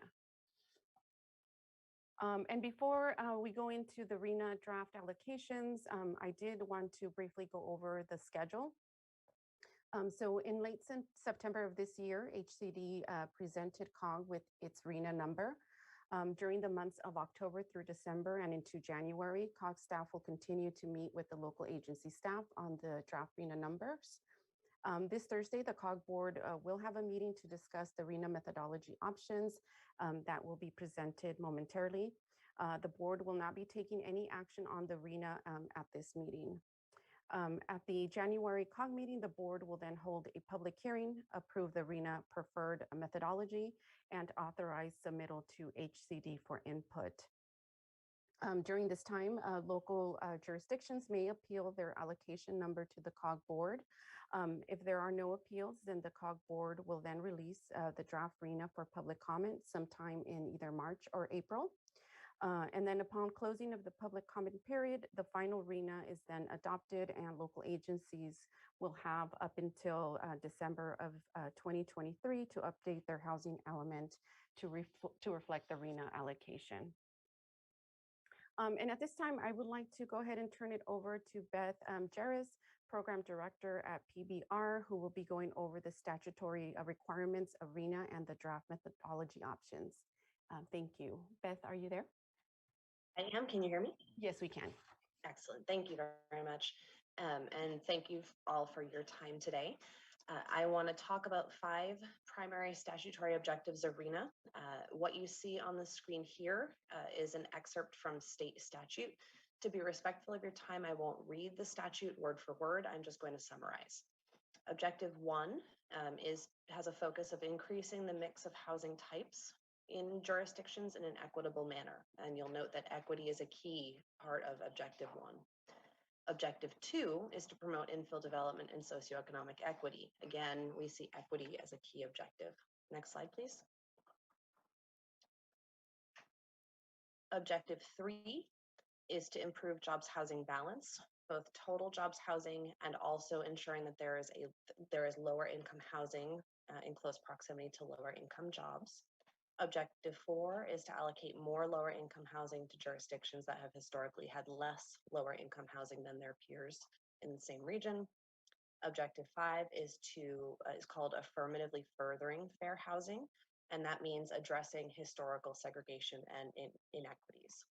And you'll see across all 5 of the RENA objectives, equity is an important consideration and one of the things that state staff, when they're reviewing regional allocations, that they are looking for.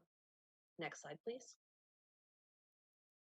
In addition to the 5 primary objectives of state housing law, there are also factors that COGS should consider. When HCD presents this information, they note that no region in the state has incorporated all 13 of these factors in their methodology, but they may and should consider those that are the most important for their region. And those 13 factors are jobs housing relationship, opportunities and constraints to development, and statute outlines both which ones can be considered and which ones cannot be. The third is maximizing transit and transportation infrastructure, directing growth toward incorporated areas, loss of assisted housing units, high housing cost, rate of overcrowding, farm worker housing needs of college students, housing needs of those experiencing homelessness, loss of units during an emergency, SB 375 greenhouse gas reduction targets, or other factors as determined by the COG. Next slide, please.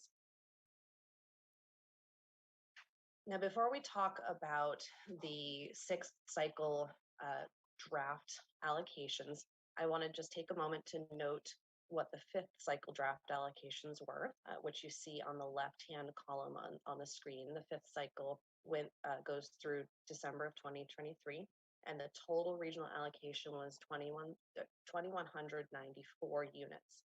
Most of those units were allocated to the city of Hollister, a small number to San Juan Bautista, and about 837 units were allocated to the unincorporated county. What you see in the middle, although the regional housing needs process is meant to be related to housing planning, and there's an understanding statewide that jurisdictions, cities, and counties don't actually build housing. They do track how jurisdictions do in meeting the production out of that plan. And so you see total units, and I would say, having done this work across the state, that San Benito County jurisdictions have actually done quite well in meeting their planned housing and actually building housing. With the most recent data available, more than 70% of the units that were planned for that period have actually been built. Next slide, please. But of course, the allocation for the sixth cycle is quite a bit higher, and this is the case statewide. There are new parts of state housing law that incorporate looking at existing need, like existing levels of overcrowding, and trying to correct those through the sixth cycle. And so the region's total allocation is 5,005 units. The state HCD also puts together targets for certain income levels. So what you see on the screen there is that the region must plan for 1,110 very low income units, 890 low income units, at least 947 moderate income units, and 2,058 above moderate income units. Next slide, please. To allocate units across the three jurisdictions, the two cities and the county, there are a couple of alternatives. City staff and the county staff have been working with COG staff to put together these alternatives. And what you see on the screen starts with housing. So this looks at the projected housing unit growth between 2025 and 2035, according to the regional plan put together by AMBAG. So 3,052 units, and the expected growth across three jurisdictions. The next chunk of the allocation is based on the distribution of jobs across the two cities and the county. So that's 1,660 units allocated to the three jurisdictions. And the third component is resiliency. And this is based on the proportion of jurisdictions that are not in high risk for wildfire zones. And so in this case, 293 units are allocated based on that factor. And you see the total unit allocation in the far right. Next slide, please. Option B uses a very similar concept, but rather than the housing unit change from 2025 to 2035, it looks just at the period from 2030 to 2035. So allocates about 1,440 units based on that forecasted growth, allocates 3,030 units based on jobs and 535 based on wildfire resiliency. And then next slide, please. And option C is the same as B, except it shifts the shares between jobs and resiliency. So the housing allocation is the same, but a smaller share based on jobs and a larger share based on climate resiliency. And if we go to the next slide, you can see, I know I've gone through those quickly, but you can see all three of them compared on this slide. So option A allocates the most units to the unincorporated area. Option C allocates the fewest. All of them have that housing, jobs, and climate resiliency underpinning to them. And with that, I will turn it back over to Veronica. Yes, thank you, Beth. So at this time, we'd be happy to answer any questions that the board may have.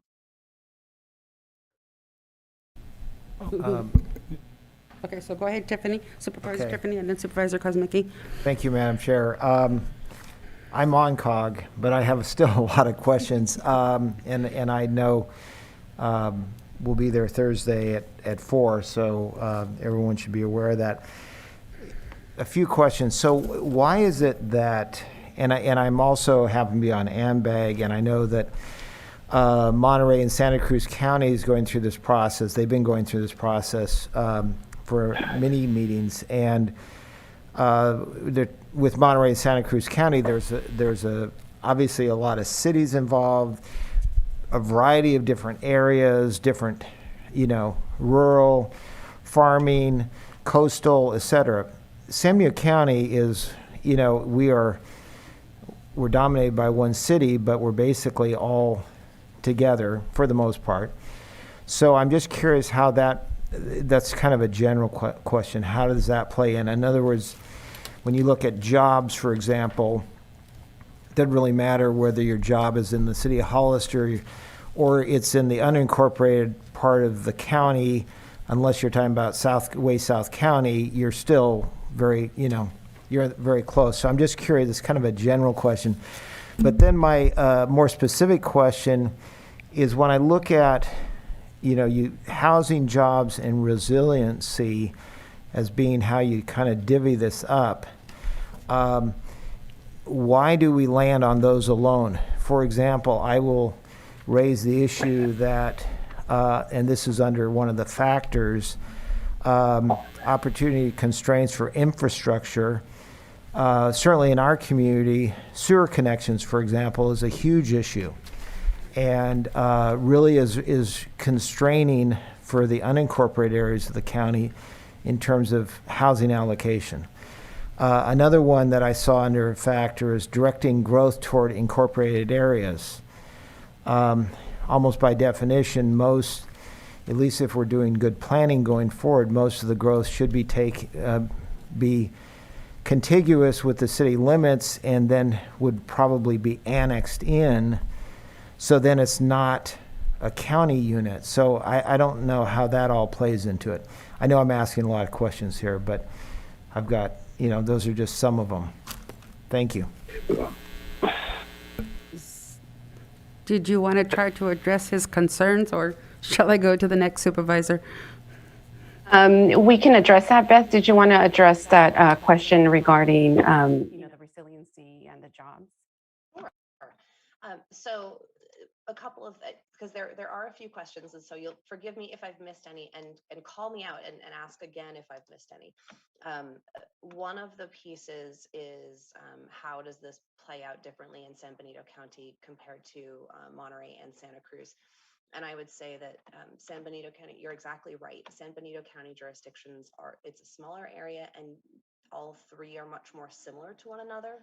For anyone who's been following what's been going on in Monterey and Santa Cruz, the jurisdictions are really different. Some are very high income and some are very low income.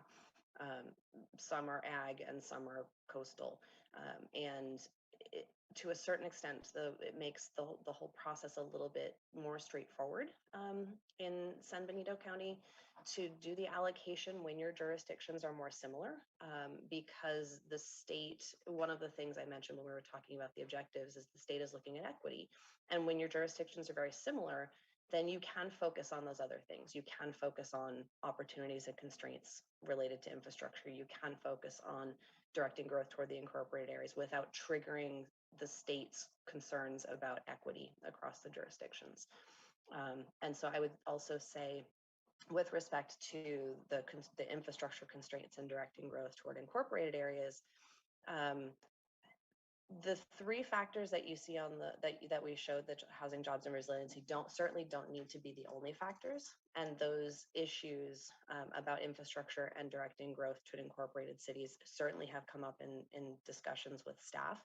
And that's partly where option C comes from, is allocating more growth to the incorporated cities. One other piece of information that the jurisdictions asked about the question of annexation, and I was looking at state statute, and my understanding, based on my read of state statute, is that if the units are allocated to the incorporated area and an area is annexed, then the jurisdictions can appeal to the COG to have those units also shifted as part of the RENA. And so there is a question, should the units if those areas adjacent in the sphere of influence of incorporated jurisdictions are where housing makes sense, then perhaps those should be allocated to the unincorporated area for now and then shifted over as annexations happen. So that is something that the COG board will have to discuss but that is something that the staff and both the jurisdiction staff and COG staff have asked about. I think I've answered the questions, but have I missed any? No, you did a pretty good job. Thank you. Supervisor Kuzmicki? Yeah, and I apologize if I'm being redundant here.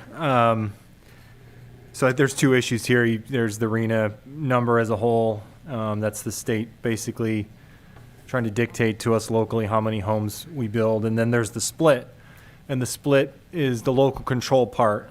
And I'll get into my statements later. I'm quite floored by the breakdown of 2,500 to 2,300 units. And considering not only the population difference of 40,000 city of Hollister to roughly 22 to 24,000 in the county, and then you throw in the fact that we're a rural agricultural county where we're sitting here trying to preserve our rural agricultural character, how in the world did we come up with 2,500 to 2,300 on the split?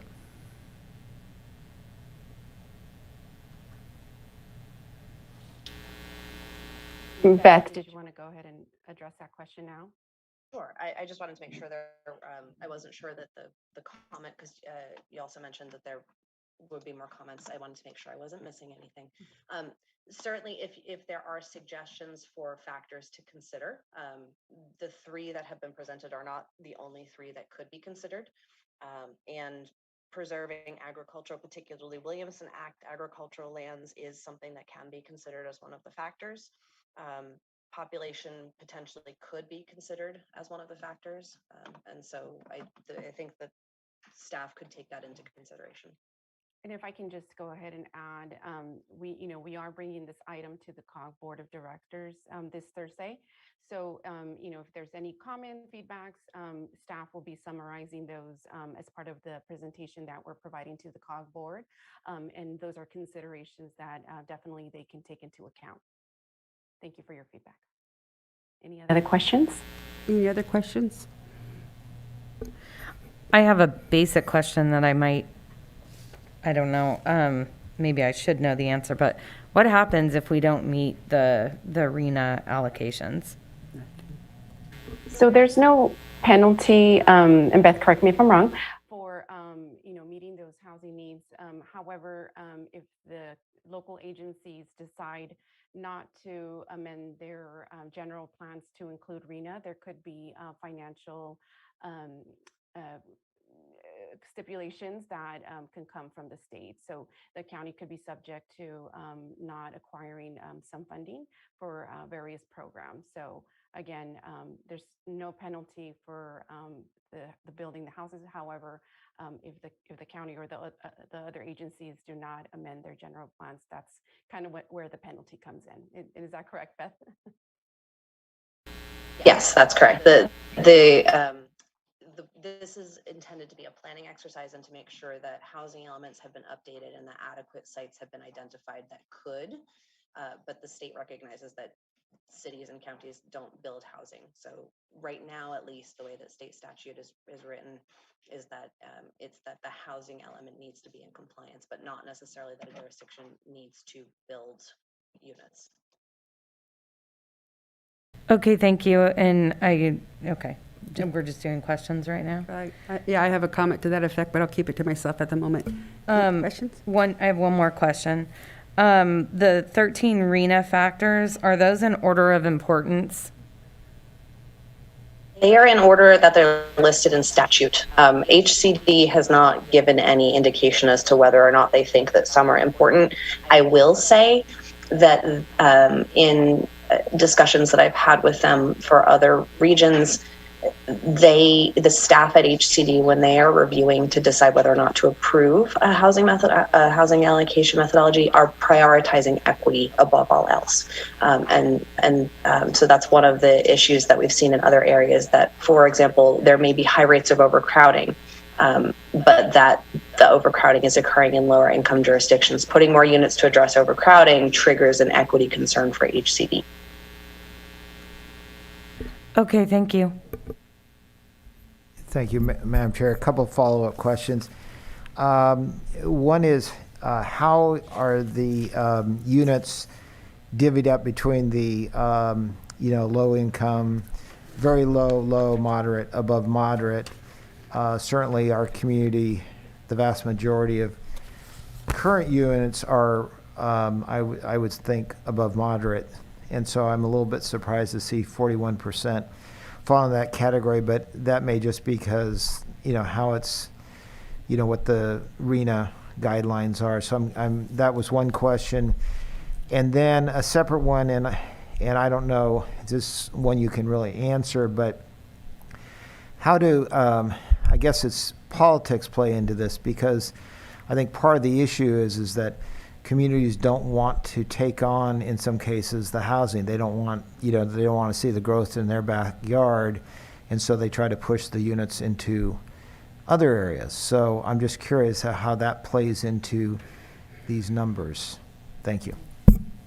If I can just go ahead and answer the lateral question, and Beth, maybe I'll have you answer the first question.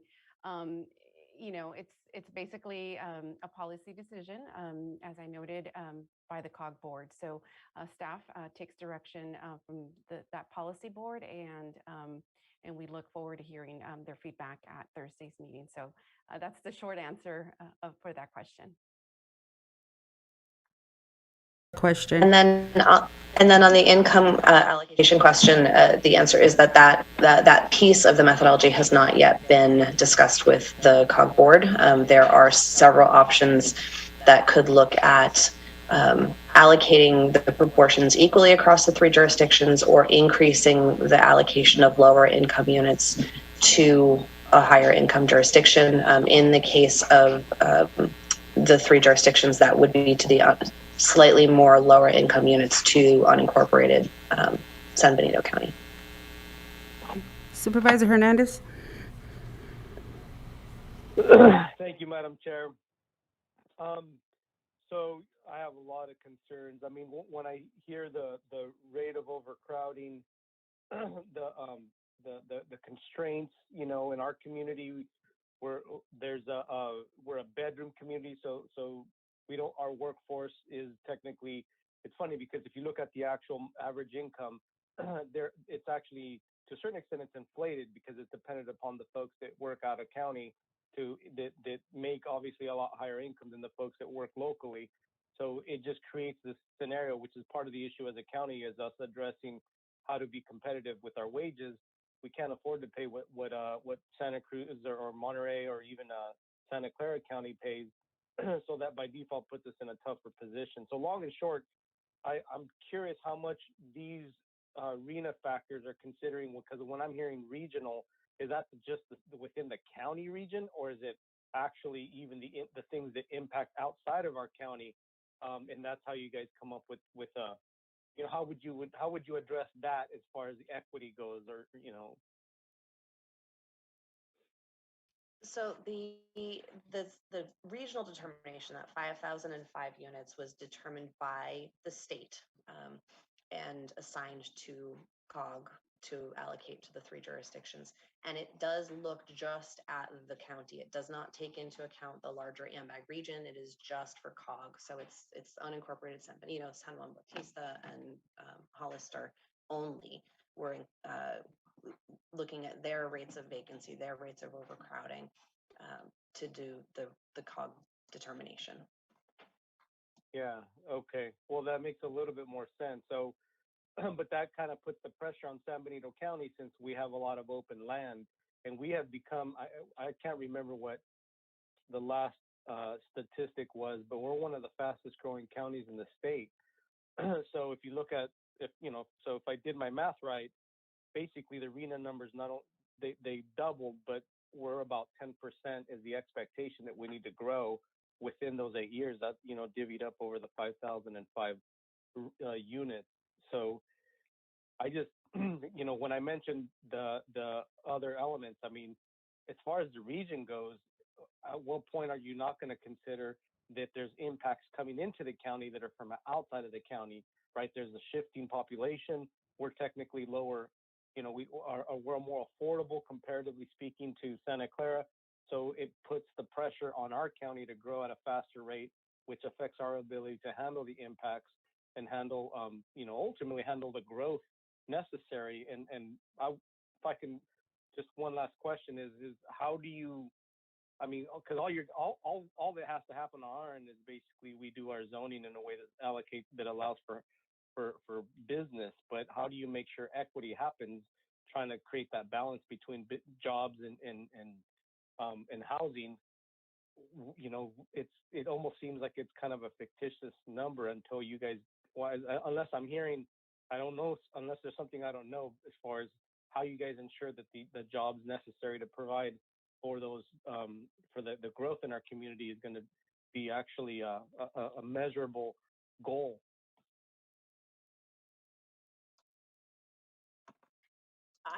I can take a crack at trying to address that because some of this is state policy, not at the regional level. But one of the pieces that that may be helpful to know is that every region around the state has gotten a much higher allocation with this cycle to try to, as you were describing, Santa Clara County, why, their workers should be able to be housed within Santa Clara County.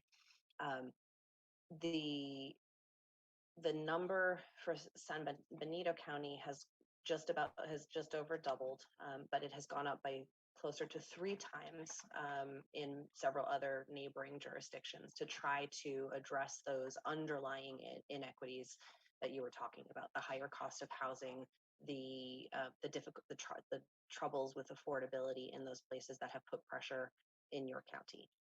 So to the extent that state policy is, can address that, that's where it's happening, is that the allocations for those other neighboring regions are even higher than they would have otherwise been to try to address some of those things. But that said, there may still be concerns, but at this point, the number has been allocated to the region, and any concerns about that would have to be taken up with the state housing and community development. Correct. And if I can just go ahead and add, we're in agreement with you, Supervisor Hernandez. COG is the messenger in this process, and we just have to do our best at the COG level to ensure that we're doing this process as equitable and as possible, of course, taking into account as well the input from the other 2 agencies. But we hear you loud and clear. Thank you. I appreciate it. Thank you. Back to the board. If you'd like to make a comment in chambers, please provide a speaker card on Zoom. Press *9 on your phone or the raise your hand icon on your screen. No comments. Okay. Bringing it back to the board, I'm on AMBAG, so as Supervisor Tiffany said, it has been a very complex process that has been going on in Monterey and Santa Cruz County. And as a member of AMBAG and listening to the other representatives from the cities, the various cities in the 2 counties, and supervisors, I kept my comments to myself because I heard the woes that were being discussed from the various cities and the different methodologies that they wanted to see reflect in the final choices. And I'm kind of looking at this, the COG for San Benito and 5,005 homes and the infrastructure that we have currently. We're going to be in a world of hurt. I understand that the state requires us to address these, but year after year, the very low to low numbers of houses, the units, and I can't even say houses, but units, because an apartment complex would be considered the number in that unit. But we're not touching those numbers whatsoever. And so the entire focus on homes being built here in San Benito County is moderate and above moderate. And so it concerns me that, every time we go through the RENA numbers, we're still historically not addressing the very low and low income. And I understand the building process and the fees and the impact fees and so forth, et cetera. And it isn't cost effective for developers to build low income housing. we need to do something as a jurisdiction to make an incentive for them to want to, so we can start meeting these numbers, because it's ridiculous.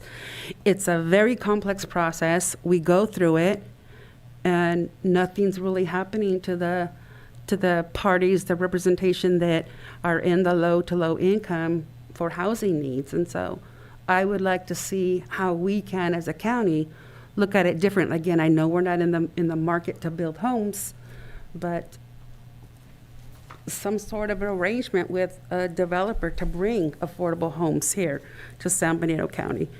So I'll keep the rest of my comments to myself, but. Madam Chair, can I just follow up on your Yes, on that comment? please. I noticed on consent item number 34, it's on in lieu fees and affordable housing, and so and maybe we don't. If I can get an answer here, maybe we don't have to pull this item, but it does beg the question. Where are we with affordable housing and in lieu fees? It also obviously does tie into RENA, as Supervisor Gonzalez stated. I know that both Supervisor Kosmicki and myself, raised the issues of how we look at some of the fees and the waiving of them. Just before the three of us came on board, the past board passed some guidelines where they removed some things that we wanted to, relook at. I know this has come up before, but anyway, it begs the question about affordable housing, how we incentivize developers to build more, and obviously it's particularly important as we're looking at these RENA numbers. So anyway, thank you. Thank you. Madam Chair, just to quickly piggyback off that, we've had a lot on our plate this year. But I'm imploring staff and the board that affordable housing needs to be a top priority in 2022. And we need to get it done. And it can't be one of those things that gets drawn out all year again, because we just lost a year basically. And then, like Supervisor Tiffany said, the three of us got up exactly a year ago almost and implored the board to say, please don't approve this ordinance. You're about to have a new board. And then here, lo and behold, we've allowed a year to go by with all the processes and everything that have gone forward. I really don't think they should have gone forward. We have a completely different outlook from this board. So I agree with that, and I appreciate both of you bringing that up because I think that a lot of this comes back to that issue because the state's telling us they want 60% affordable housing out of 5,000 units. And so we're never going to get there. Let's be really honest with ourselves. The developers aren't going to build at that level, but we have to start somewhere. And to me, 25%, somewhere in there, seems maybe doable. But 15% with the option to buy yourself out of the affordable is not okay. And so that, first off, needs to, January, let's start working. I know we're talking about an affordable housing subcommittee and all that sort of stuff, but let's get this process going. To me, top priority, number one, affordable housing in 2022. So the numbers, kind of hearing both sides. You hear the numbers have meaning, they don't have meaning, but I can tell you they have meaning. And, I've listened to everybody knows I'm on I would call the responsible growth side of things. I'm not an anti-growth person. We don't have infrastructure to handle all this growth. We just simply don't.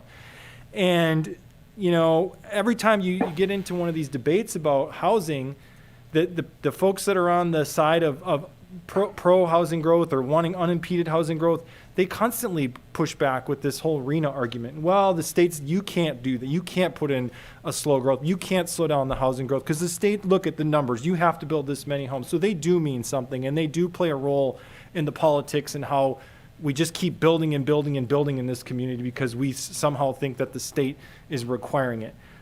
So the numbers are, there's, like I said, two issues here. You have the state giving us this quote mandate of 5,000 homes, which is completely unreasonable. It increases realistically, that's about 15,000 residents. That's about almost 25% growth in the next 8 years in a community where we have 2-lane highways in and out of town. And we have to stop ignoring collectively ignoring our residents. And that's what I feel like we've been doing for years at the county and to a certain extent at the city. That they tell you, like, look, this is what we don't want any more of this. We're commuting to San Jose every day. It's miserable. And we don't have the infrastructure to handle 5,000 homes. We don't. But that's what the state is telling us. The separate question that we're dealing with here today is this split of 2,500 to 2,300. And as I said, I just feel like the numbers are completely out of touch with really reality. You know, when you look at 2,500 to 2,300, like I said, that's, you know, the county is much smaller. We're a rural community. You know, realistically, just throwing a number out there, and I don't necessarily advocate for this, but 500 in the county and, you know, 4,500 in the city. And I'm not saying we should do that at all, because I represent people in the city and they don't want that. But I'm just saying, if you're going to get into the breakdown of rural agricultural county and urbanized municipal city, 2,500 to 2,300, that really jumped out to me. And I'll be really upfront that this wasn't going to be on the agenda. They had missed the deadline. And I talked to staff, and I, as one supervisor, demanded that this be on this agenda before this decision is made in January. It's just this is too big of an issue for this to go unnoticed and to get to another point where we're essentially feeling like we're mandated to build thousands and thousands of homes. So we don't have a sewer system in the county. We have completely inadequate road infrastructure. Highway 25 won't be finished until this RENA period is essentially over. And even if it was practical to grow in the county like this, which it's not, like I said, it completely misrepresents the population breakdown. And then just a few more things here. There's a general understanding that unincorporated areas aren't expected to grow at the rate of municipal areas, and that the state itself lays that out pretty clearly through SB 330 and allowing for rural agricultural areas, for instance, to have an exemption to the SB 330 mandates, which I've been pushing for and I'll keep pushing for, that I do believe at some point we need to consider at least a temporary slow growth ordinance, because this keeps getting shoved down our throats year after year after year. And then, so what I'll propose though is that the board, you know, take an official, and I understand this is a feedback session, but it's also alarming that we've sort of set this expectation now. You put it out there at 2,500 to 2,300. I just find that, you know, really outrageous, and I would hope that we as a board can make it clear that it should be nowhere near that when we're getting into the split. And then I mentioned the growth cap thing. I mentioned the affordable housing. We really need to overhaul this affordable housing ordinance. It needs to happen as soon as possible. And then lastly, you know, I wonder why we aren't petitioning to the state. I don't know how much leverage we have, but we should at least try. I wonder why we're not petitioning to the state as a community about how out of touch these numbers are. The fact that they're telling us to build 5,000 homes in the next 8 years when we don't have the infrastructure to support it. Thank you. Thank you, Madam Chair. In the interest of time, I won't repeat everything that Supervisor Kosmicki said, but I mean, the first thing I did when I looked at the different options, A, B, and C, is I circled the one that had the least amount of county growth. It's a big concern for me in the rural part of our county, in the fact that we have so much ag here, and you know, I think there's some protections there, but I think Supervisor Kosmicki is totally correct in saying we need to do something to the state to let them know that, hey, we're different than what these numbers are reflecting. I also am in total agreement about affordable housing. We do need to have more affordable housing here in order to meet the needs of our community and definitely our constituents. And so I think that needs to be a high priority in whatever way we can do to mitigate that. And so I have obviously some really big concerns. I would like to see some other options besides A, B, and C come forward, and so that we can start looking at those numbers as well that allocate more towards city development. so that we don't have this whole idea of urban sprawl happening, and making sure that we are growing in a way that makes sense and takes into account our infrastructure. And really, it's the lack of our infrastructure and how we can get there with our infrastructure before we, make already a 45-minute commute in the morning just to Gilroy, an hour and a half commute. It just doesn't make sense. There's 2 ways in and out of this county. And, it's going to be a while before we see that get alleviated. So, to then add on top of everything else, I feel like we'll just have expanded 25 and 156, and then we just got to turn around and do more. So, I really want to make sure that we're looking at this with a long-term lens, so that we can make best decisions we can for 20 years down the road too. Madam Chair. Yes, Supervisor Hernandez. Yeah, thank you, Madam Chair. I just had a couple different thoughts that are, but still consistent with Supervisor Dirks and Tiffany. Kosmicki, on the concerns, these issues. I think there should be, to a certain extent, a lobbying effort to let the state know, for them to actually have buy-in into these communities that they're trying to mandate. And there's a reason why. It's funny because when we had even from the charter conversation, ultimately really focusing around local control. The reality is there's guardrails that are set within our own thinking or our legislative process that are set by the state, which basically almost puts us in an offhand approach, or hands-off approach on addressing our own local issues. So what that means is we don't even go down the road of talking about certain things because we know the state's going to tell us no, or we're going to be fined, or there's all these threats. I think that puts us in a less problem-solving position. So the bottom line is we need to get creative. I think at the local level, maybe there's certain teeth we can have. I've mentioned before that it's funny because I was the swing vote, I would say, with that last project. I think it was the Anderson project. And I sat down with the developer and I basically mentioned to him look, you waited a little too long for you to even try to talk about addressing this issue.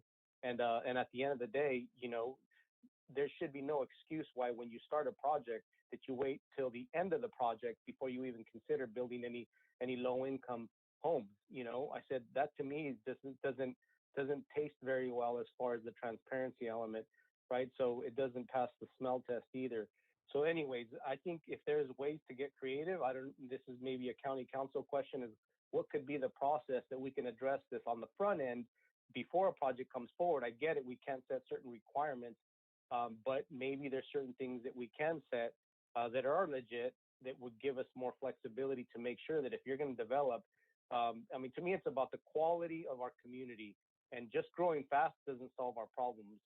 Growing in a way that's consistent with our infrastructure, I think is, but also along those lines there's got to be an element that says as we grow, we're addressing the needs of our community, meaning the low income element. So maybe we set an expectation on the front end. So I don't know if county council can answer that question. If we can set some kind of a legal element within our own process that says if you're going to develop, you can't wait till you finish your project before you even touch a low income house. Things that can be done. For example, in a DA, sometimes it states when the house needs to be constructed, and that is totally within the realm of the board's decision. And also staff could double check the affordable housing ordinance when we update it to make sure that that's clear, what it says regarding when it's going to be constructed right now. But every condition of approval, also when it goes to the planning department, we could look at those provisions on the conditions of approval. Go ahead. I have a follow-up question. It's I kind of asked this earlier, but again, looking at the split between Hollister and San Benito County, unincorporated San Benito County, why is it that there is just and I understand you played around the percentages, and what years were used for the housing to get to different numbers. But I'm still not clear on why housing, jobs, and resiliency were the only ones used. Who came up with those three items as opposed to some of these other issues that you said were discussed, but obviously they didn't make it to the methodology? You know, things like infrastructure, you know, pushing toward the incorporated parts of the county.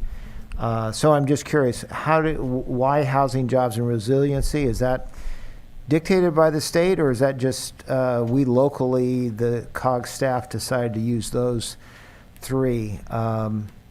Anyway, that's one question. And then when we get that answered, maybe we can hear from Mike or Ray in regards to where we stand with updating the affordable housing ordinance. Thank you. So as far as, selecting those two, we are still in the draft conversations. I noted earlier that we have had a couple of meetings with staff from the city of Hollister and the county and the city of San Juan Bautista. At the last meeting, we presented option A to the staff. We did not receive any comments of concern at that time from staff, but again, we are still going through input from the local agencies, so that opportunity has not passed. So we're definitely, we're scheduled actually to have a meeting early in January to look at the numbers again before the COG board makes any decision. And Beth, I don't know if you wanted to address the other question. Thank you. The question about why those three factors, or correct? So those three factors were decided in collaboration with jurisdiction staff, and those discussions actually started. AMBAG runs a planning directors forum meeting. All of the jurisdictions, including Monterey, Santa Cruz, and San Benito County jurisdiction staff, attend those, and those are the factors that bubbled up through those meetings.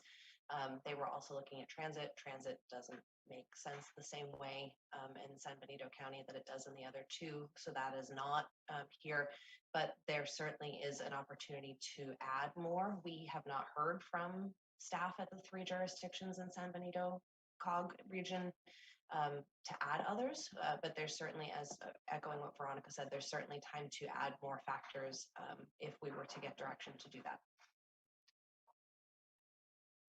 Wearing my county hat right now, not my COG hat, but we certainly do need to get more input, obviously, from county staff, because not having infrastructure, for example, I keep bringing that one up, but not having infrastructure, the sewer connection in our community, our county, is frankly ridiculous. Resiliency is important, but in our county, it's not, other than some very specific areas, is not nearly as important as it would be in other counties. So I'm just really disappointed that some of these factors, I understand there's still time to change it, but it does concern me that there's three methodologies that are already on the table that, we're going to have to change before we get to what I think are reasonable numbers for unincorporated areas of the county. Thank you. And Mike, you're going to... Yeah, I was going to touch on item 34. Item 34 is to extend that contract so we can finish up the study. Sorry, the mic is off.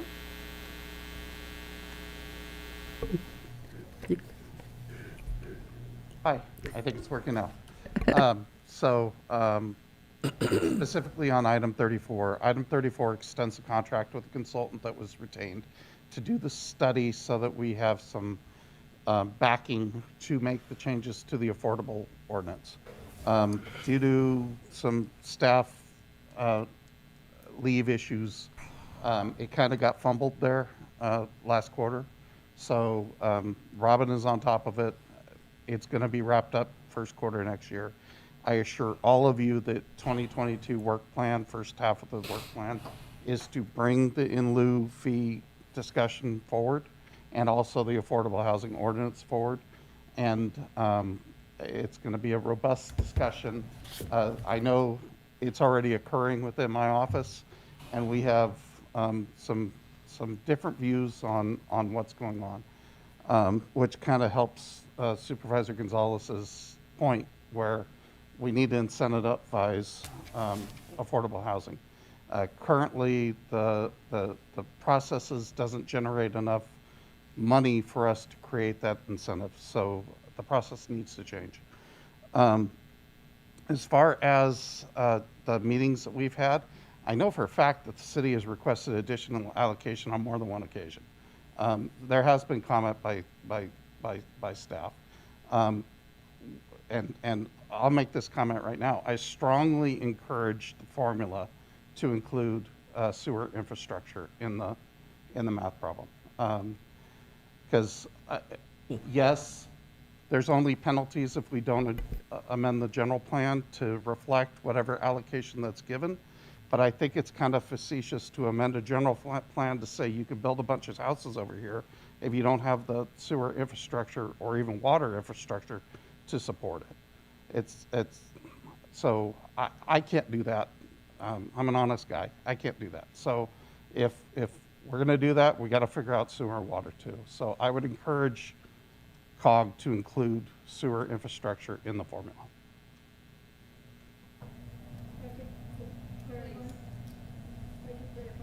Yes.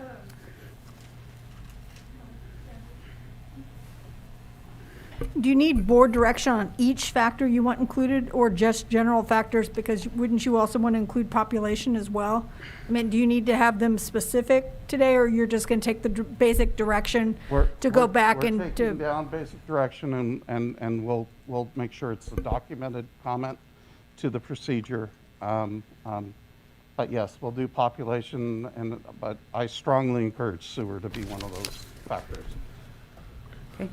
My question is that there'll be a meeting with the city of Hollister on December 20th, and then one with San Juan on the 21st. Will they be seeing the same presentation, or will they be seeing the augmented versions? Because then do we have to bring it back and look at it as a board? And right now, there's only options, A, B, and C, but it sounds like there's direction for a different methodology besides the A, B, and C. And you're referring to their council meetings? Is that yes, is that the and meetings? there's because COG said they were going to present. So Veronica, the request is the city, so both cities going to be receiving the same presentation individually? That is correct, yes. And based on the feedback that we get from each of the local government agencies, we'll be providing that information to the COG board. We're looking at having a special meeting or two meetings in January for the COG board to discuss this item. So we're hoping that by the time that meeting takes place, we will already have received a lot of the feedback from not only local agency staff, but also the local governing bodies. Thank you. The COG supervisors are Tiffany and Hernandez, correct? That is correct. Okay, thank you. Right, and I just want to reiterate, we have a COG meeting this coming Thursday, so in 2 days, 4 o'clock, and both Supervisor Hernandez and I are on COG, along with council members Velasquez and Resendez and San Juan Bautista Councilwoman Mary Edge. But there's no reason why any supervisors up here that are not on COG or staff members or whatever from the county couldn't call in during, this is going to be, my understanding, Mary, this will be probably our primary conversation on Thursday's meeting is the RENA numbers. So there's an opportunity for input as well as the input that will come from, Supervisor Hernandez and myself. Madam Chair, would that not cause a Brown Act issue? Okay, I don't know. I believe that is. I was just consulting with the council. Oh, she didn't hear that. Yeah, I believe that would be a Brown Act violation. So they can't call in as a public member. Okay.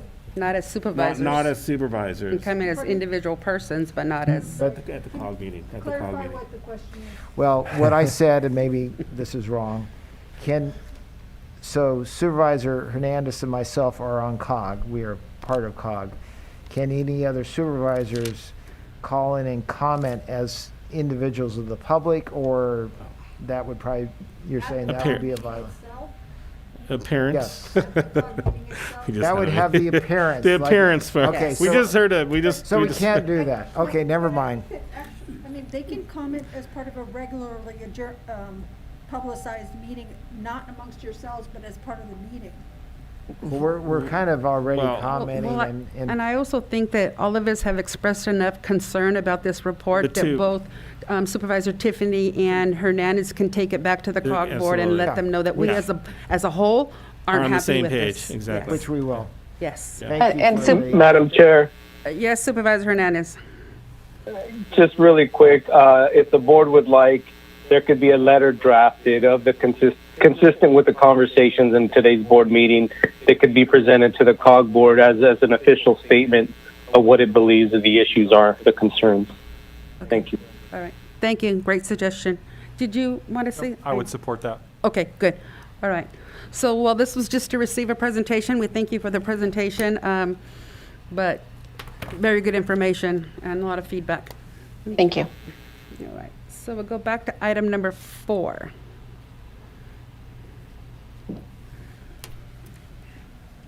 Good afternoon.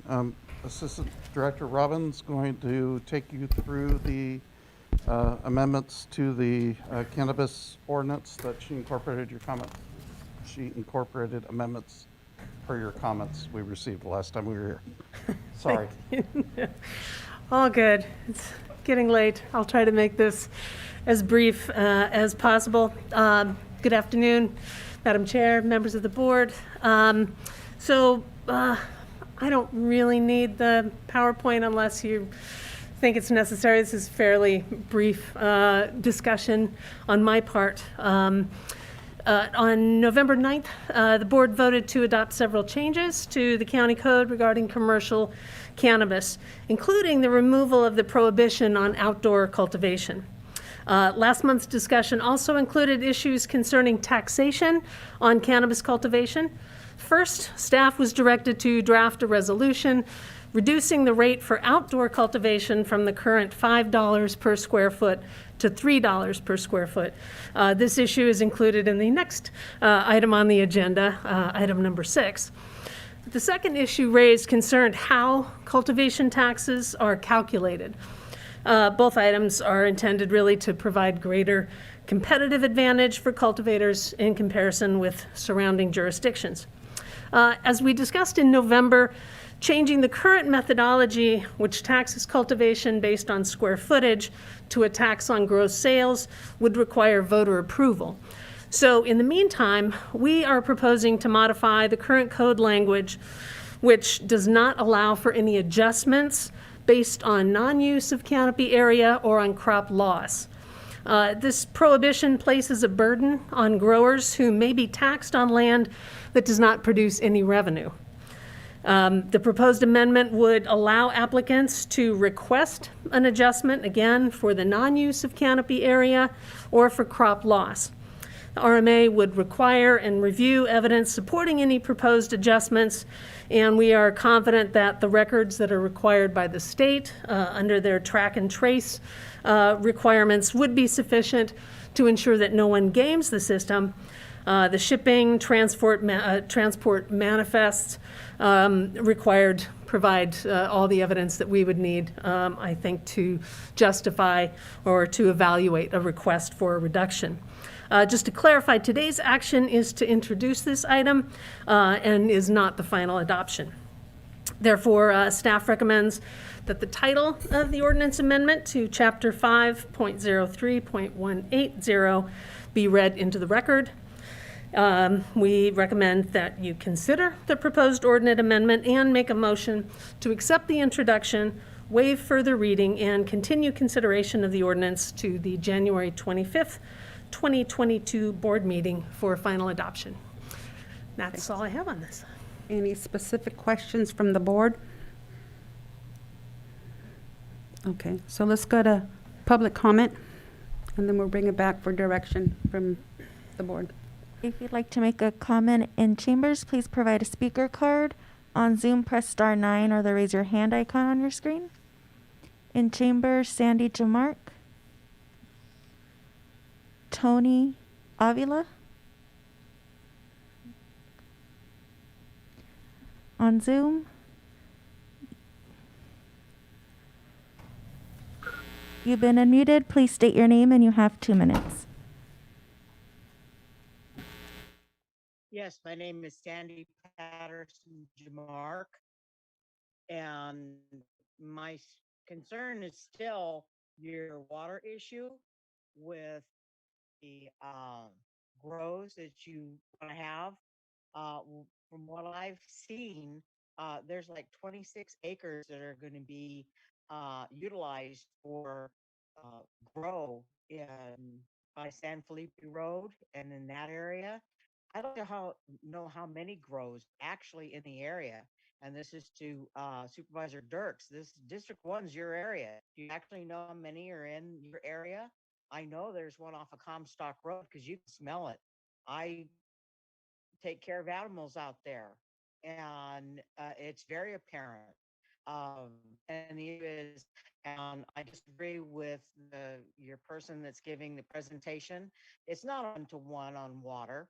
This is not the #1 crop in San Benito County. It's always been apricots, it's been row crops, and walnuts and cherries.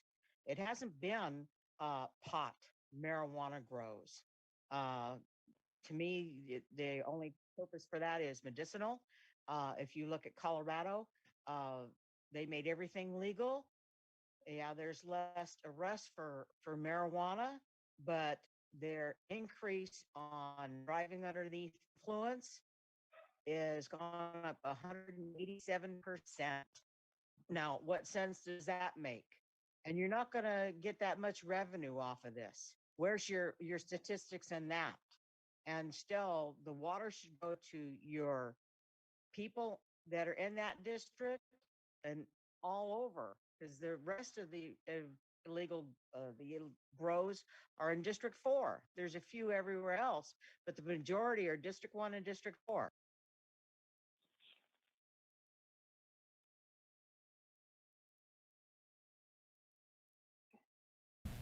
Questions, comments, concerns? Madam Chair, I might Yes. suggest that Robin just address, once again, we've addressed this before, but the water issue, there's a misunderstanding there. Second of all, there are no pot grows right now. It probably is hemp that's being referred to. But anyway, at least the water issue, maybe you can address. You bet. And you're correct. There are no legal cannabis cultivation uses in the unincorporated county. Hemp, very, very likely. In terms of water, we have one of the most restrictive water requirements of any jurisdiction, and that is a 1-to-1 offset. So there will be no net increase in water use. There are a variety of ways that folks are going to come up with how they mitigate. If a property has historically been cultivated for a non-cannabis crop, they are allowed, cannabis grower would be allowed to use that much water, and any additional would have to be offset with either not growing, with purchasing credits, which at some point, we're hoping to set up a bank with the water district so that there's a banking system where you can buy credits. But right now, collection, cisterns, gutters, or you just don't grow, or you pay somebody else not to grow. But there would be no net increase in water use for any cannabis site. Okay. Madam Chair. Yes, Supervisor Hernandez. Yeah, I had a question. Robin, so the item says that it's a tax adjustment. So you're looking basically for some kind of a grace element, I guess, to bad crops. I'm trying to understand. So it's a tax adjustment due to square footage authorized by the cannabis coordinator.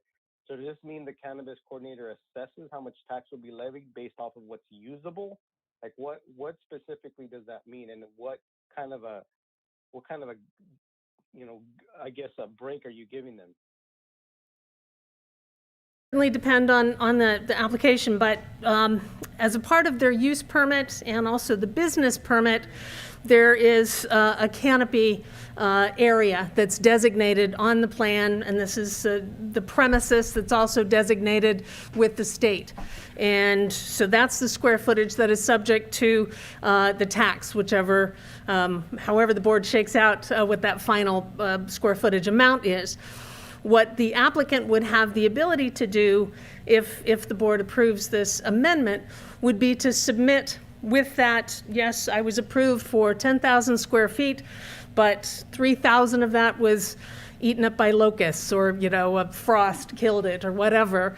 They would document that that portion of the 10,000 that they were approved for was not viable, did not generate any plants, and therefore was not marketable. So that would be entirely our discretion, rather, to evaluate the evidence and see that, in fact, they did not grow on the entire 10,000, but something less, just as an example. Thank you for that answer, Robin. So, so it's at the discretion of the cannabis coordinator. So there's a subjective element to that statement, but assuming that's going to work out, how do you measure that? Like, how can you prove someone isn't just trying to say, hey, I actually did get my 100% of my crop, but I want a break, so I'm going to, there's a way to if there's a way to get around that. How do you prove that that's not happening? Well, as you recall, the state Department of Cannabis Control has implemented a track and trace program so that everyone who plants anything in the ground that's cannabis, that has an ID tag and a number, and that is traced all the way through maturation, harvest, anything that leaves the site, anything that enters the site and leaves the site. There's a shipping manifest for all of that inventory, and it must match what they are approved to grow. And so it's relatively straightforward to look at what they were approved for and what ended up leaving the site. Anything that is waste, if there was a frost and half the crop was destroyed, that waste cannabis also needs to be recorded in a document that is provided to the state, and we would have access to those documents as well. So the burden is on them to prove through all of the record keeping required by the state and by the county. They have to prove that was a loss and show the records as to where the plants that didn't make it, where that went. So I do remember the track and trace, but I guess it wasn't clear. Is it the seed or is it the actual plant?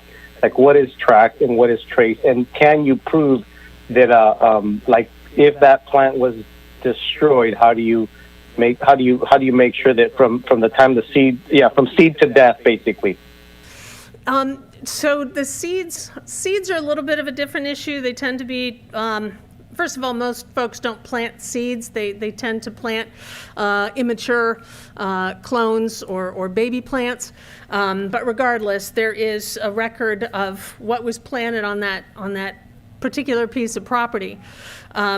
So I guess I'm losing the thread. I mean, that if that baby plant gets destroyed, a record of that with that particular track and trace number, and these are barcode readers basically, right? So the state has a record that you purchased X number of baby plants or a box of seeds, and anything that that gets lost in the tracking system, if that number goes away, those growers, and the same for manufacturers, have to account for what happened to that particular ID number. So it's a bunch of spreadsheets and shipping manifests that have listed number by number by number in and out. Does that help? It does. Yeah, I knew that there was a manifest in this. But yeah, I mean, I guess for all intents and purposes, I'm not in front of the, I haven't been part of visualizing the cycle, so it's hard to connect the dots. Thank you. Supervisor Hernandez, I would encourage you to go take a tour of any of the sites, the commercial sites, because it really is a scientific process, and it is tracked literally from seed to end product, and you can find where any product ended up, and it's highly traceable. Madam Chair, yeah, I appreciate that comment. When I was part of the hemp committee, we visited a lot of sites, including cannabis facilities from seed to, yeah, it's a little bit of a different distinction in indoor grow versus an outdoor grow. So, yeah, I guess there's a little bit more questions that I have, but I'll yield. Okay. Anyone else have any questions on this? Yes, we have gone to the public. Just a follow-up comment. Just a reminder, we're focusing on outdoor cultivation, and I think it was in the packet there. They're clearly 1 to 2 at the most crops per year relative to indoor. So this gives them make them more competitive, not just relative to other counties, but relative to indoor grows. The other thing is, and we've talked about this before, but there was article in San Francisco Chronicle just this past Sunday about cannabis and the fact that right now the price of cannabis has dropped really significantly, like $900. It was higher than this, but it was $900 roughly per pound last year. Now it's down to $300 to $400. There's a lot of expenses up front.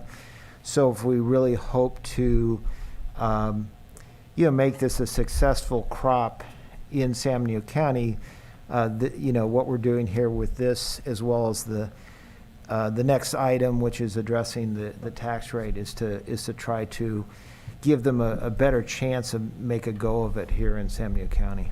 Thank you. So then what is the will of the board for this item? Let me read Madam Chair, could I read the title Yes, of the please. ordinance for the record? It's an ordinance of the Board of Supervisors of the County of San Benito amending provisions of Chapter 5.03 of the San Benito County Code relating to cannabis business activities tax. Okay. So then we'll need a motion then to accept the introduction. Madam Chair, I'll make a motion to accept the introduction, waive further reading, and continue consideration of this ordinance to our January 25th, 2022 meeting for adoption. Okay, What? At 9 a.m.? At 9 a.m. Thank you. Do I have a second? I second. Okay, so I have a first and a second. All in favor? Aye. Aye. Those opposed? No. So we have a 4-1 with Supervisor Hernandez as a no. Okay, so let's go ahead and go to item number 6, since we've already done 5. Yes, thank you, Madam Chair, Board, Robin Bolster-Grant again, Assistant Director. So this is the companion piece to the proposed ordinance amendment. Unlike the previous item, this change does not require an ordinance amendment, but can be approved by resolution. Again, during the November 9th hearing, we received direction to come back to your board with a resolution authorizing the reduction of the tax rate for outdoor cannabis cultivation from the current $5 per square foot to $3 a square foot, which is the lowest rate provided under Chapter 5.03 of the County Code. As you recall, the chapter provides a range from $3 to $17 a square foot for all cultivation types. In addition to providing a competitive advantage for prospective outdoor cannabis growers, the reduction would account for the reduced number of annual grow cycles and revenue associated with outdoor cultivation. Therefore, reducing the tax rate would provide greater equity when compared to indoor cultivation.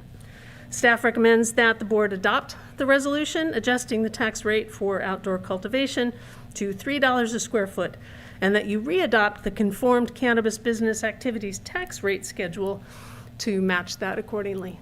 Thank you. Okay. Any questions? So let's go ahead and go to the public, and then we'll bring it back to the board.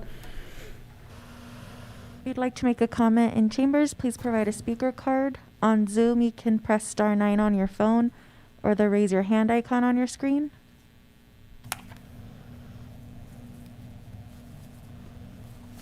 No comments. Okay, bring it back to the board. Any conversation, discussion, and if not, what is the will of the board? I'll move to adopt the resolution reducing the cannabis business activities tax rate for commercial cannabis outdoor cultivation from $5 to $3 per square foot. Okay, did I get it? Can we get I a second. Okay, so I have a first and a second. All in favor? Aye. Aye. Those opposed? No. So we have a 4-1. Thank you. Thank you. Okay, that would take us to item number 7. So here we're going to have a discussion in terms of who would like to sit on the RCRC, the CSAC, the Golden State Financing, and then the Golden State, what is another acronym for that? Connect Authority. Okay, thank you, the authority, as well as COG and AMBAG. And since I personally am on AMBAG, I think I'll go ahead and surrender my seat to either Betsy or Colin, if either of you want it. I know Bob had mentioned concern about being on RCRC, and both RC and RC are, they're better if for continuity. There's one person in there for the duration.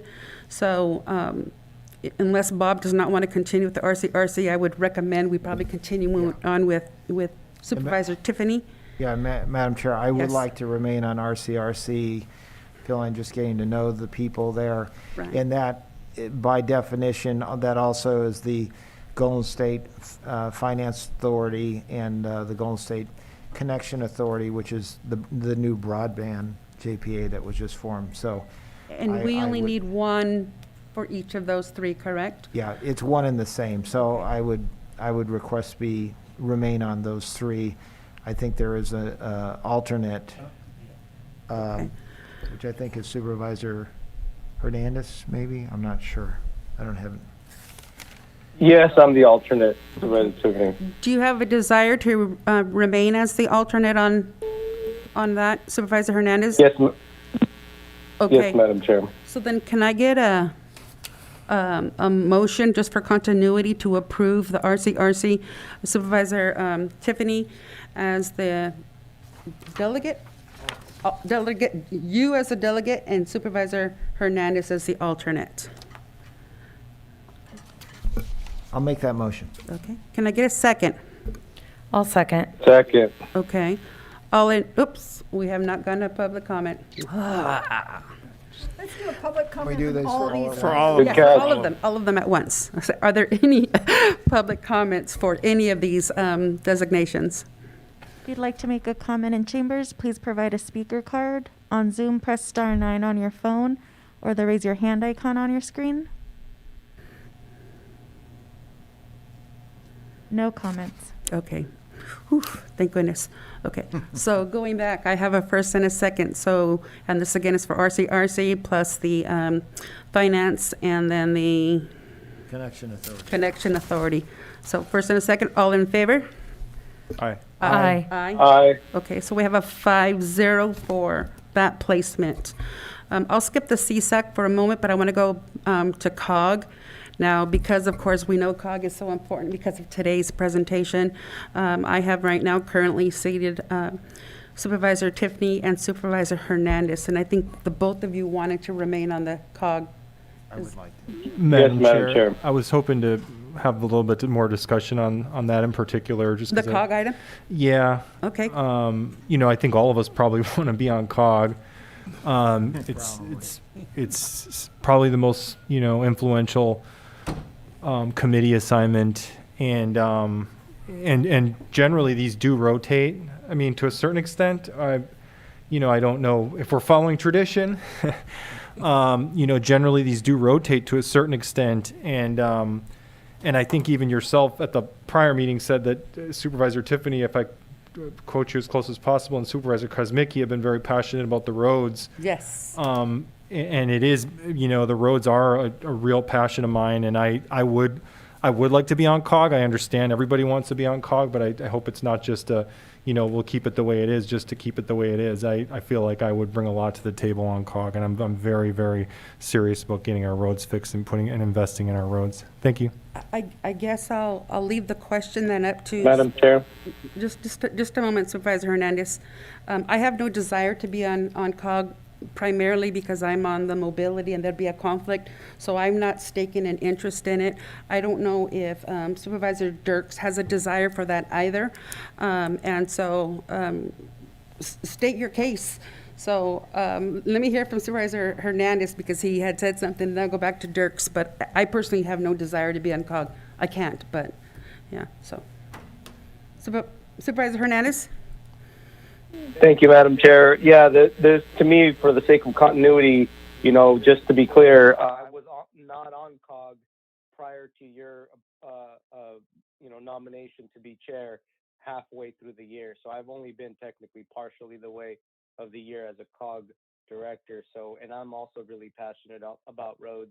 And this, believe me when I say, I mean, I'm going to be a strong advocate for protecting our rural nature with this RENA element. So I feel like I have a focus, and it's going to be important to me. So I feel like it would be a good, I just feel like I'd be good enough to as a fit for that position. Thank you, Madam Chair. Supervisor Dirks? I think I also too would like to be on COG, but I understand the point that Supervisor Hernandez made as well, especially if he came in halfway through. But obviously the roads are a big deal. I mean, literally every single call or email I've received since I've taken over this position in the last 40 or so days have been about the roads. And so it'd be nice to have some firsthand knowledge. But I understand I'm very new, so however this needs to play out, I'm okay. Madam Chair, let me make a suggestion. Even though I am very, we're all passionate about roads. We have to be if you're a supervisor. But even though I enjoy being on COG, this is my suggestion. You know, Colin, excuse me, Supervisor Kosmicki has been the alternate on COG, and I would be willing to step aside and suggest that Supervisor Kosmicki be made a full member of COG, and then Supervisor Dirks could be made the alternate, and I'd be willing to step aside. Is that a motion? I can make that motion. Right now, we're just discussing, but. I'll if make that you- motion. Okay. So I have a motion for Supervisor Kosmicki to be the primary, and then Supervisor Dirks to be the alternate? Well, No. he would be along with Supervisor Hernandez. Supervisor, there's two. So Supervisor Hernandez And and Supervisor Kosmicki Okay. Yeah. would be the two representatives on COG, with Supervisor Dirks as the alternate. okay. And I would step off of COG. As long as I get promises, assurances from the supervisors that they represent us well, I'm happy to make that motion. Okay, if that's your motion, then I could. Amen. I was going to gladly second it. Yes, Supervisor Hernandez. I just amend it to Supervisor amen. Tiffany's Okay. request. Okay. And yes, and I'll second that motion. Okay. So then we have a first and a second. All in favor? Aye. Aye. Aye. Good. So we have a 5-0 with Supervisor Hernandez and Kosmicki as the primary, and then Supervisor Dirks as the alternate. Okay. And then going back to AMBAG, as I said, I will go ahead and pull back from AMBAG. It's very informative, but a lot of the information and discussion that we're having is primarily related to Monterey County and Santa Cruz County. And so it's informative, but there's a monthly obligation to attend and to vote, but I see that the primary focus for Samuel County is more with the Hollister Samuel COG as opposed to AMBAG. So I will gladly step aside from that one. There is a stipend involved, so that will be open. Both Supervisor Tiffany and I sit on that one, so I don't know if you'd be willing to surrender your seat on that one. I don't want to take everything away from you, but we do have to divvy up the labor. And then I do not know if there's another supervisor that's interested in sitting on the AMBAG as a director. Everyone's looking at me. I'll nominate Supervisor Dirks. Yeah, I mean, it's sort of, I don't know how Supervisor Dirks feels. That was funny. Yeah, I don't, I'm kind of passive on AMBAG. It's obviously important. I don't personally have a strong preference. But if Supervisor Dirks doesn't want to do it or wants maybe other, because we have a long list here of commissions. So In January, yes. By saying, Chair Gonzalez says, I want to step aside. She knows she's still going to have plenty of assignments. It's not, this isn't a matter of workload or not wanting work on your plate. So I'm fine with Supervisor Dirks, however you feel, if you'd rather have a different one or that one. And there's two. Okay. Yes, There are two. Currently, Supervisor Gonzalez and myself, Supervisor Gonzalez beat me to the punch. I was going to step aside on that one too, but Well, but that's fine. We both can. Well, if there's someone else, I think Supervisor Dirks. It is an important organization right now. It's very, as Supervisor Gonzalez said, very heavily Santa Cruz and Monterey County oriented because of RENA, and COG does our RENA number, so it's really not applicable, although it's informative. But at any rate, I could stay on or not, depending on, I guess, whether there's an interest from the other supervisors. Is there anybody else who's interested in AMBAG other than Supervisor Dirks? We haven't even asked her if she's interested. See how we are? Welcome to the family. Oh my gosh. No, thank you, Madam Chair. I don't have a strong feeling one way or the other, but I'm more than happy to represent San Benito County with AMBAG. It will prepare you so when it's your time to be San Benito COG, you'll be ready to go. It will, yes. Okay. So then Supervisor Hernandez or Supervisor Kosmicki, did either of you want to be the other individual on AMBAG? Because if none of you want to be, I'll stay on it with Supervisor Dirks, but I don't want to hog it and not allow you all to have that opportunity too. I come from a family of 10. I nominate you. You nominate me? I Oh, nominate thank you, Madam Chair. You hear that? Okay. Put the women to work. Okay, so then Supervisor, can I get a motion for the two named individuals to serve on AMBAG? I'll make that motion that Supervisor Gonzalez stays on AMBAG and Supervisor Dirks, because of her insistence that she become, go on AMBAG. Thank you. All right. Second. Then we have the Intergovernmental Committee. We do. Second, you gotta vote. First, second, sorry. So we had the motion. Can I get a second? There was a Second. Okay, second. So all in favor? Aye. Aye. Aye. Okay, so we have a 5-0 for both Supervisor Dirks and Gonzalez to be on AMBAG. So then we have the intergovernmental meeting, and I will admit I walked away from that one. I know that Supervisor Kosmicki and I believe Tiffany were chair. Do you? I'm more than willing to continue serving, unless, of course, Supervisor Dirks that has a keen interest in that. But I do Okay, see so value you would in like to intergovernmental. continue? Okay. I'm not insistent, but yes, I certainly would be fine with it. I think you're a strong voice on that committee. I'm brand new to it, but I'm willing to. I just got on it, so I'd be happy to stay on it. Okay. Is there a desire to be involved on that one, Supervisor Dirks and or Hernandez? I nominate Supervisor Dirks. Supervisor Hernandez just keeps nominating me. I don't have a strong feeling one way or the other regarding it, so. Would you mind then if I left both Tiffany and Kosmicki on it, and then maybe tuck you into the Vets Park Commission? Maybe? Yeah, that's fine. Okay. So then can I get a motion for both Supervisor Tiffany and Kosmicki to remain on the Intergovernmental Committee? So moved. Yeah. Okay. So there's a second, there's a so moved and second. All in favor? Aye. Aye. Aye. Aye. So we have a 5-0 for the Intergovernmental Committee. So that takes us to the Vets Park Commission. Now, I don't know what your preference is on this one, Supervisor Kosmicki, but I know I was approached last January if I would be on that, and then Supervisor Medina had appointed somebody else, but I know that the chair, current chair, Maria Spandri, was hoping that possibly I could be on that, and so. I certainly am more than willing to step aside. There's gonna be a running pattern here of me stepping aside from all the commissions because I'm on everything. I'm totally fine with that. Okay, and then I figured Supervisor Dirks, if that was maybe an interest of yours. Yeah, it's in my district, so, Okay. and even with I double checked, even with the new lines, it's still in my district. Okay. So then, Supervisor Hernandez, are you nominating anyone?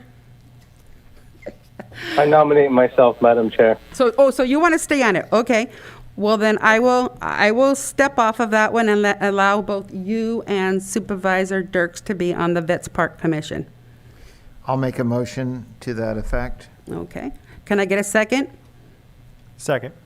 Second. Okay, so I have a first and a second. All in favor? Aye. Aye. Aye. Aye. Okay, we have a 5-0 on the Vets Park. And then I was going to ask for CSAC, that if I can remain on CSAC. Again, I came in, halfway through the year.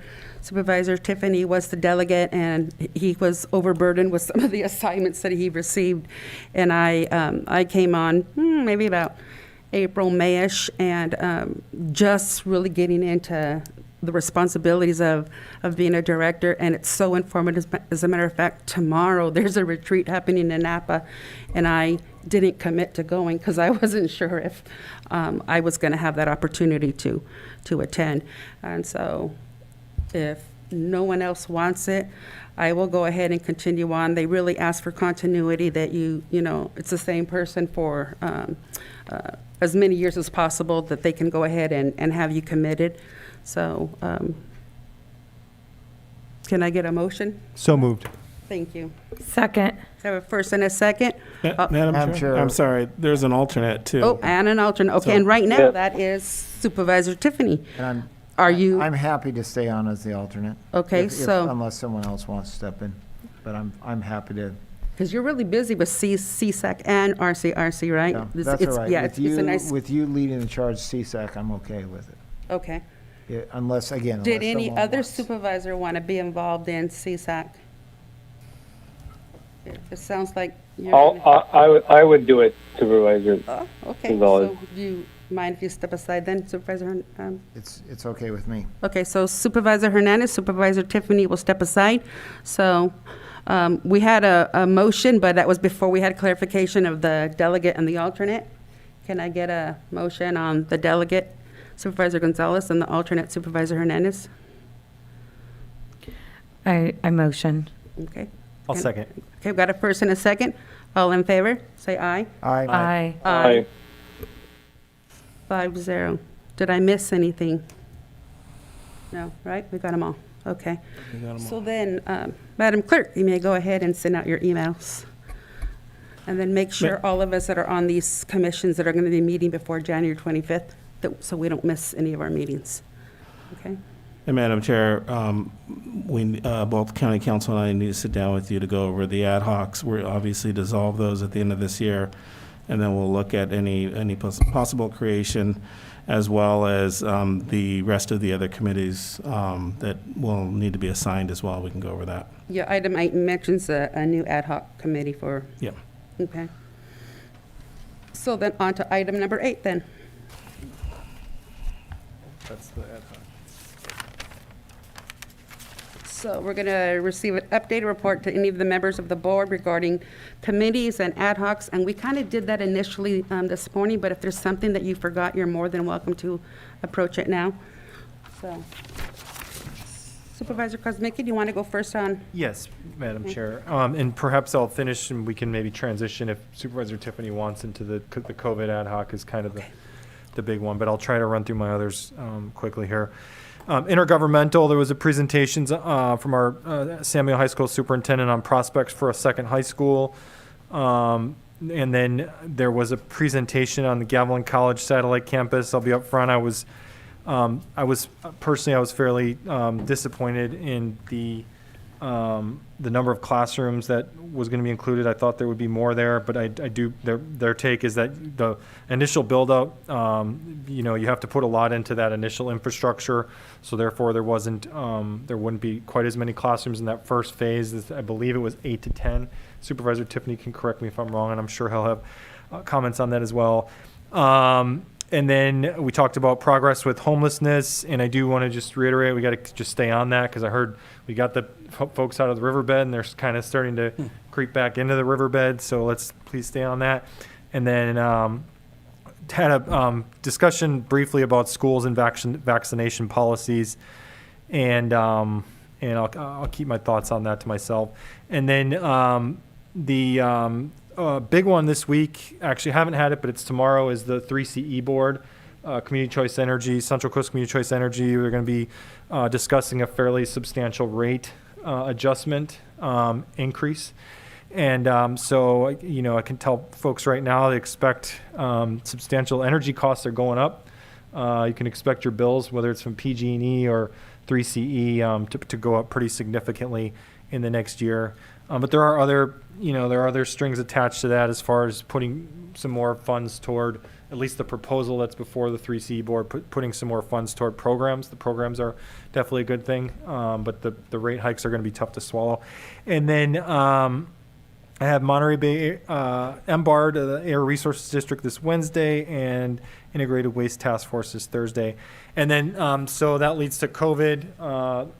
Ad hoc, we've had I believe 1 or 2 meetings in the last few weeks, and if Supervisor Tiffany wants to start off, I certainly would welcome if you would like to kind of take the reign, and I'll pick up. Sure.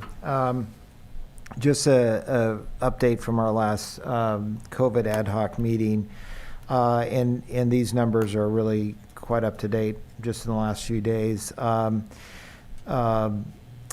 Cases are up. I think anyone who's read the papers know that cases are up a bit.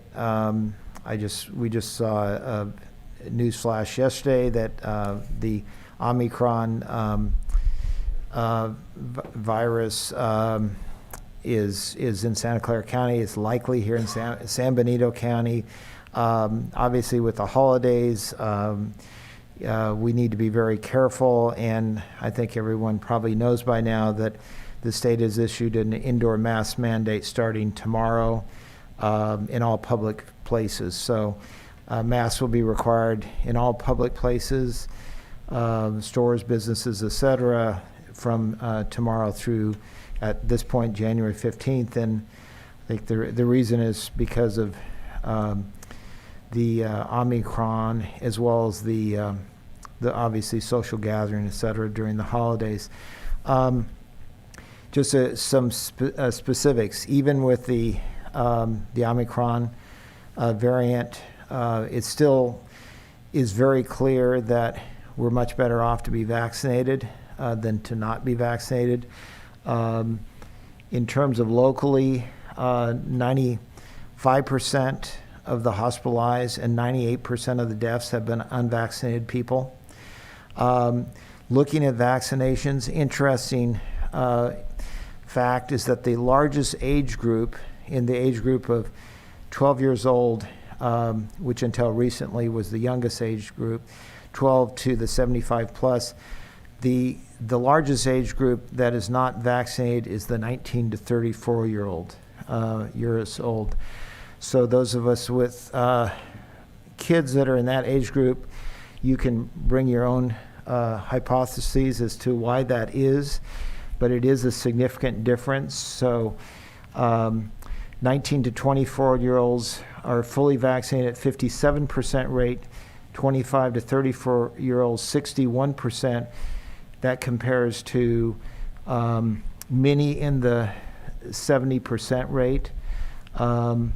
If we're not looking at the 5 to 11-year-olds, that's about where we are. So that's going to be a focus going forward, is that age group, along with continuing to get vaccines in the youngest age group, the 5 to 11 years olds. Currently, we're about 9%, a little over 9% of those are now vaccinated.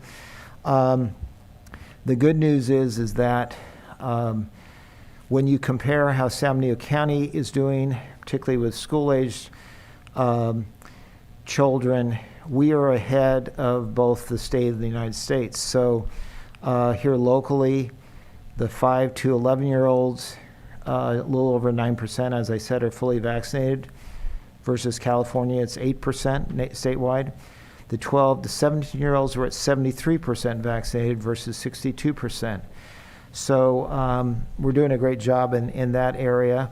I'd like to think some of that has to do with the incentive program that we have, and of course the great outreach that our county staff has been working on, and others within the community. As far as the other thing we're going to be pushing hard, of course, continue to get more boosters out there. There's 9,300 people that have gotten boosters. Just looking at an article the other day, and it's clear that getting a booster does give you particularly significantly more protection, they believe, likely with the Omicron variant. And then lastly, I'll just make comment that the good news, bad news is that we are running out of the vaccine incentives. We have about $134,000 left to give out. That's 671 vouchers. It's estimated that we will run out right after Christmas, around December 27th. The largest uptake by far in that is with the younger age group, the 5 to 11-year-olds. So just wanted to throw that out there. We're about ready to be at the end of the money that we have available. Supervisor Kosmicki and I, as well as the ad hoc committee, have discussed this a bit. I think our feeling is that unless there is a strong push by someone on the board, it may be time that we just move forward and expend the end of the incentives, and there will be a period of time where the gift cards will still be available, but there won't be the $200 incentive money. So, Supervisor Kosmicki, maybe you want to jump in here and. Yeah, I'll keep it brief. I think the incentive program has been a big success, and people have had every opportunity to take advantage of it. So that there would be no excuse, if we ended it. And we've had that big surge with the youth. I think that was our sort of our purpose, our hope with that last round that we did. And so I thinking about it more, I think it's probably time. To let that run out and then, move forward with some other priorities with the ARPA money. And then the only other thing I'll add is that just with the state mask mandate tomorrow, I know everybody has strong feelings one way or the other on it. And I'm just, imploring our residents to just cooperate and please follow the mask mandate, and let's not cause any issues in the community over it. We're all trying to get through this. We all know this. I hope we all know this. Omicron variant is very serious, and I know of people who have had serious COVID. Our family knows family friends who have had serious COVID and worse have passed away in the last few weeks. So let's really keep our guard up and take this seriously through the holidays, and please be safe. Thank you. One other thing I forgot to mention is that there will be tonight at 6:30 this evening, and I know it's been out there, social media and otherwise, but there's going to be a presentation at 6:30 being made by our public health doctors. Dr. Gellert is going to be making presentations specifically targeted toward the young people, and so there's a really I've seen it, and it's a very strong presentation that he's going to be making, and then there's going to be an opportunity for questions from people that are online. So again, and then there's, I believe on Thursday evening, there's going to be one in Spanish. So that's coming up this evening, and I believe Thursday night. Lastly, just quickly wrapping up my ad hoc reports. Again, we mentioned CSAC annual meeting. Several of us were there. I just got back from an RCRC meeting last week that was in Merced. This again is the rural counties. There's just a lot of money out there, as we know, and RCRC plays a very important role in working on behalf of the rural counties to try to tap into that money. And I'll be following up with county staff on a number of things to make sure that we connect with the RCRC people to try to tap into, that broadband money and other funds that are out there. Supervisor Kuzmicki mentioned the intergovernmental Second High School and Gavilan College. When we get to it, I'm going to suggest that maybe those are for future agenda items that we have, and that's all I have. Thank you. This was supposed to be This was supposed to be a brief presentation, but since both of you are on the ad hoc for the COVID, that's just such a very necessary ad hoc that needed to share, so I didn't want to interrupt either of you.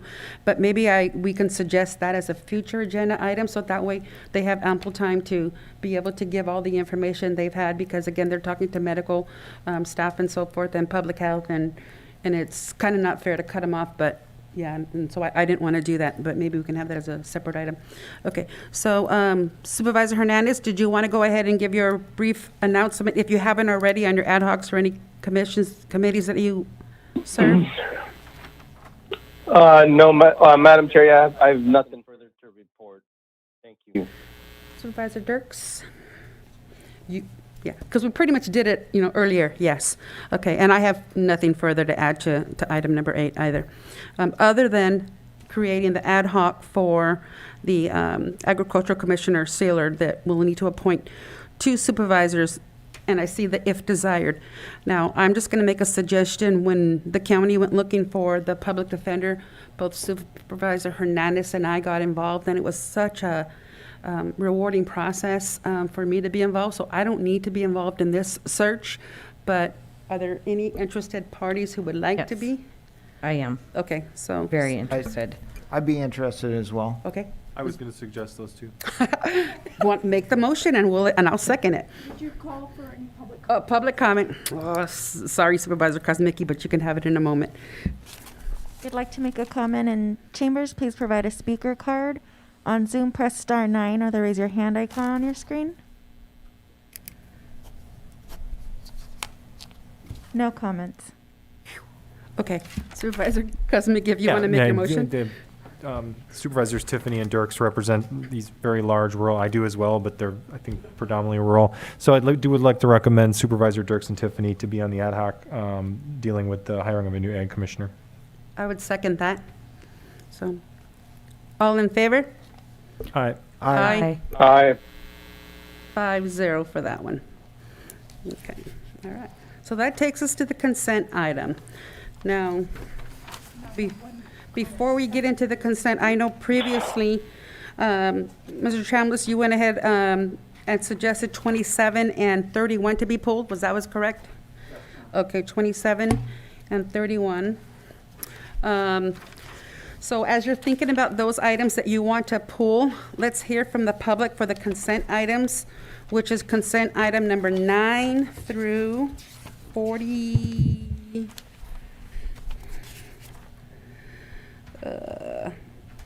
43. I noted on Is item 42 and 43 different? Because I see there's a header there. Did we need to do something different with that? Is that a public hearing or? They're not, I don't think, those are not part of the consent. I don't know. No, it's different, yep. So then the consent ends where? On 41? And then 42 and 43, we just have to address separately. Yes. Okay, because that's right. we jumped around with item 44. Okay, so it's consent item number 9 through 41. Do you want this to be? If you'd like to make a comment in chambers, please provide a speaker card. On Zoom, please press star 9 on your phone or the raise your hand icon on your screen.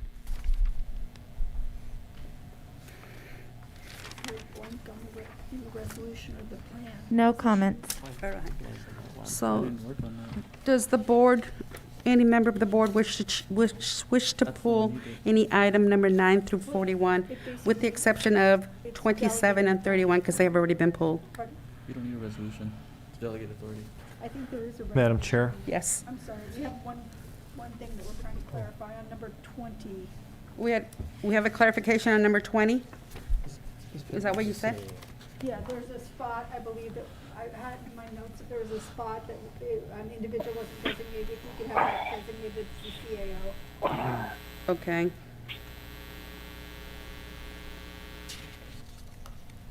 So we're designating the CAO to do the finalizing of the plan, is that correct? Yes. And Yes, signing all yes, necessary documentation? Yes. Okay. So for item number 20, we're adding in the CAO there. He'll be the the person authorized to sign and negotiate. Anything else? Nope. No, okay. So go ahead Supervisor Kosmicki, you started to mention. Thank you. 10, 11, so most of these are brief questions. 28, 28, and then the series of sheriff's items, 29, 30, and 38. It's all kind of the same.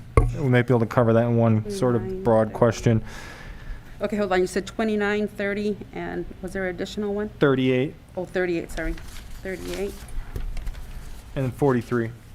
38, and, 43. okay. Oh, sorry, that's not on, sorry, that's not on consent. I made the same mistake myself.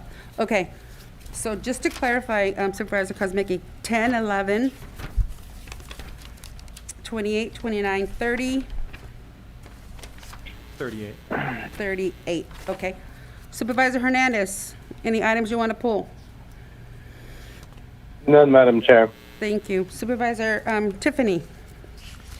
Yes, and this would be very brief. Just want to recognize it. Item number 26.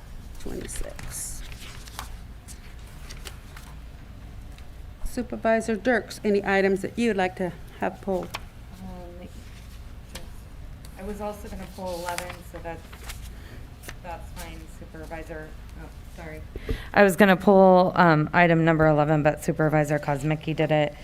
And I'm looking at my notes for 19. Hang on.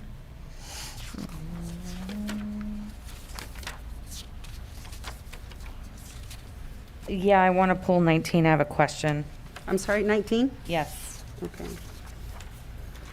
19. I'm sorry, did you call No, for public comment? Call Public for comment. comment, We did, but there were no comments. including all the ones that have been. Yes. Items 9 through 41 we asked. Okay, so then we are pulling item 10, 11, 19, 26, 27, 28, 29, 30, 31, and 38. Okay, so what is the will of the board? 31 was pulled entirely off, so we're not. Yes. We're not voting on that one. No, they're being pulled, so we're not going to talk about it, but they're pulled from the, so what is the will of the board for the remaining consent items? I'll make a motion, we approve the remaining consent items. Can I get a second? I'll second. Second. First and a second, all in favor, say aye. Aye. Aye. Aye. 5-0 on those items, so we'll go ahead and start off with item number 10. Yes, my question, one of the persons who's proposed appointment, I don't know her, but Deanna Trinidad, it wasn't clear the residency, and I know that, and it looked like the staff report was probably assuming that I was going to pull this because it basically just talks about the residency.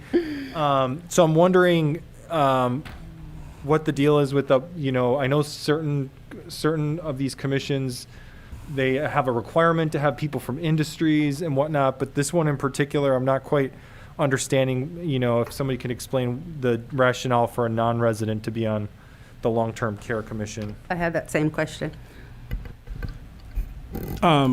The clerk of the board, can you answer that? Sorry.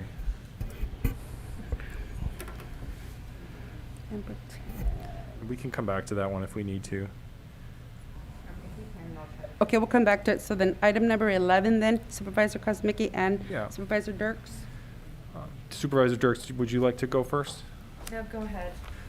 Yeah, so I just have a few statements. Historically, that I think there's been a common sentiment that we maybe we don't get enough in impact fee revenue to cover our costs, and so I think we've talked a little bit about the last impact fee update. It looks like it was 2017, so I'm hopeful that we can get an update at some point relatively soon to get those numbers updated. I noticed another $350,000 budgeted for the Vets Park improvements. It brings to light my concern about growing costs with Vets Park. It's in the city. I'll keep. I think we're going to discuss it at some point, but I'm of the belief that we should at least look at a long-term lease with the city of Hollister and let them deal with Veterans Park.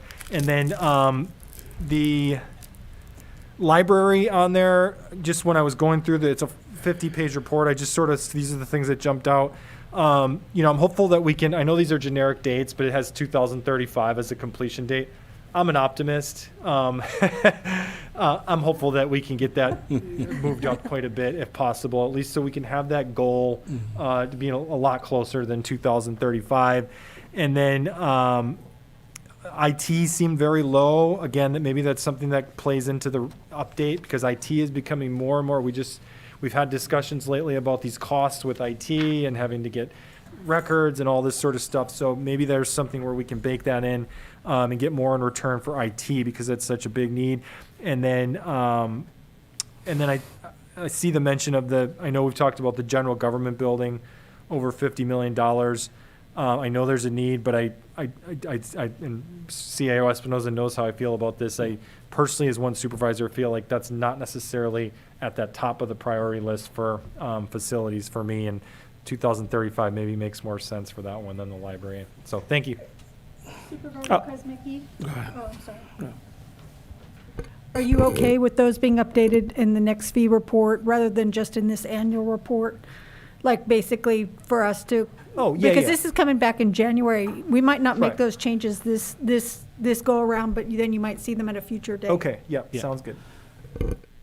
So just I'll just go ahead and start off, and then I'll pass it to staff. I can tell you a few years back, we did not have a technology impact fee, and that was pretty big because there's just such a great need for that, as well as the buildings. I think Yeah, no, I understand. I know we just on the list. That's and I can tell you that there's a great need. I mean, there's paint. The buildings are falling apart. We gotta address the old jail here, and we have the old 911 center and public health building that really is abandoned, but that's kind of for storage now. And we have the old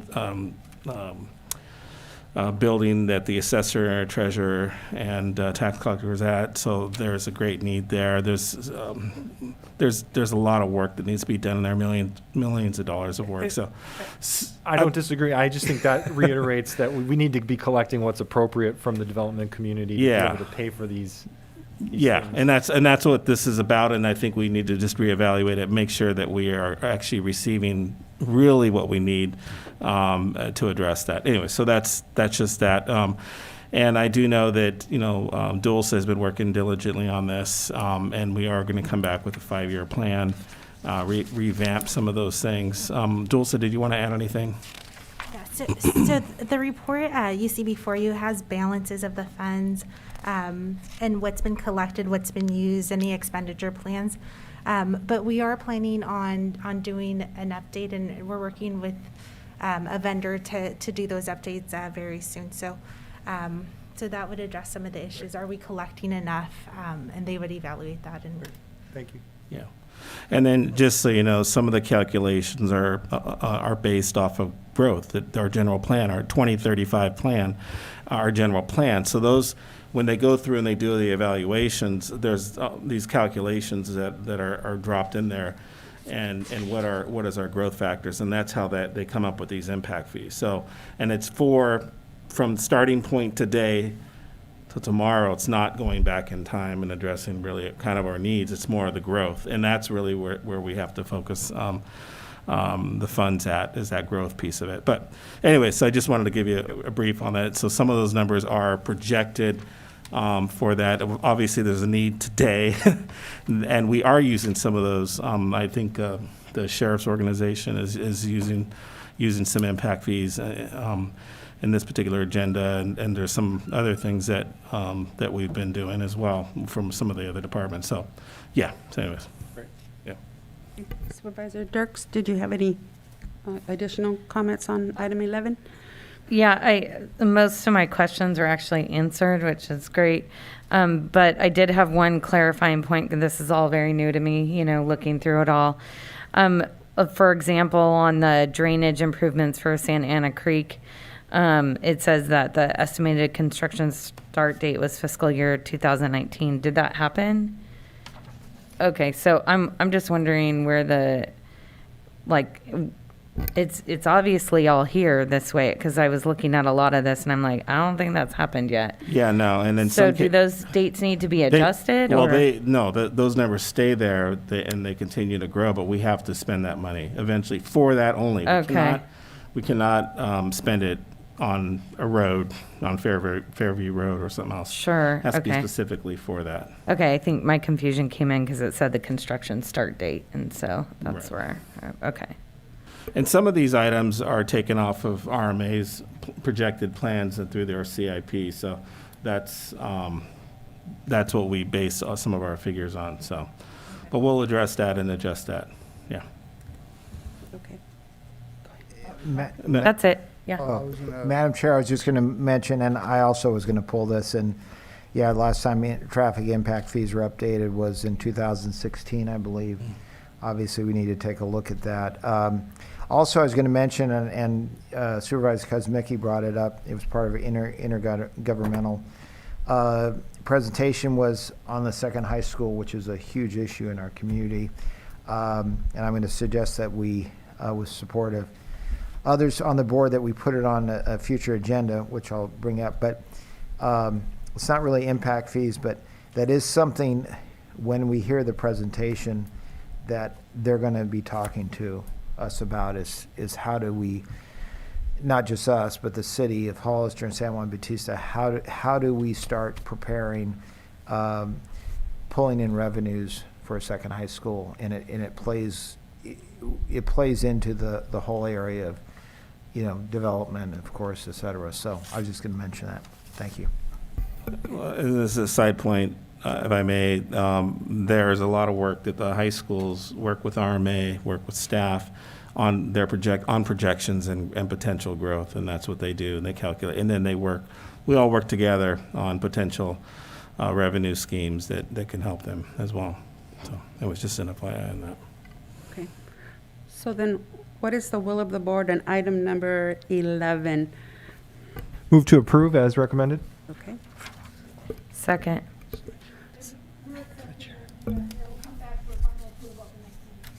Okay. And so, all in favor? Aye. Aye. Aye. Aye. Give a 5-0 on item number 11. So we're going back to item number 10. Were you able to? Okay. We contacted David, who's the contact person for the Long-Term Care Commission.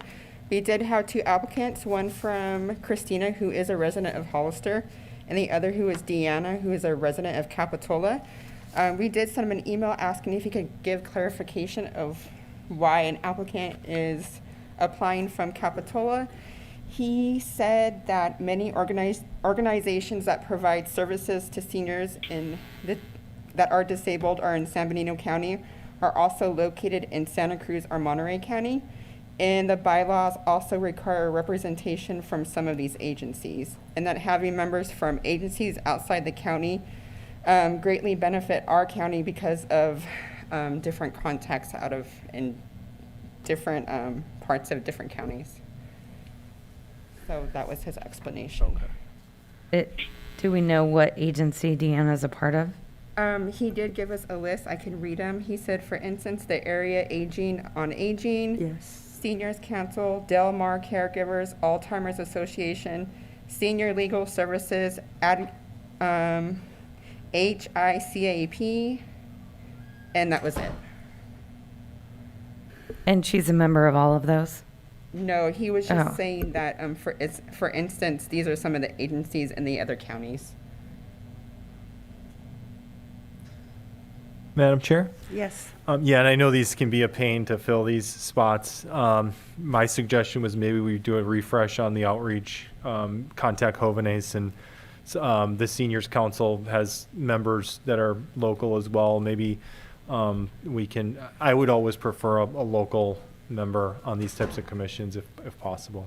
That would be my suggestion. Thank you. So question for you, since you're the supervisor that pulled that, would you then be willing to go forward with the Hollister resident appointment? Yes. But not yes, necessarily the. Yes, okay. and again, I don't know Ms. Trinidad. Correct. So yes, I would. It's just your local preference, Yes. and I understand that. Okay. So he has a motion. Can I get a second to at least approve the Hollister resident? I'll second. Okay. And so we have a first and a second. All in favor of approving the appointment of Christina E. Andre onto the Aging and Long-Term Care Commission until December 31st, 2024? Aye. Aye. Aye. Okay. Aye. Aye. 5-0 for that one. And then maybe a redirection on the other applicant.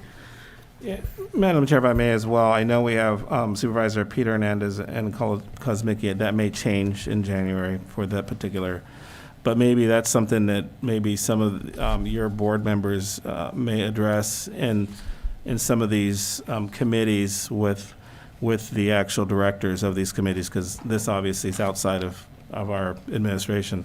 But I think it would be good to discuss this probably as an agenda item on their agenda items to discuss this, because I know just like your board is having troubles filling Yeah. spots, I'm sure that they're having just as much trouble as well, and so they're just going just doing whatever they can to fill these positions. So, but it might be good to bring those up in those respective committees and commissions. Okay, thank you.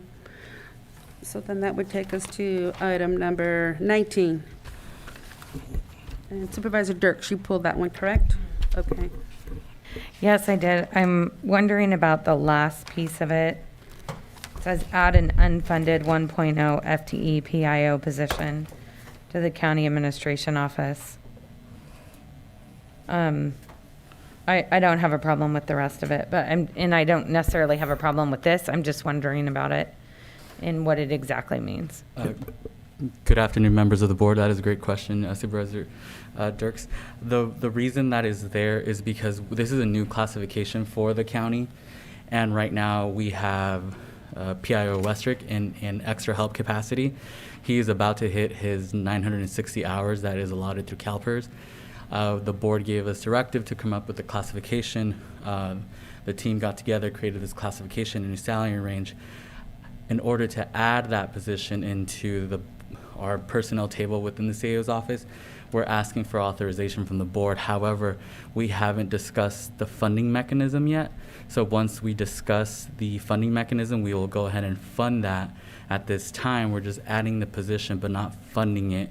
So in the future, if your board decides to pay with ARPA money or whatever other money, the board gives us direction, we will then fund that position. Madam Chair, if I may as well. So just for clarity purposes, the board approved hiring a PIO during COVID-19 2 years ago, back in, I think it was March, April timeframe. And we used CRF money for that. And so basically his position was subsidized from that federal money coming in. Again, as our deputy CIO just mentioned, that ARPA money could potentially be used for this as well, because there's still a lot of COVID dialogue happening from the PIO's office, so, and outreach. So, so we'll have to work on that and get back, but that was something that we discussed with this board, and I think outreach is really key.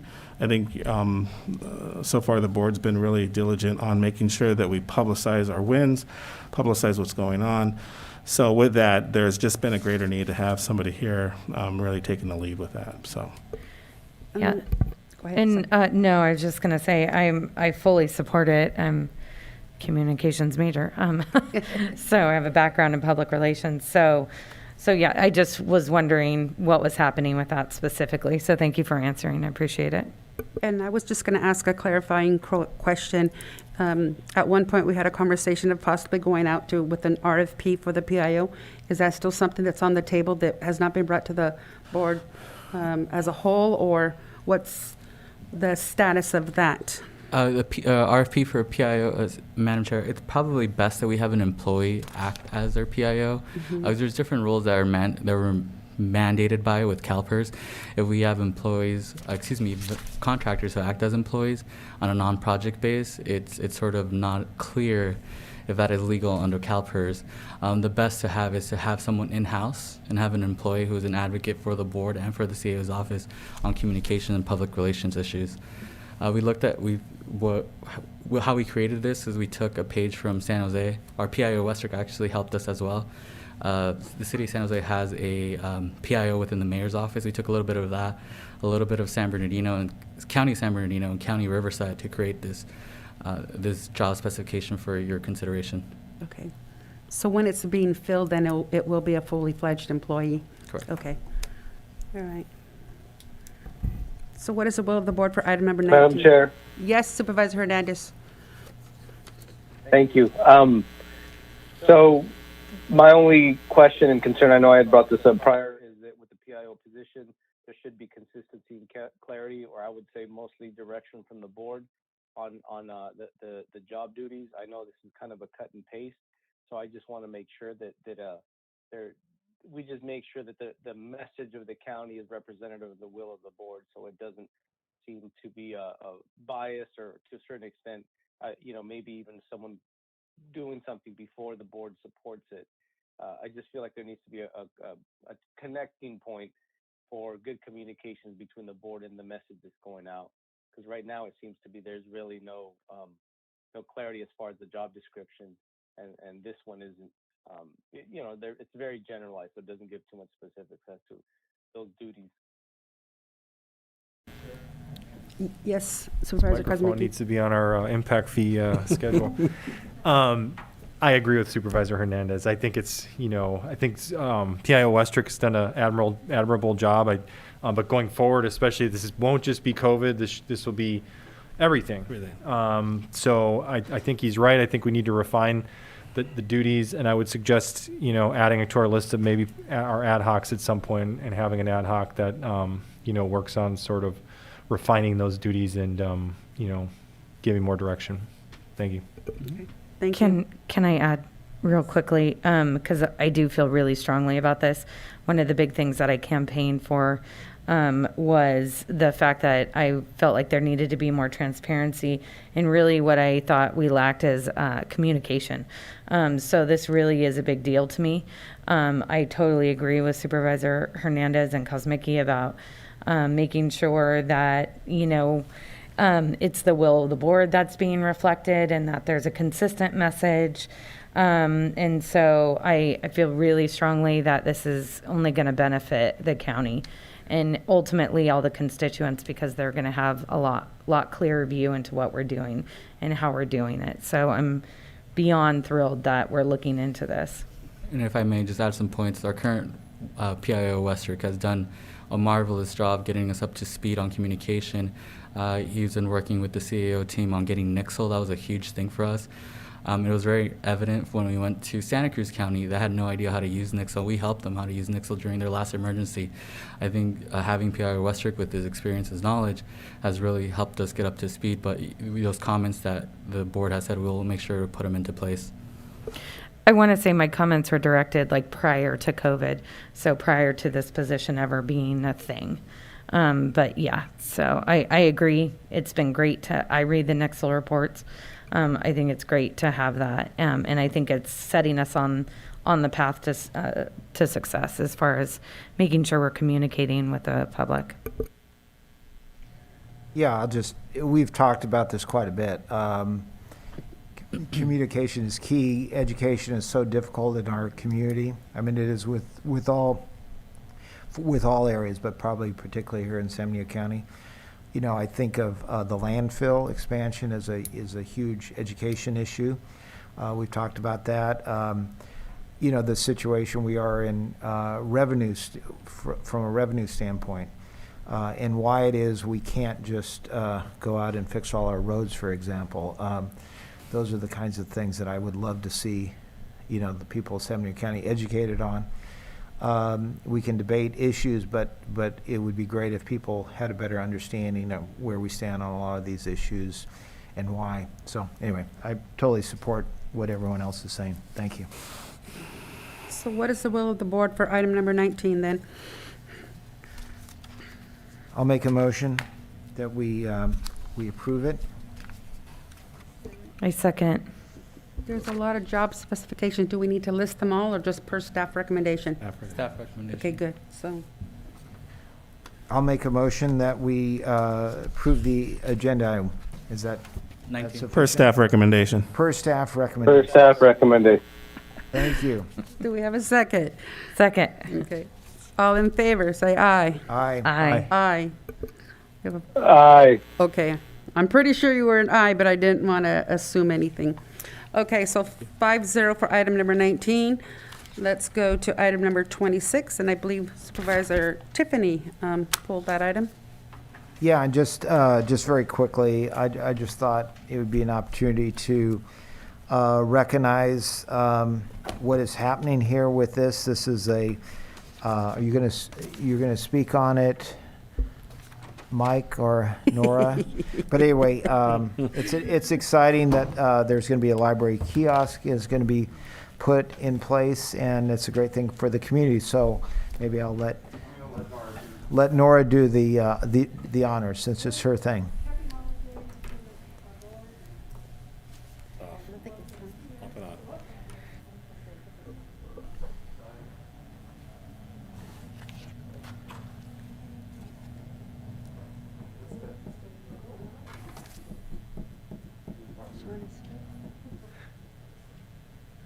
I know it's late, so I'll speak up a little bit more. So happy holidays to everyone. You know, there's an old saying that says, where there's a will, there's a way. And that's exactly what happened in this project. You know, we knew that we needed to have to reach out and be prepared, because it's very important to have something like this, the equity, the access. And so I want to tell you that it's been almost a year, but we're getting there, thanks to Mike Chambliss for his brilliance, and congratulations on your position. And for me, for Aaron, it was a big to-do, because we were awarded quite a bit of money that came to San Benito. But you know, like I said last time, no one does anything by themselves. I want to thank Supervisor Kosmicki and Supervisor Tiffany for their guidance, their direction as well, their questions, their belief in us that, you know, we're going to press ahead and get this finished and get this to be very, very significant in San Benito County. I also want to thank just a couple of more people. That's Enrique Angulo and my colleague, who's the head of Health and Human Services, Tracy Belden, but she was very supportive of having something like this. And also the gentleman out at the migrant camp, Elias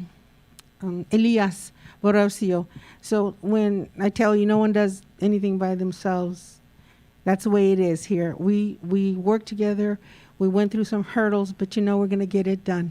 Thank you so much to everybody that is a partner and a collaborator in having something like this happen for the folks out there in South San Benito County. Thank you. Thank you. Thanks, Nora. And Mike, maybe you can just let everyone know kind of what the status is. So what this project's going to do is put a automated library kiosk in at the Sunnyside Park location. So there was a little bit of remainder land that wasn't really suitable to turn into park space, and so we identified that as a location. It's easy car access for anybody wanting to utilize the services of the kiosk, and it's also walking distance to the park, so people can check out a book and literally cross the street into a park to read. So this is a good project. Thank you. Any other questions or comments on item 26? When is it going to be built? Do we know the time frame? Karen was just telling me that the lead time is 5 months on the kiosk. Okay. It's a pretty simple foundation and electrical job, so I would say within the next it will be there before the park's there. Right. And I might add, we looked at a number of location possibilities. We landed on this one, partly the availability of the land, but also because of the access to number of the new developments, but also Riverview Estates, the farm labor camp, some low income areas that can walk there to check out books that might be difficult to come into town. So we think it's a really good location. Thank you. Great, And, thank and you. now with the Hospital Road Bridge, the people on the other side of the river. Yes. So And the board, if I may say, the board can anticipate a invitation to bid packet to coordinate the project, to do the construction for the project. That'll be a competitive open bid. Good. Okay. Thank you. Thank you. Right. So then what is the will of the board on item number 26 then? Madam Chair, I'll make a motion that we approve the, approve the capital improvement project for installation of 24-hour library kiosk. And do I have to add anything to that? Yep. Like either per staff recommendation, or you have to say the budget adjustment. Okay. Approving company budget adjustment for $385,000, the capital projects fund from the library budget via grants and reallocated existing funding. Okay. Can I get a second? Second. Okay, we have a first and a second. All in favor? Say aye. Aye. Aye. Aye. We got a 5-0. Congratulations on that. Thank you. All right, 27 was pulled. 28, Supervisor Kozmicki. Yeah, just real quick. I know ADA, you gotta do this. So a couple quick questions. I know this kind of technology can be expensive, but $50,000 is pretty expensive. This is pretty much the best deal. I know that's a screaming deal for this type of technology. Yeah, okay. And then the only second question is, I'm wondering, I keep bringing up, we're going to run out of this ARPA money if I keep talking, but is there any way to use the ARPA money for this under the notion of security, no touch, or am I pushing it? No. I don't think so. Okay. I was just. Yeah. Got it. That's Yeah. fine. Thank you. Good try, huh? So what is... trying to save you. Any other money. questions on item number 28? No? Okay, so what is the will of the board on item number 28 then?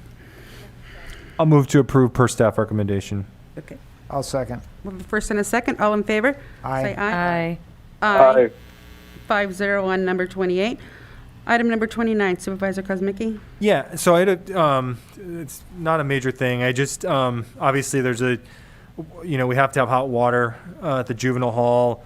I'm just wondering, do we customarily, systematically set aside money for unanticipated? I know that's what the reserve is for, but because we're obviously going to run into this sort of thing, and would there be a recommendation to maybe look at doing something like that if we don't at some point?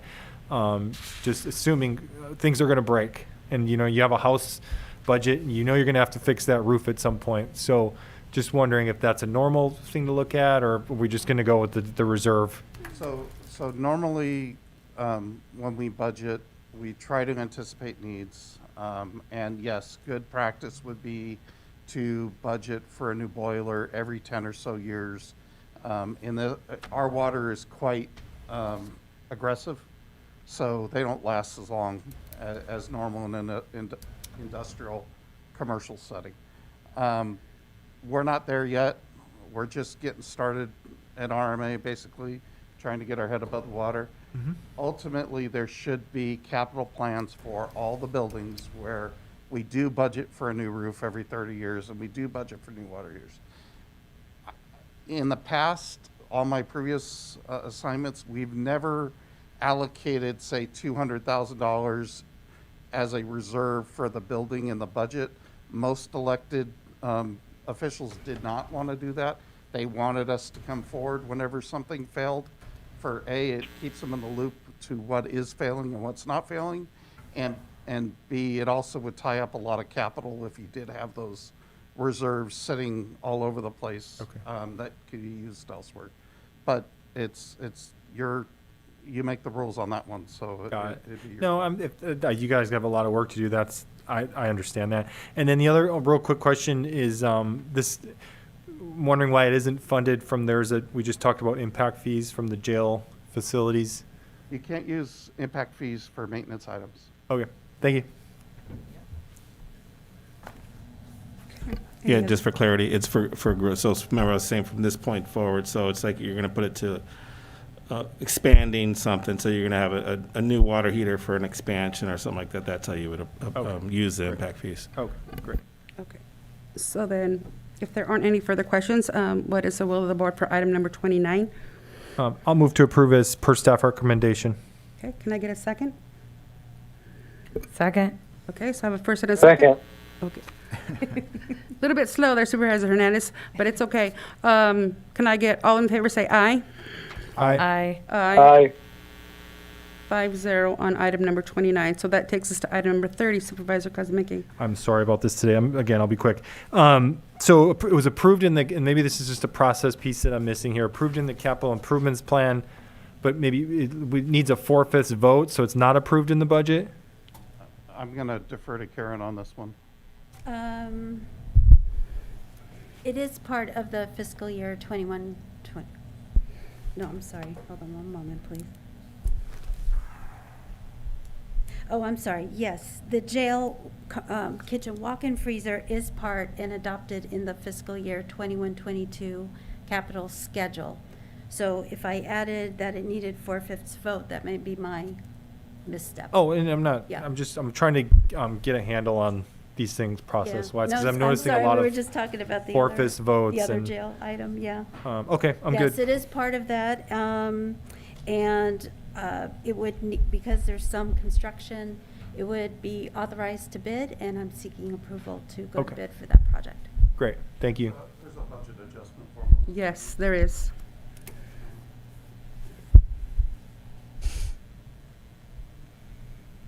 Basically, what it's doing is moving the money from furniture and fixtures to a different item so we can do this work.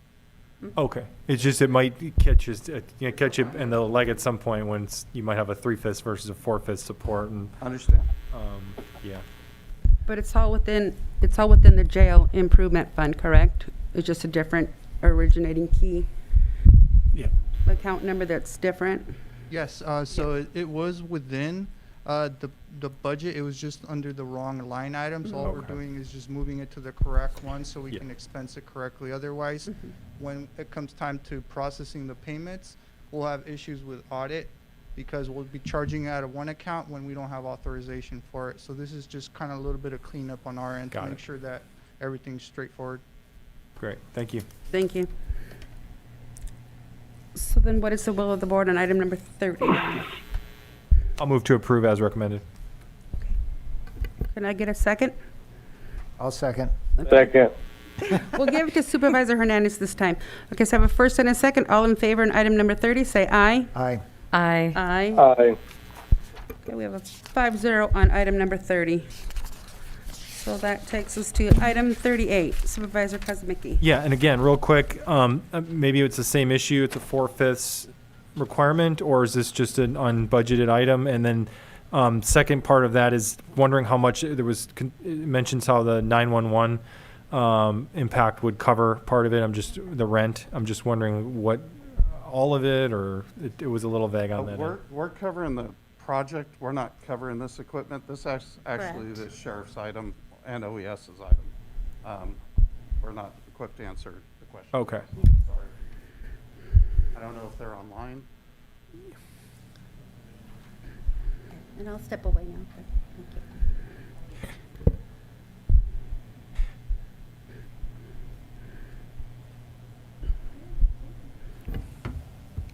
And, you know, again, I'm not trying to cause any issues. It's just when we have budget adjustments, I'm going to be, my antennas are going to go up a little bit more. So if And I you're can- entitled to your answer too, so don't be afraid to ask. Yes, so the question is as to the reasoning on the forfeits requirement and the budget adjustment. So what this is essentially for is for the, essentially the equipment. There was an item within the budget that was for the capital improvements for the actual project of the facility being relocated from our OES site right here to our sheriff's office. This specific item is for the equipment of the facility. It went through a lot of different reiterations where it at one point was going to be partially funded by OES funding because they had a grant. The grant window expired, so we couldn't use that funding. So now we're coming back to make sure that we have the appropriate equipment with that facility that is being worked on. And right now it's timely that we get this done because as the facility is being improved on, we need to have the equipment in place in order to make sure that everything kind of works together and it's built up essentially as it should be. And as it kind of mentions, it's essentially for the equipment and the workstations and everything that's going to be in there. So it's a one-time expense. It wasn't specifically assigned within the budget. So that's why we're coming to the board to ask, and it's an expense over $50,000. So we, as the CEO, we don't have authorization in the CEO's office to go out and purchase any of this. So we bring it forward to the board for their approval. I'm satisfied, yeah, thank you. Okay. I also believe we have Chris on the line. Chris, did you have anything else to add to this? I don't. Gabriel covered it. I'm available for any questions. I don't think there's any questions. No. Okay. Thank you. Thank you. Okay, thank you. So what is the will of the board for item number 38 then? Move to approve as staff recommended. Okay, can I get a second?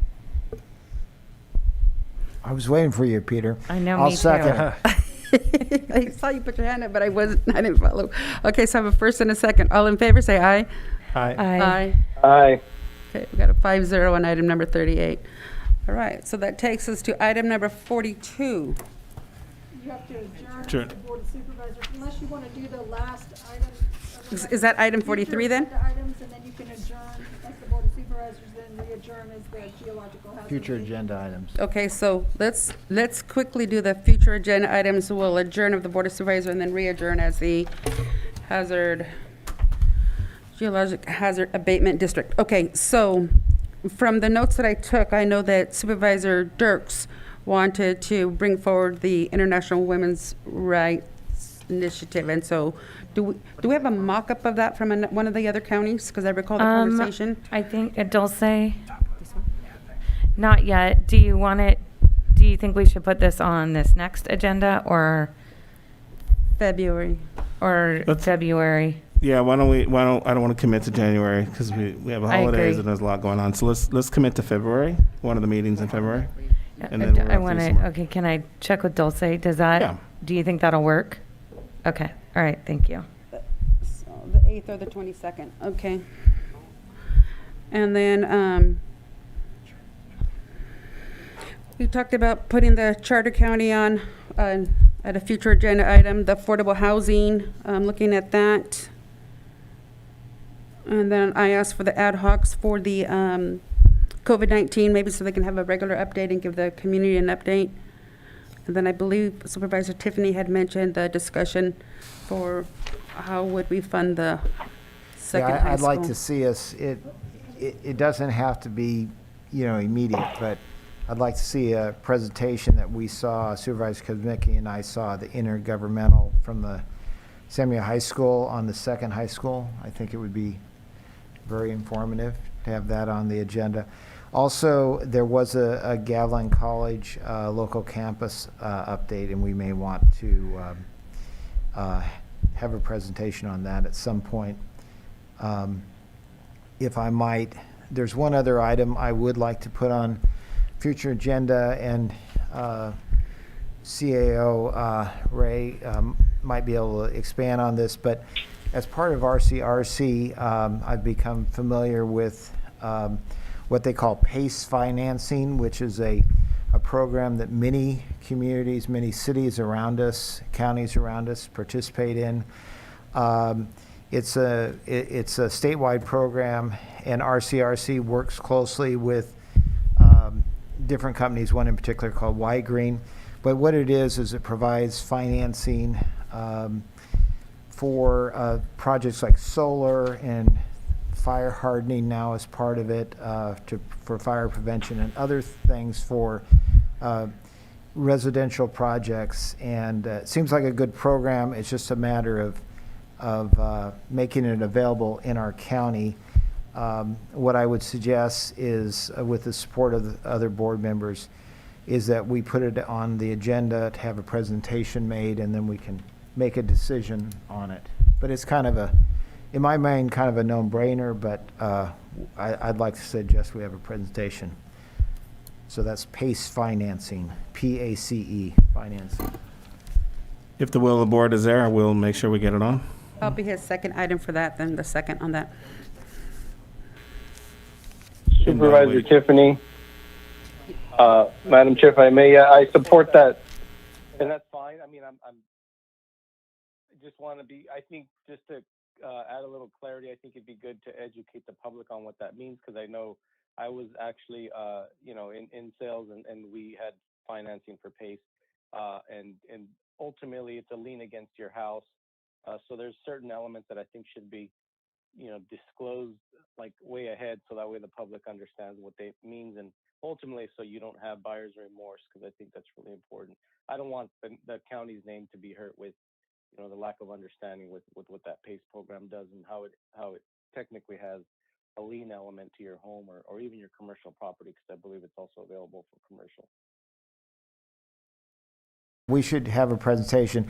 And part of the thing is because I think it did come before the board several years ago, and there was hesitation because of some of the concerns that Supervisor Hernandez raised. But they've made significant changes. The state laws have changed to provide a lot of consumer protection and transparency with this. But anyway, again, I'm just asking for a presentation, and then the board can make a decision.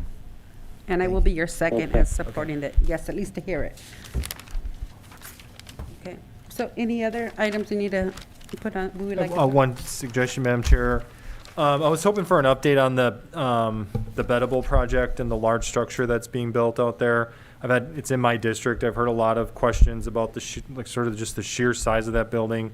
And it's my understanding it's allowed, the only thing that's allowed is a seasonal farm stand. So you'd have to have all the products that would have to be grown on the property for that to be legal.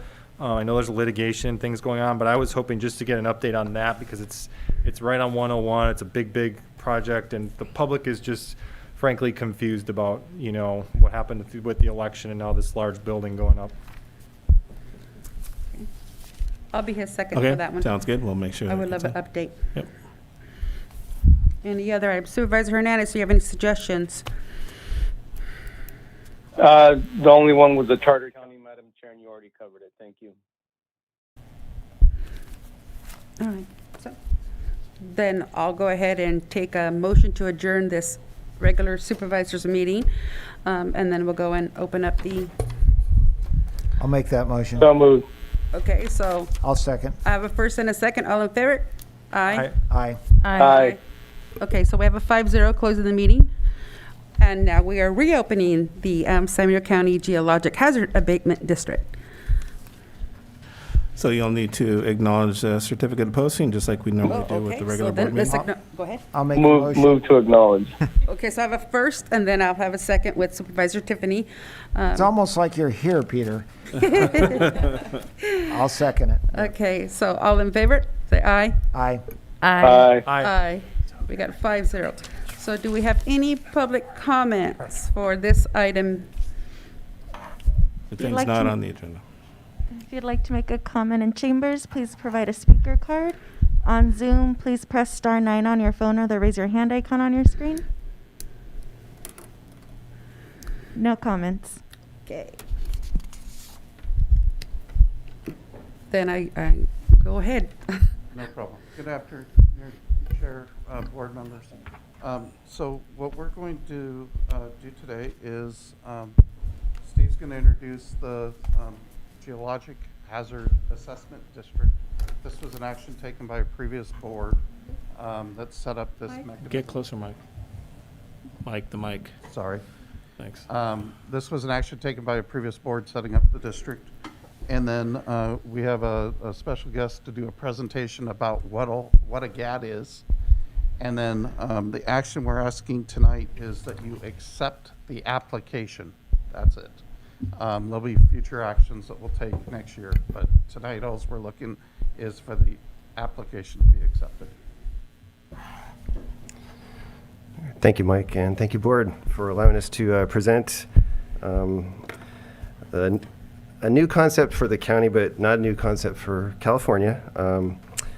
As Mike said, back in 2016, your predecessors actually formed the Geological Hazard Abatement District, and then they appointed themselves to be the directors of that district. And it's likely that you are not aware that you are directors of that district, so the bulk of this presentation will just be to inform you what that means. And as Mike said, another condition of the project, and this specifically applies to the Promontory project, which is being built adjacent to Ridgemark, a condition that county staff and the board made on that project was to annex themselves into the district. And it's somewhat similar to a CFD, which you're probably a little more familiar with. And what happens is a certain amount of money is put aside by the residents of that development, and that money is utilized for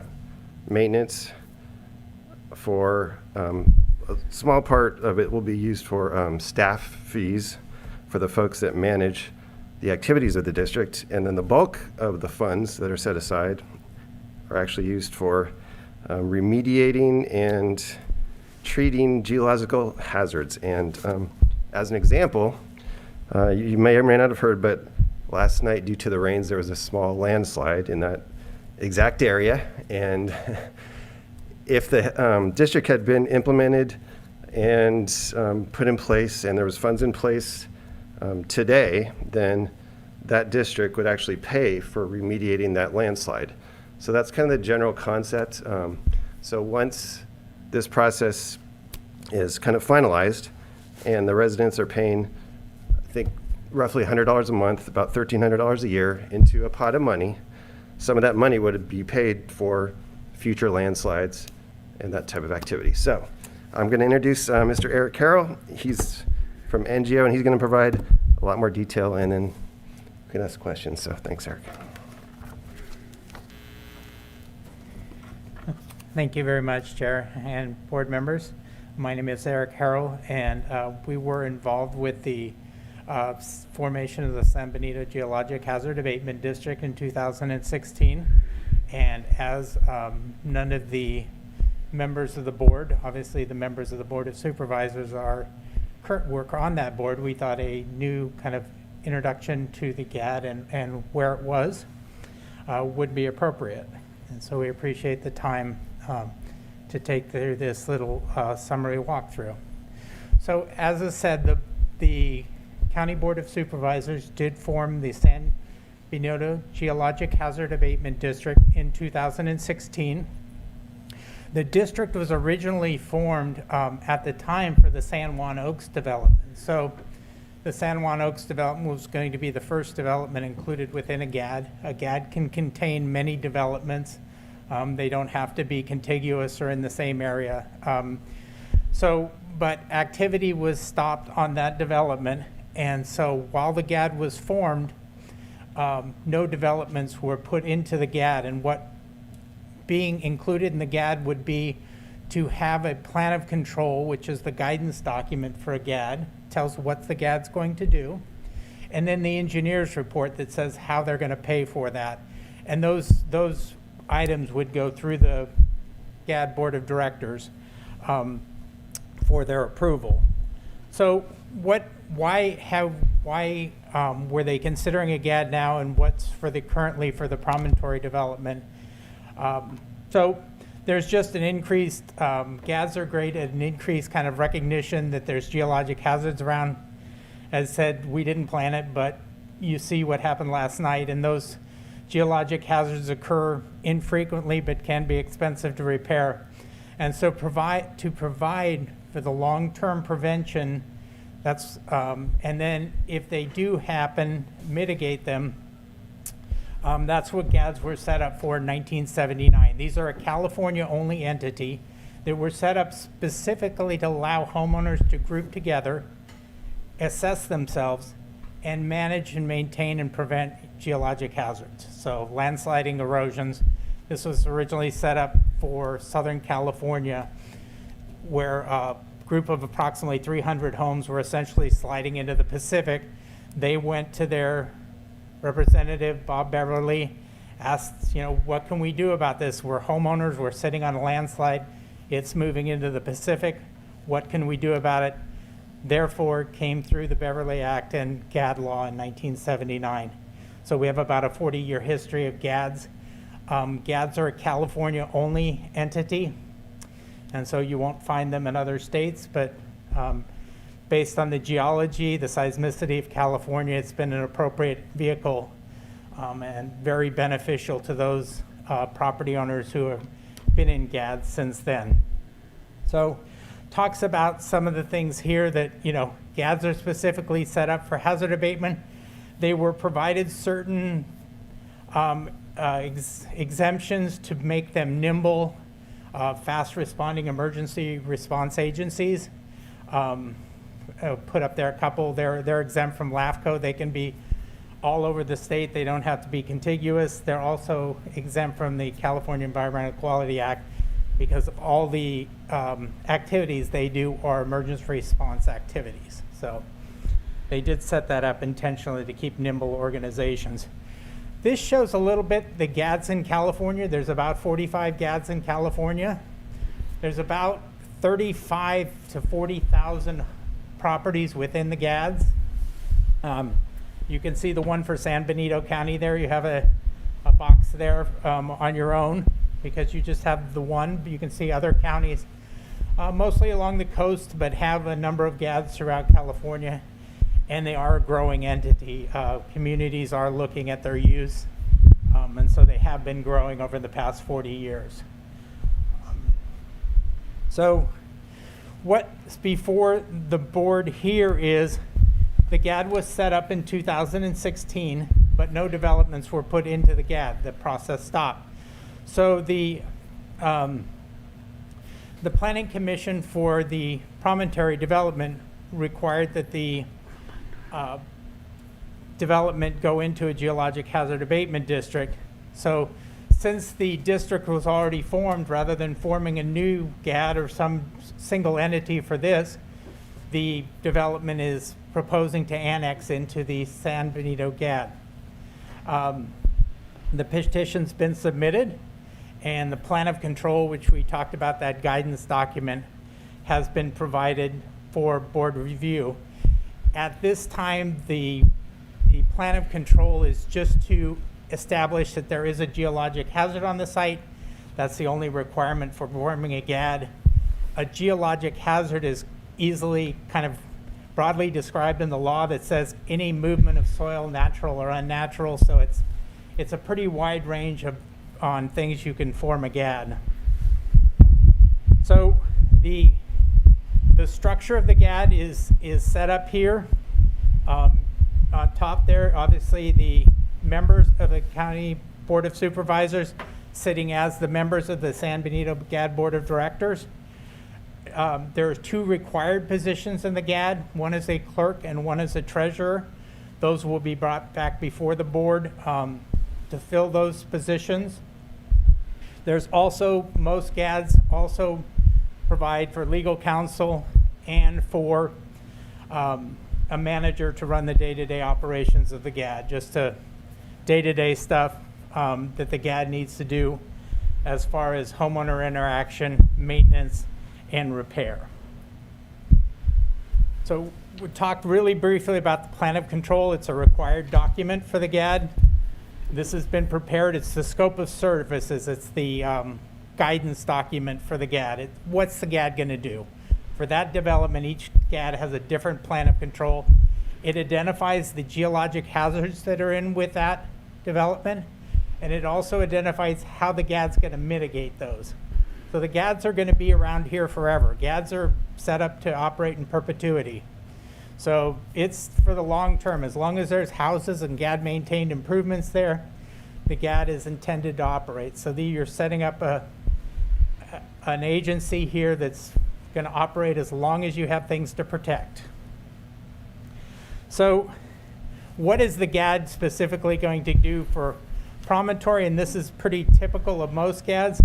It's going to take care of the things that most people hope get taken care of, but they're not that attractive or inviting to take care of. Their slopes, their drainage, their subdrains, retaining walls, storm drain facilities, things that really help stability on a site, but aren't necessarily the most attractive to take care of. But GADs are very good at doing those kind of things. So the other thing here is, as proposed, the Promontory development will have ownership. The GAD would have ownership of open space.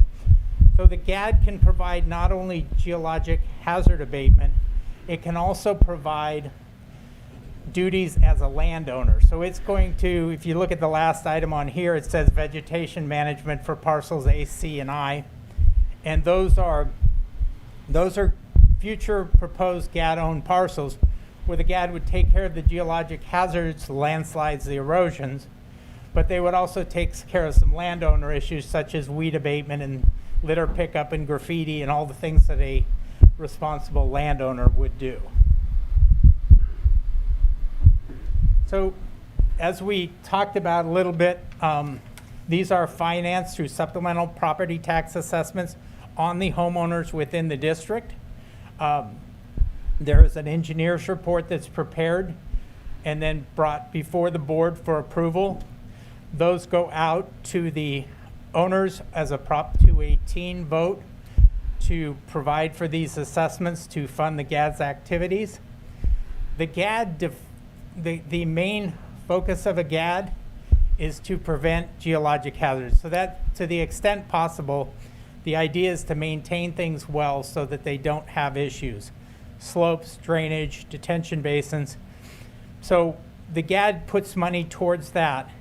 It also puts money towards long-term reserves so that when large geologic events happen, large landslides, large earthquakes that can move slopes or destroy GAD-maintained improvements, that it has money to do that going in the future. So it's collecting for current operations of mostly preventive maintenance and monitoring, but it also wants to accumulate long-term reserves.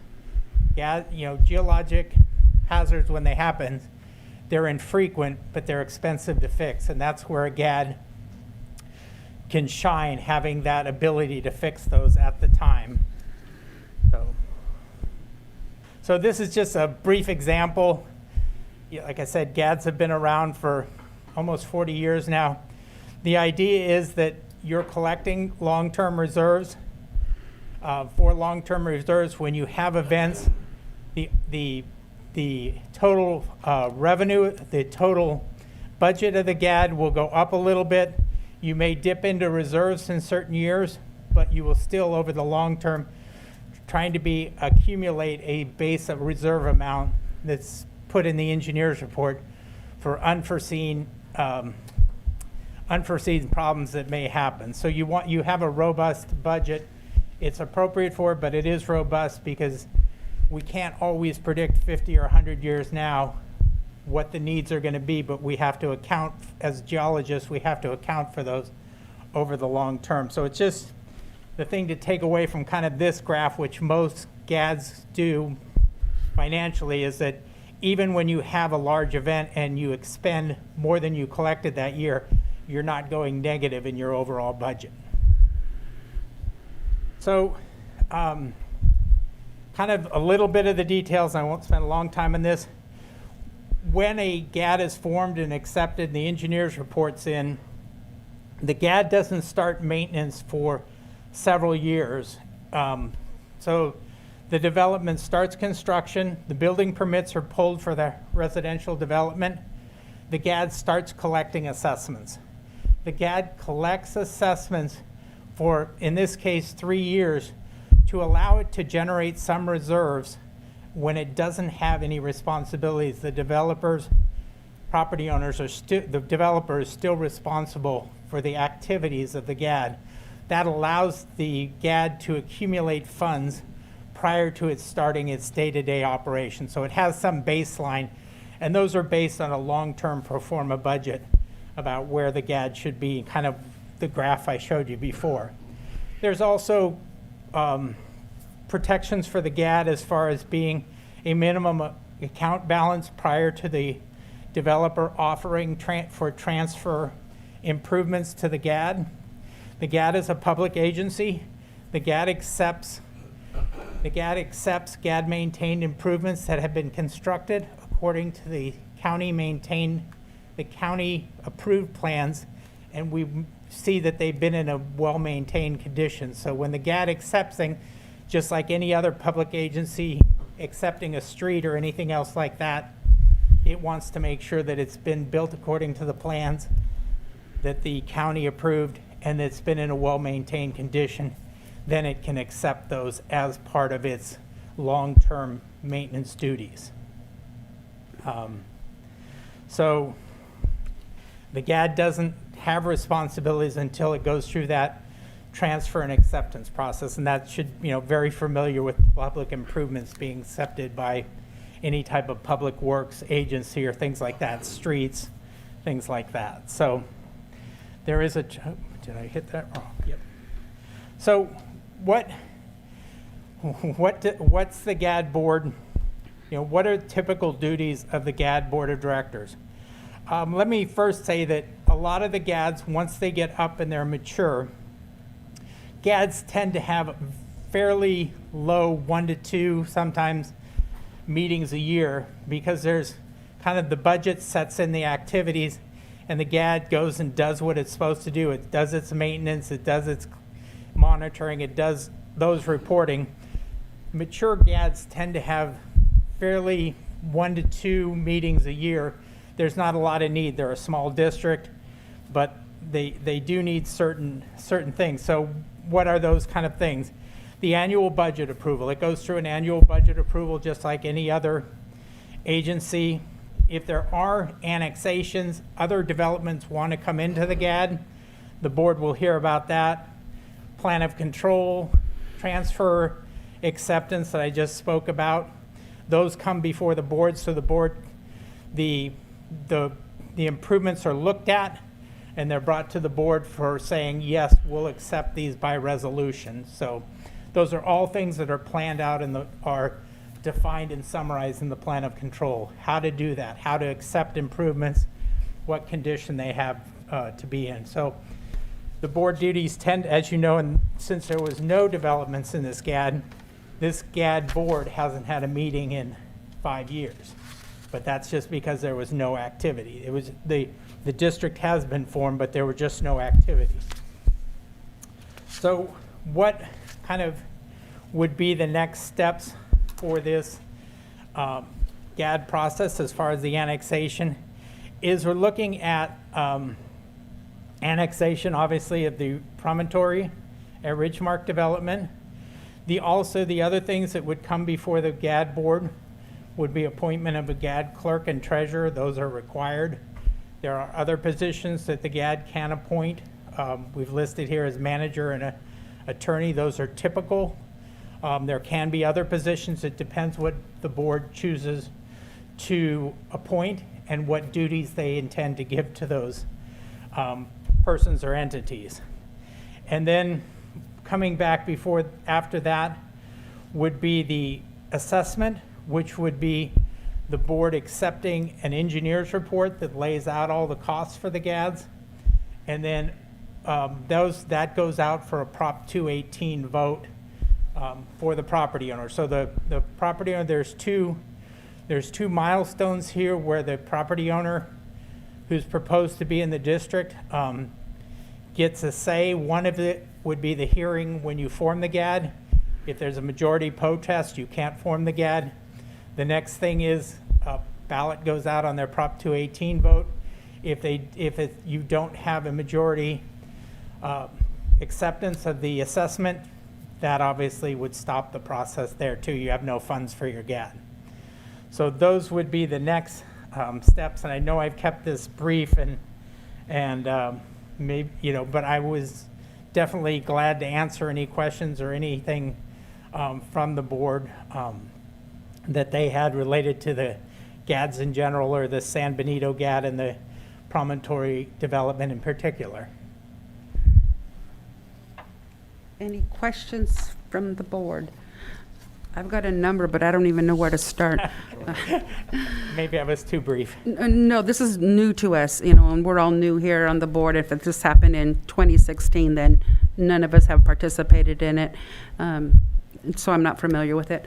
Go ahead. Okay, so my question to you, just kind of in general, appointing these officers, that clerk and treasurer, would that be members of the board? Are we talking staff?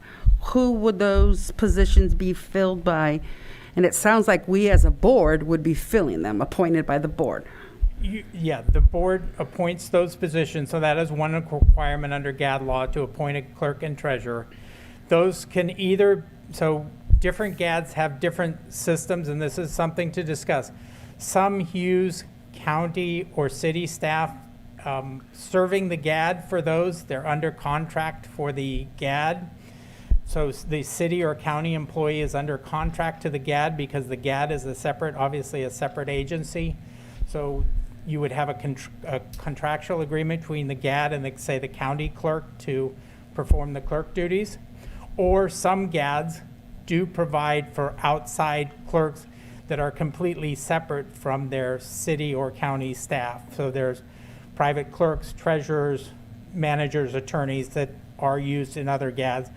That's a longer discussion I'd be happy to get into, but there are advantages and disadvantages, and to be honest, legal opinions on how to structure those. But it hasn't been funded yet, so there is no funding to cover if we had somebody come in. I would assume, and I'm just assuming, what happens when you assume, but I would assume that our current clerk might be able to take on the response. And again, that's an assumption.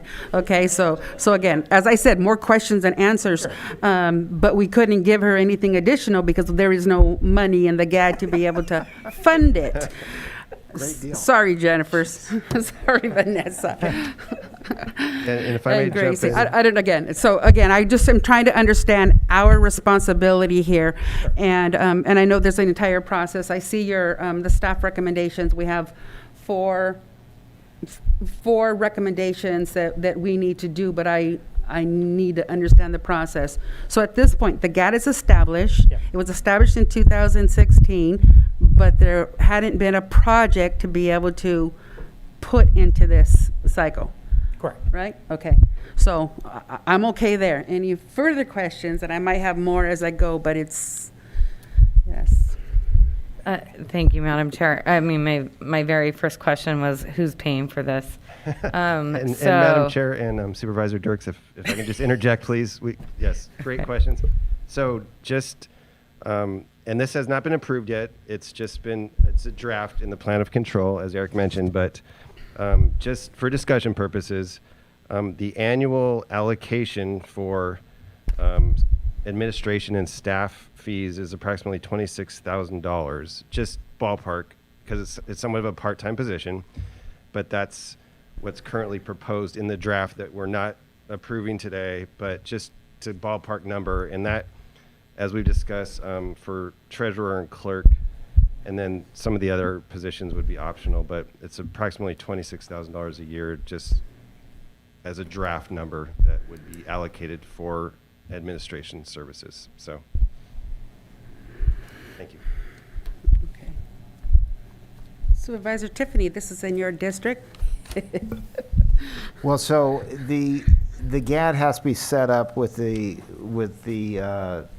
two positions, the 26,000 you're talking about.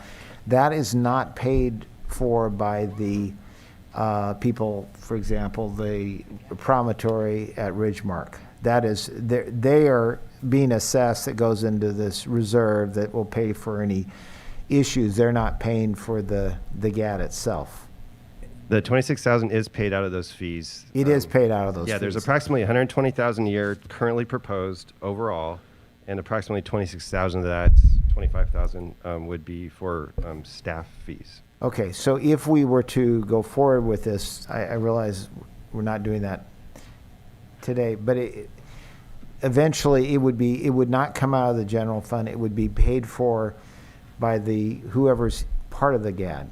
That is correct. Okay, that's good to know. Thank you. If I could just clarify, so until the GAD, what the plan of control is written is, until the GAD accepts the improvements, all the funding, maintenance, and monitoring responsibilities laid out in the plan of control, that would be staffing, monitoring, maintenance, all that, until it's accepted by the GAD, it's the responsibility of the developer to fund and do those tasks. So there in no case, even before it's transferred from the developer to the GAD or after the GAD, this is not anything with county funds or anything. There's no crossover between county funds and GAD funds. Okay, good. Thank you. Sorry. No, go Is ahead. it I okay? don't know whoever has questions. So is it just new homes? There's no way someone who has an existing home would be grandfathered into this without them knowing about it ahead of time, I guess is what I'm saying. Exactly. So this is set up strictly for the Promontory at Ridgemark development, the new homes there. If an existing home or group of homeowners wanted to go into the GAD, they would apply and try and approach the board and say, we would like to be annexed in. Here's our plan of control. Here, they'd go through the same process. They'd want to be in there. There's no forcing anybody in there who's an existing resident. Yes. Okay, thanks. That was a concern I had. And, Madam Chair, can any new housing developments enter this? We're in the earthquake capital, so I assume the answer is yes on that. Yes, there's a geologic hazard everywhere, so the answer, Right. yeah. So I noticed that the presentation mentioned that the developer would be exempt from CEQA by, am I mistaken? Did I read that wrong? By being part of the GAD? The GAD is exempt from it. The not GAD, the- okay, that's an GAD is important not the distinction. Okay, great. I appreciate that. And then lastly, I just want to add just a comment. I'm curious where the Ridgemark project is in the process, and maybe it's worth, I don't remember the last time we had a summary of housing projects and where they're at, and that might be something, maybe not immediately. I didn't ask for that in future agenda items, but I had that in my notes. It would be good to get an update on housing projects and at some point, and even I if would it's in the concur if we spring. can add that to it, because everybody needs to know the status of the. Yeah, and just to be Yes. clear, this is different than Ridgemark. This is Ridgemark Promontory, which is the adjacent to Ridgemark, although it will be brought into, annexed into Ridgemark. Yeah, no, But you're right, separately, there also is Ridgemark project as well. Right. Okay, sorry. Thank you. If I can follow a couple. So we have one GAD here. So let's say the promontory at Ridgemark goes into it, and then a year from now, there's another development that wants to go into the GAD. It could go into the same GAD, but then are the funds kept separate? So the funds, the residents for the promontory, they have their reserve for their issues, and then you have another development, they have their reserve. How does that work? Great question. So if a development, say Ridgemark, Promontory Ridgemark came in, and then later we have this, it's more common than formation of standalone GADs. Developments want to come into an existing GAD. They're set up with a separate plan of control and a separate engineer's report. So they have their own scope of services and they have their own assessment. All the funds, just like the GAD is not insurance, but just like an insurance vehicle, all the funds go into one pot. You've determined their risk by what their assessment is and what their scope of services is. So when to get an economy of scale, those funds are commingled in GADs that annex into in developments that annex into an existing GAD. But are the funds, I mean, they're pooled together, but, so if there is let's say, a major slide, are all the funds that are in that GAD potentially go to that slide, even if it also includes assessments that came from a totally different development? That's just how it works? Yeah, it's just like if you're, not me, if I'm in a car accident, I It's just, like State Farm just goes into the pool, whatever, I see. all Yeah. the residents put in, and they just draw out from my accident. Right. Okay. I Because understand. 100 years from now, it could be 3 large landslides in that other one over Right. the long period. Right. If we've set the assessment right, then everything should I work out understand, over. and it spreads out, obviously spreads out the cost. Yes. And yes, okay, I got you. Thank you. Any further questions? Okay, we have not gone to the public. If you'd like to make a comment in chambers, please provide a speaker card. On Zoom, press *9 on your phone or the raise your hand icon on your screen. No comments. Okay, so since we have no comments, and I'm assuming the supervisors have asked the questions that they had, and so the staff recommendation wants us to receive the presentation, which we did. The second item would be to accept the petition for annexation from the promontory at Ridgemark Development into the existing San Benito Geologic Hazard Abatement District. And so, second, we have two twos. Accept the review of the same draft project for the control dated December 3rd, 2021, and then adopt the attached resolution 2021 and do the following. And then we have an A, B, and then an item 4. So how can we handle that, Barbara? Because this is new to me, and I want to make sure we do. Yeah, You check these out. You could approve per staff recommendation. Okay.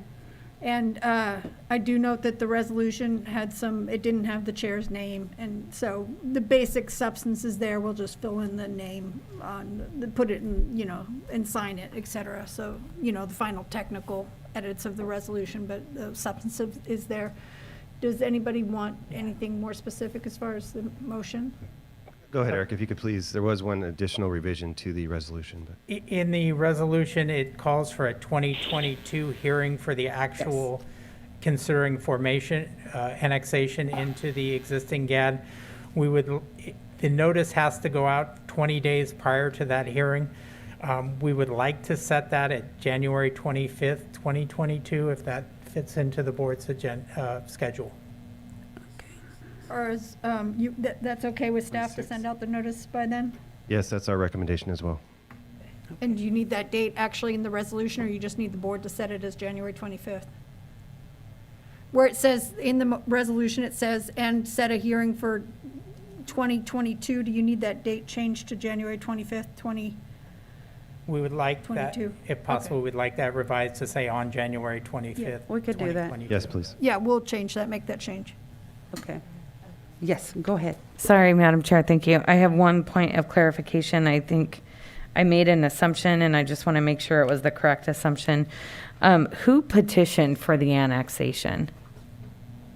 The current property owners of the Promontory project. Okay. Is that the same person who's doing the developing of the project? That's correct. And at this point, the developer is responsible for the fees until this is funded? That's correct. Okay. Okay. All right, so what is the will of the board then? Madam Chair, I'll make a motion that we approve staff recommendation with the one addition, that the public hearing be set for January 25th, 2022. Do you have a second? Second. Okay, I have a first and a second. All in favor, say aye. Aye. Aye. Okay, so you have a 5-0 vote on that. All right. So it looks like that concludes our agenda, correct? You have to adjourn this meeting? Okay, just for clarification, and I didn't mean to interrupt you, Supervisor Kozmicki, but I'll be your second to have the proposal for the housing update to be on there for, future item. We'll get that on. Yes, thank you. Okay, so can I get a motion to adjourn? So moved. So moved. So I have a first, and I'll call Supervisor Hernandez a second. All right, all in favor, say aye. Aye. Aye. All right, Aye. meeting adjourned. Happy holidays, everybody. Merry Christmas and Happy New Year.